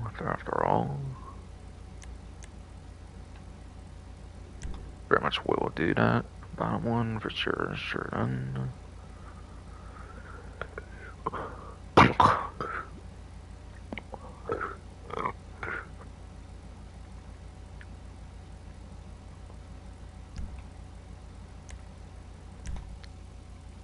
Splitters.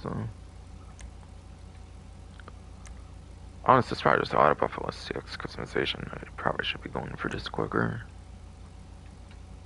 Yeah, custom. Staggering custom.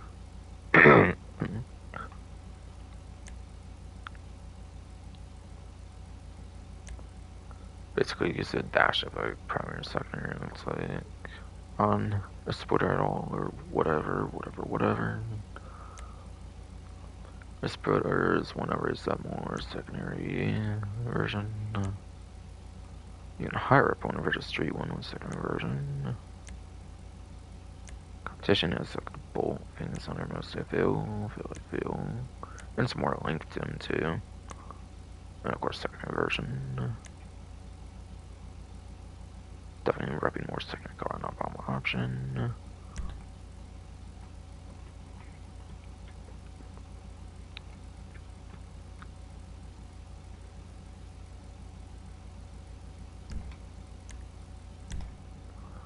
$16 spoilers, okay. Anything that's not stock will basically be what gives you that traction, I'm pretty sure, as well.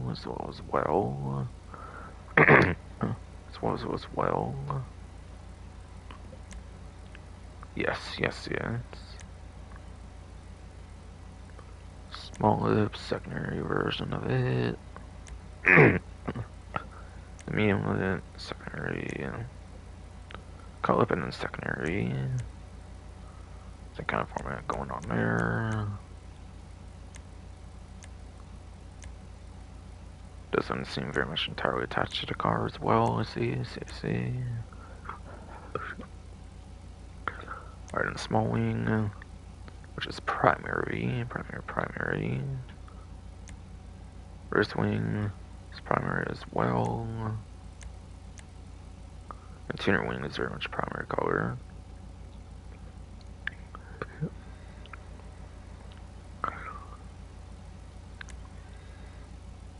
Straight wing is primary. In-wing primary. Angled wing, yes, very much is primary. Big wing, primary. Chassis mounted wing, and then if anything is to go by, pretty much all the other ones are primary. So that's for the very particular ones of the first couple. Last one should be primary too then. Which is the alt chassis mounted wing. Okay, so all which is just a different look, it seems, in this case, and not like secondary or something still in the primary coloring. Yeah, I'll very much see the craziest bomb option. Or like one of the craziest ones anyways. Why the fuck not? Why the fuck all not?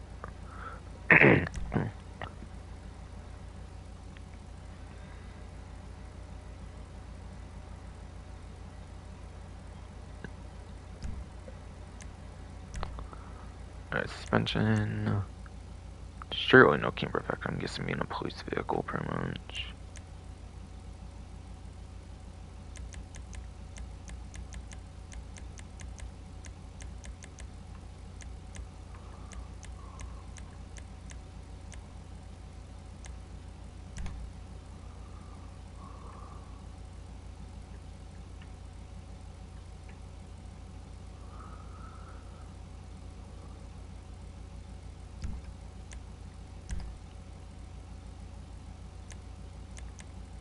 Alright, 40Ks. I know I did it then.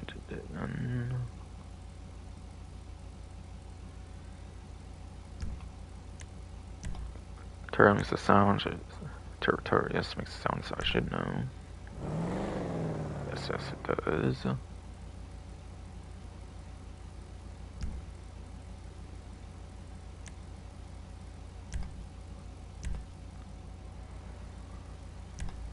Yeah, I mean, emergency class versions, so do the chrome instead of like muscle or something, or not chrome instead of muscle. I mean high end instead of muscle. My bad. Yeah, like chrome versions of that though. No.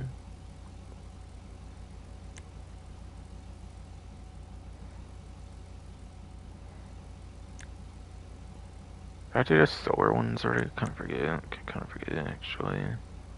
Guess I can check after though. They're out there though. Right now, I always do the carbon solar, or not that like carbon shadow. I guess.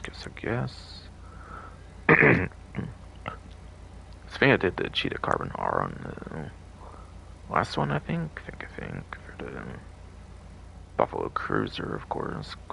But yeah, the Buffalo 6 Pursuit. I'm thinking the solar. Why not? At least for now. At least for now.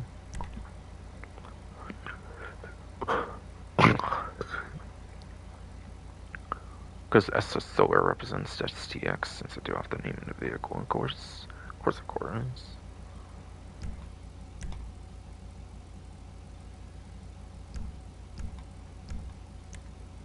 Yeah, chrome wheels, so yeah. No colored and then, right.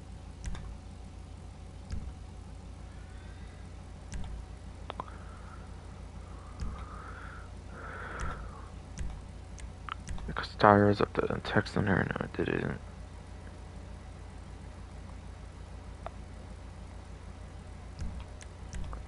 $5K for those bulletproof tires.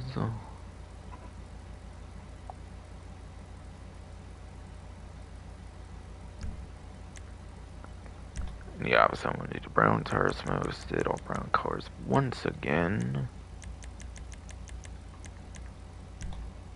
Once again. Like I did on the last one, surely. Yeah, I saw that mount on there, and I see on number 10, obviously for the vehicle icon. So I know I did it.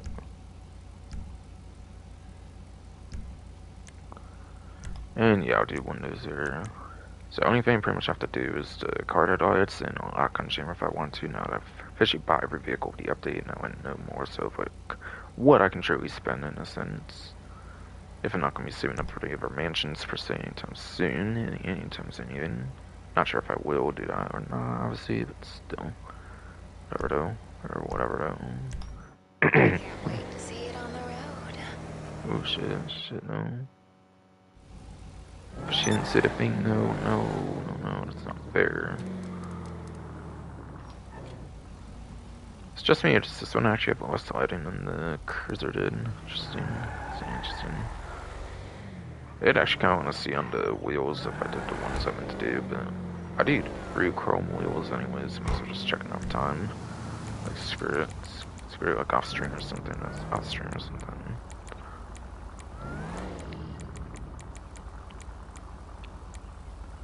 Yeah, I know from last time I have to do the arena, so going to the arena then. Should probably check my streams. It's modified it for quite some time, I'm guessing.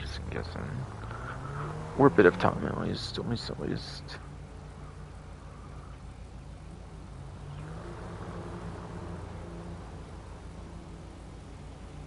Alright, stream still going strong, you see. Good.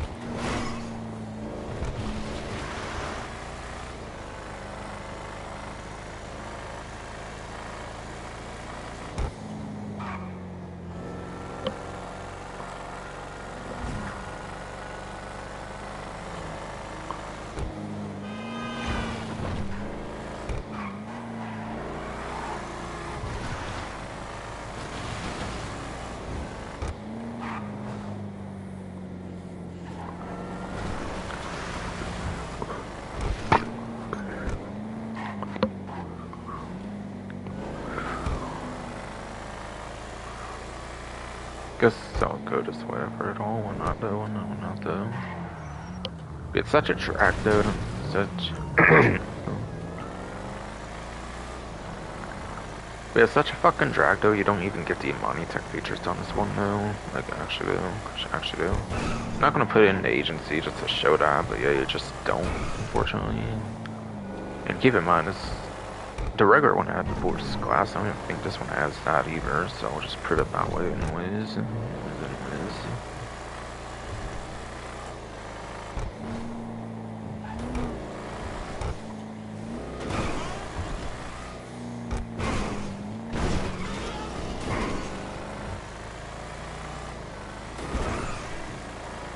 That was a good zone for some time. Whoops. Whoops.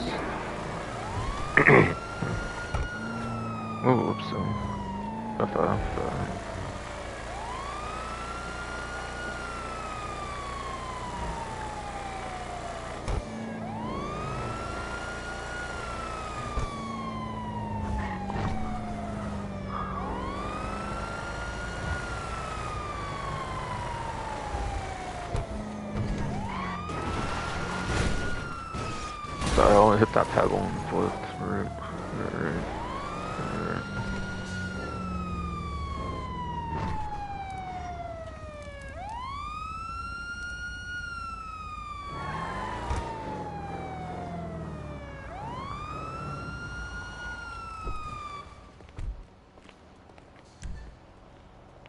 Oh yeah, before I did, I actually hold on.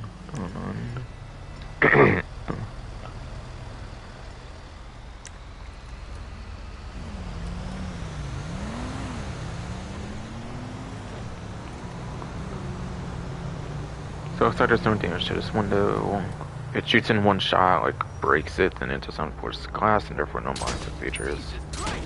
But it didn't actually. But what, it's like 16 pistol rounds or something? And that's what, 7? Yeah, or like 8 even possibly. Yeah,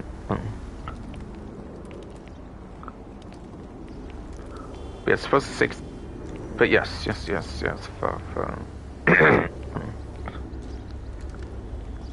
it's supposed to take 16 pistol rounds to even break the glass, I believe. On versus glass, and it did it in like 8. So yeah, I don't think he's in. So yes, I don't even think he has armored like windows, of course, like force glass, obviously though. That's obviously though. That all road sucks, of course so. Of course though.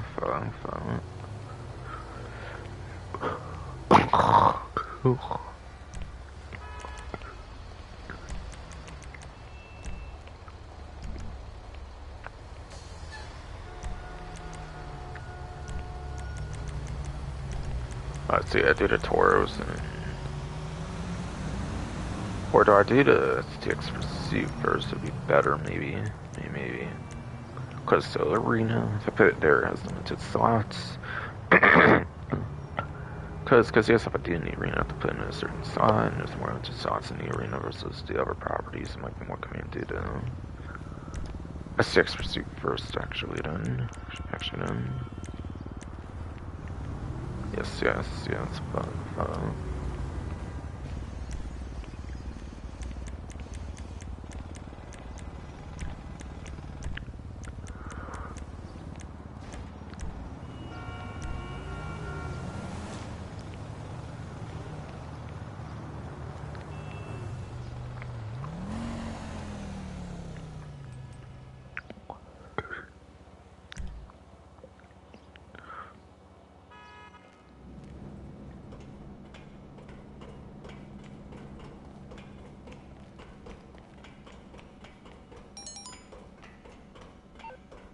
Alright, grow house, weed, all that stuff basically.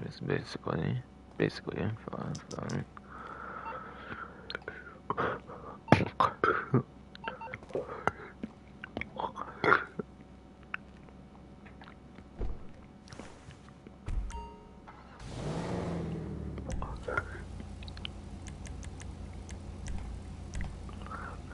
And yeah, instead a bunch of browns, there's some straight up brown lights here, since some way you do your own like crew car lights or anything like the neon underglows or whatever. I'm just gonna do the black light stuff here, of course.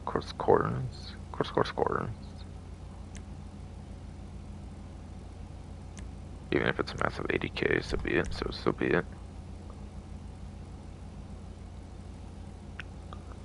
Alright, down to 2,514,000.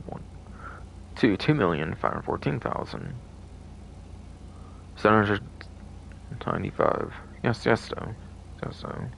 Fuck though. I'm at $2,514,795. Yes, for sure though. And I'd be more at like 2.1 million if I did like the lock-on jammer, like left after all the vehicles. Albeit I didn't do lock-on jammers, I think, on like any of them really. Still technically need lock-on jammers on all the current vehicles, I think. Technically didn't have enough money for the DLC done. I am pretty much didn't have for the engines, but I was sure on like lock-on jammers and stuff obviously that I would have wanted. At least for new vehicles, I'm not really kind of want some like older vehicles per se for that amount of stuff.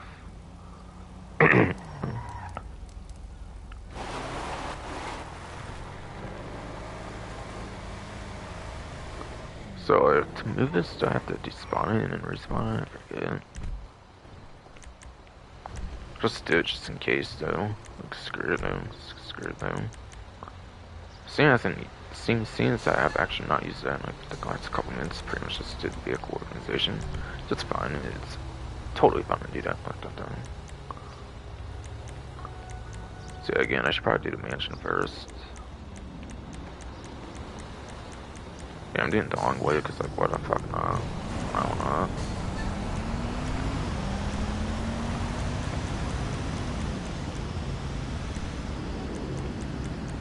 Yeah, I do Taurus because it's cheap in case the thing like goes wrong, kind of for like both vehicles somehow, or like even one or something.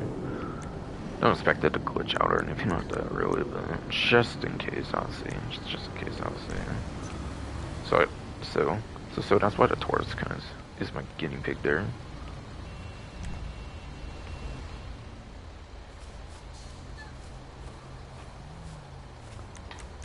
So Taurus is back then, surely.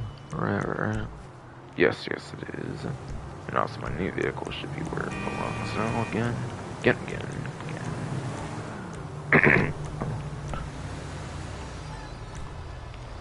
Fuck. Oh. Yes, right there.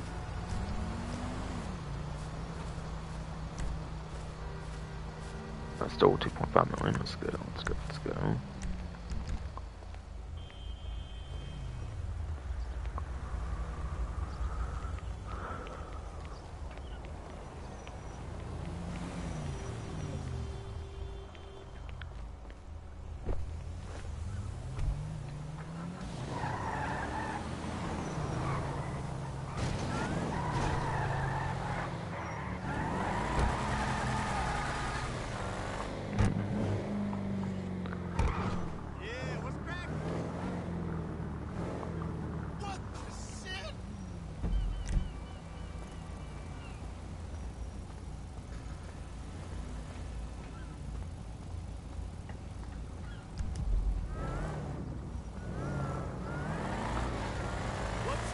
But yes. So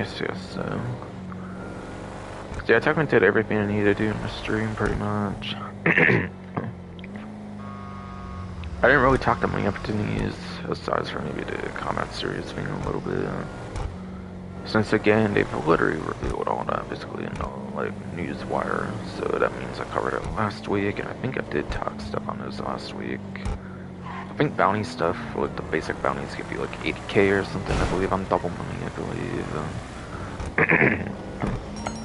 Thought they're usually like I thought they're like usually like 40k for like the basic bounties, and you have like an hour cooldown. I think you have for and then you have to wait like an hour or something for punish or something, like for each individual one or something like that.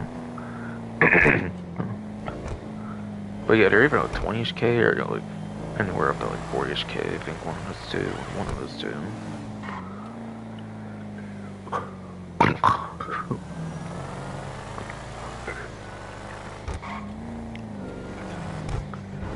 Most wanted bounties are where you make the most crazy amount of money, as long as you just want to do like one a day or something. Something.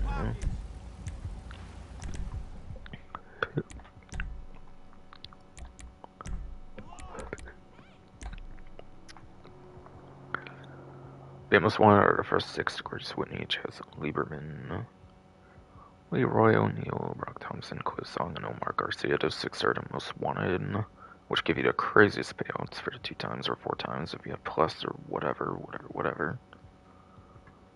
Literally all the other 20 give you, or however much, are the basic standard ones though. So anything from view dug and below is the standard targets. Or on like 1 hour cooldowns, but are on 1 hour cooldowns, but yes, can be done multiple times in a day. For 6, they're only doable once a day, and it depends on like which ones for what day, whatever.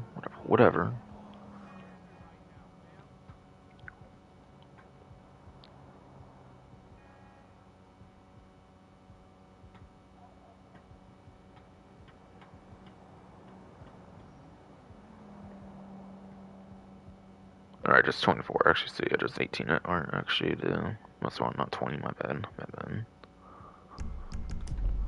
That income is also 2 times for the safe income, whatever.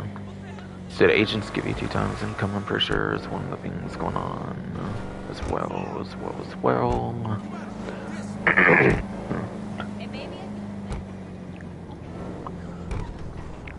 Just having with like the pursuit races with the extra like carbon reputation and stuff. So pursuit race actually could be a good way to do the like prize challenge actually, the prize art challenge actually, because pursuit races are actually on extra carbon reputation, like money, like RP, all that stuff. So maybe that is the way to do it actually, instead of the pursuit races if you want like the extra resources so.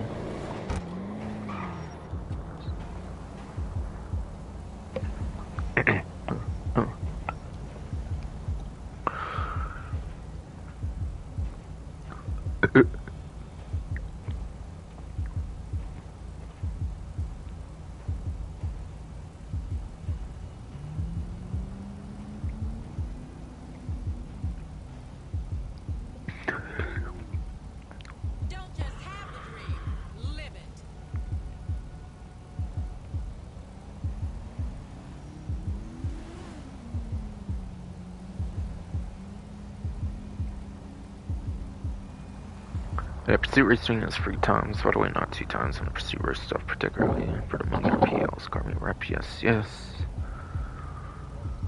Dispatch work continues to be 2 times, the dispatch work continues to be 2 times or 3 times for plus, yes it is.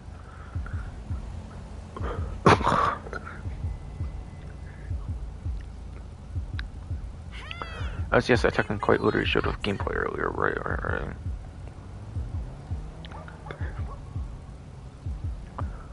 Yeah, featured series Vespucci Job Remix, whatever, for the 2 times my RP. Keep in mind, Vespucci Job Remix has the maps of like the just the land vehicles, like Sanchez, Hunter, like Jupiter and W, like Hunter, like Attack Chopper ones. And there's even that arena map, I think, as well, for the 7th map. So yeah, the Vespucci Job Remix has a couple different like ways it plays out depending on like what maps you're playing, which is interesting.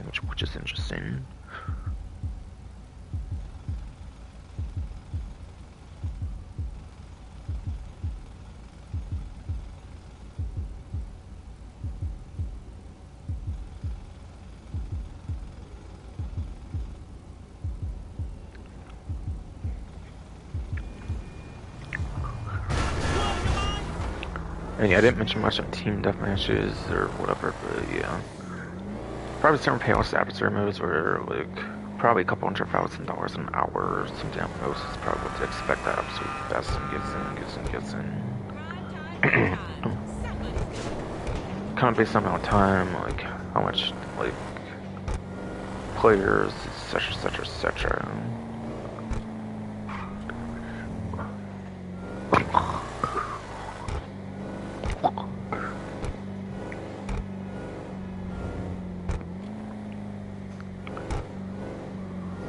much time, how much it plays out, how much it,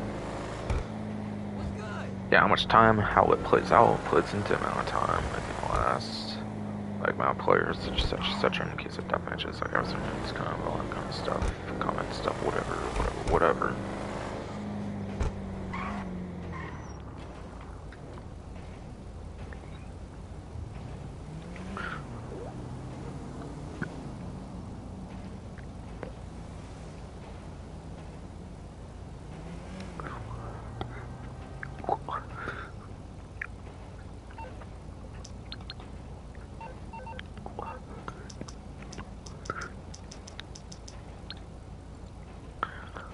Yeah, as a reminder, bail offices are officially on discount for the general event.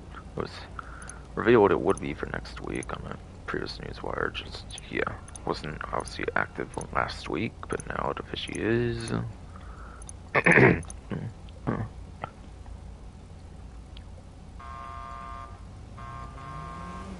yeah, that cheapest one is like $990,000. At the like 40% discount, whatever it's at, basically. I think 40%. Yes.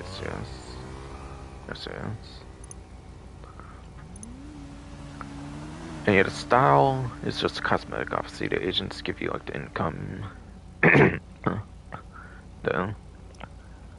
so those agents give you those 2 times like income things going on right now. Whatever.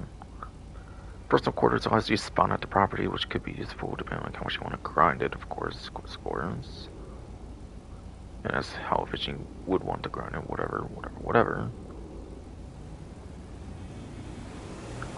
Yeah, gun locker is useful, but lots of our properties already have gun lockers. And armor plating for the van is very much worth it, for sure. For sure, I would definitely say. Besides for the annoying side steps that can get in the way when you drive and hit like a pole or something. Besides for that, the armor plating is pretty much for sure worth it, though.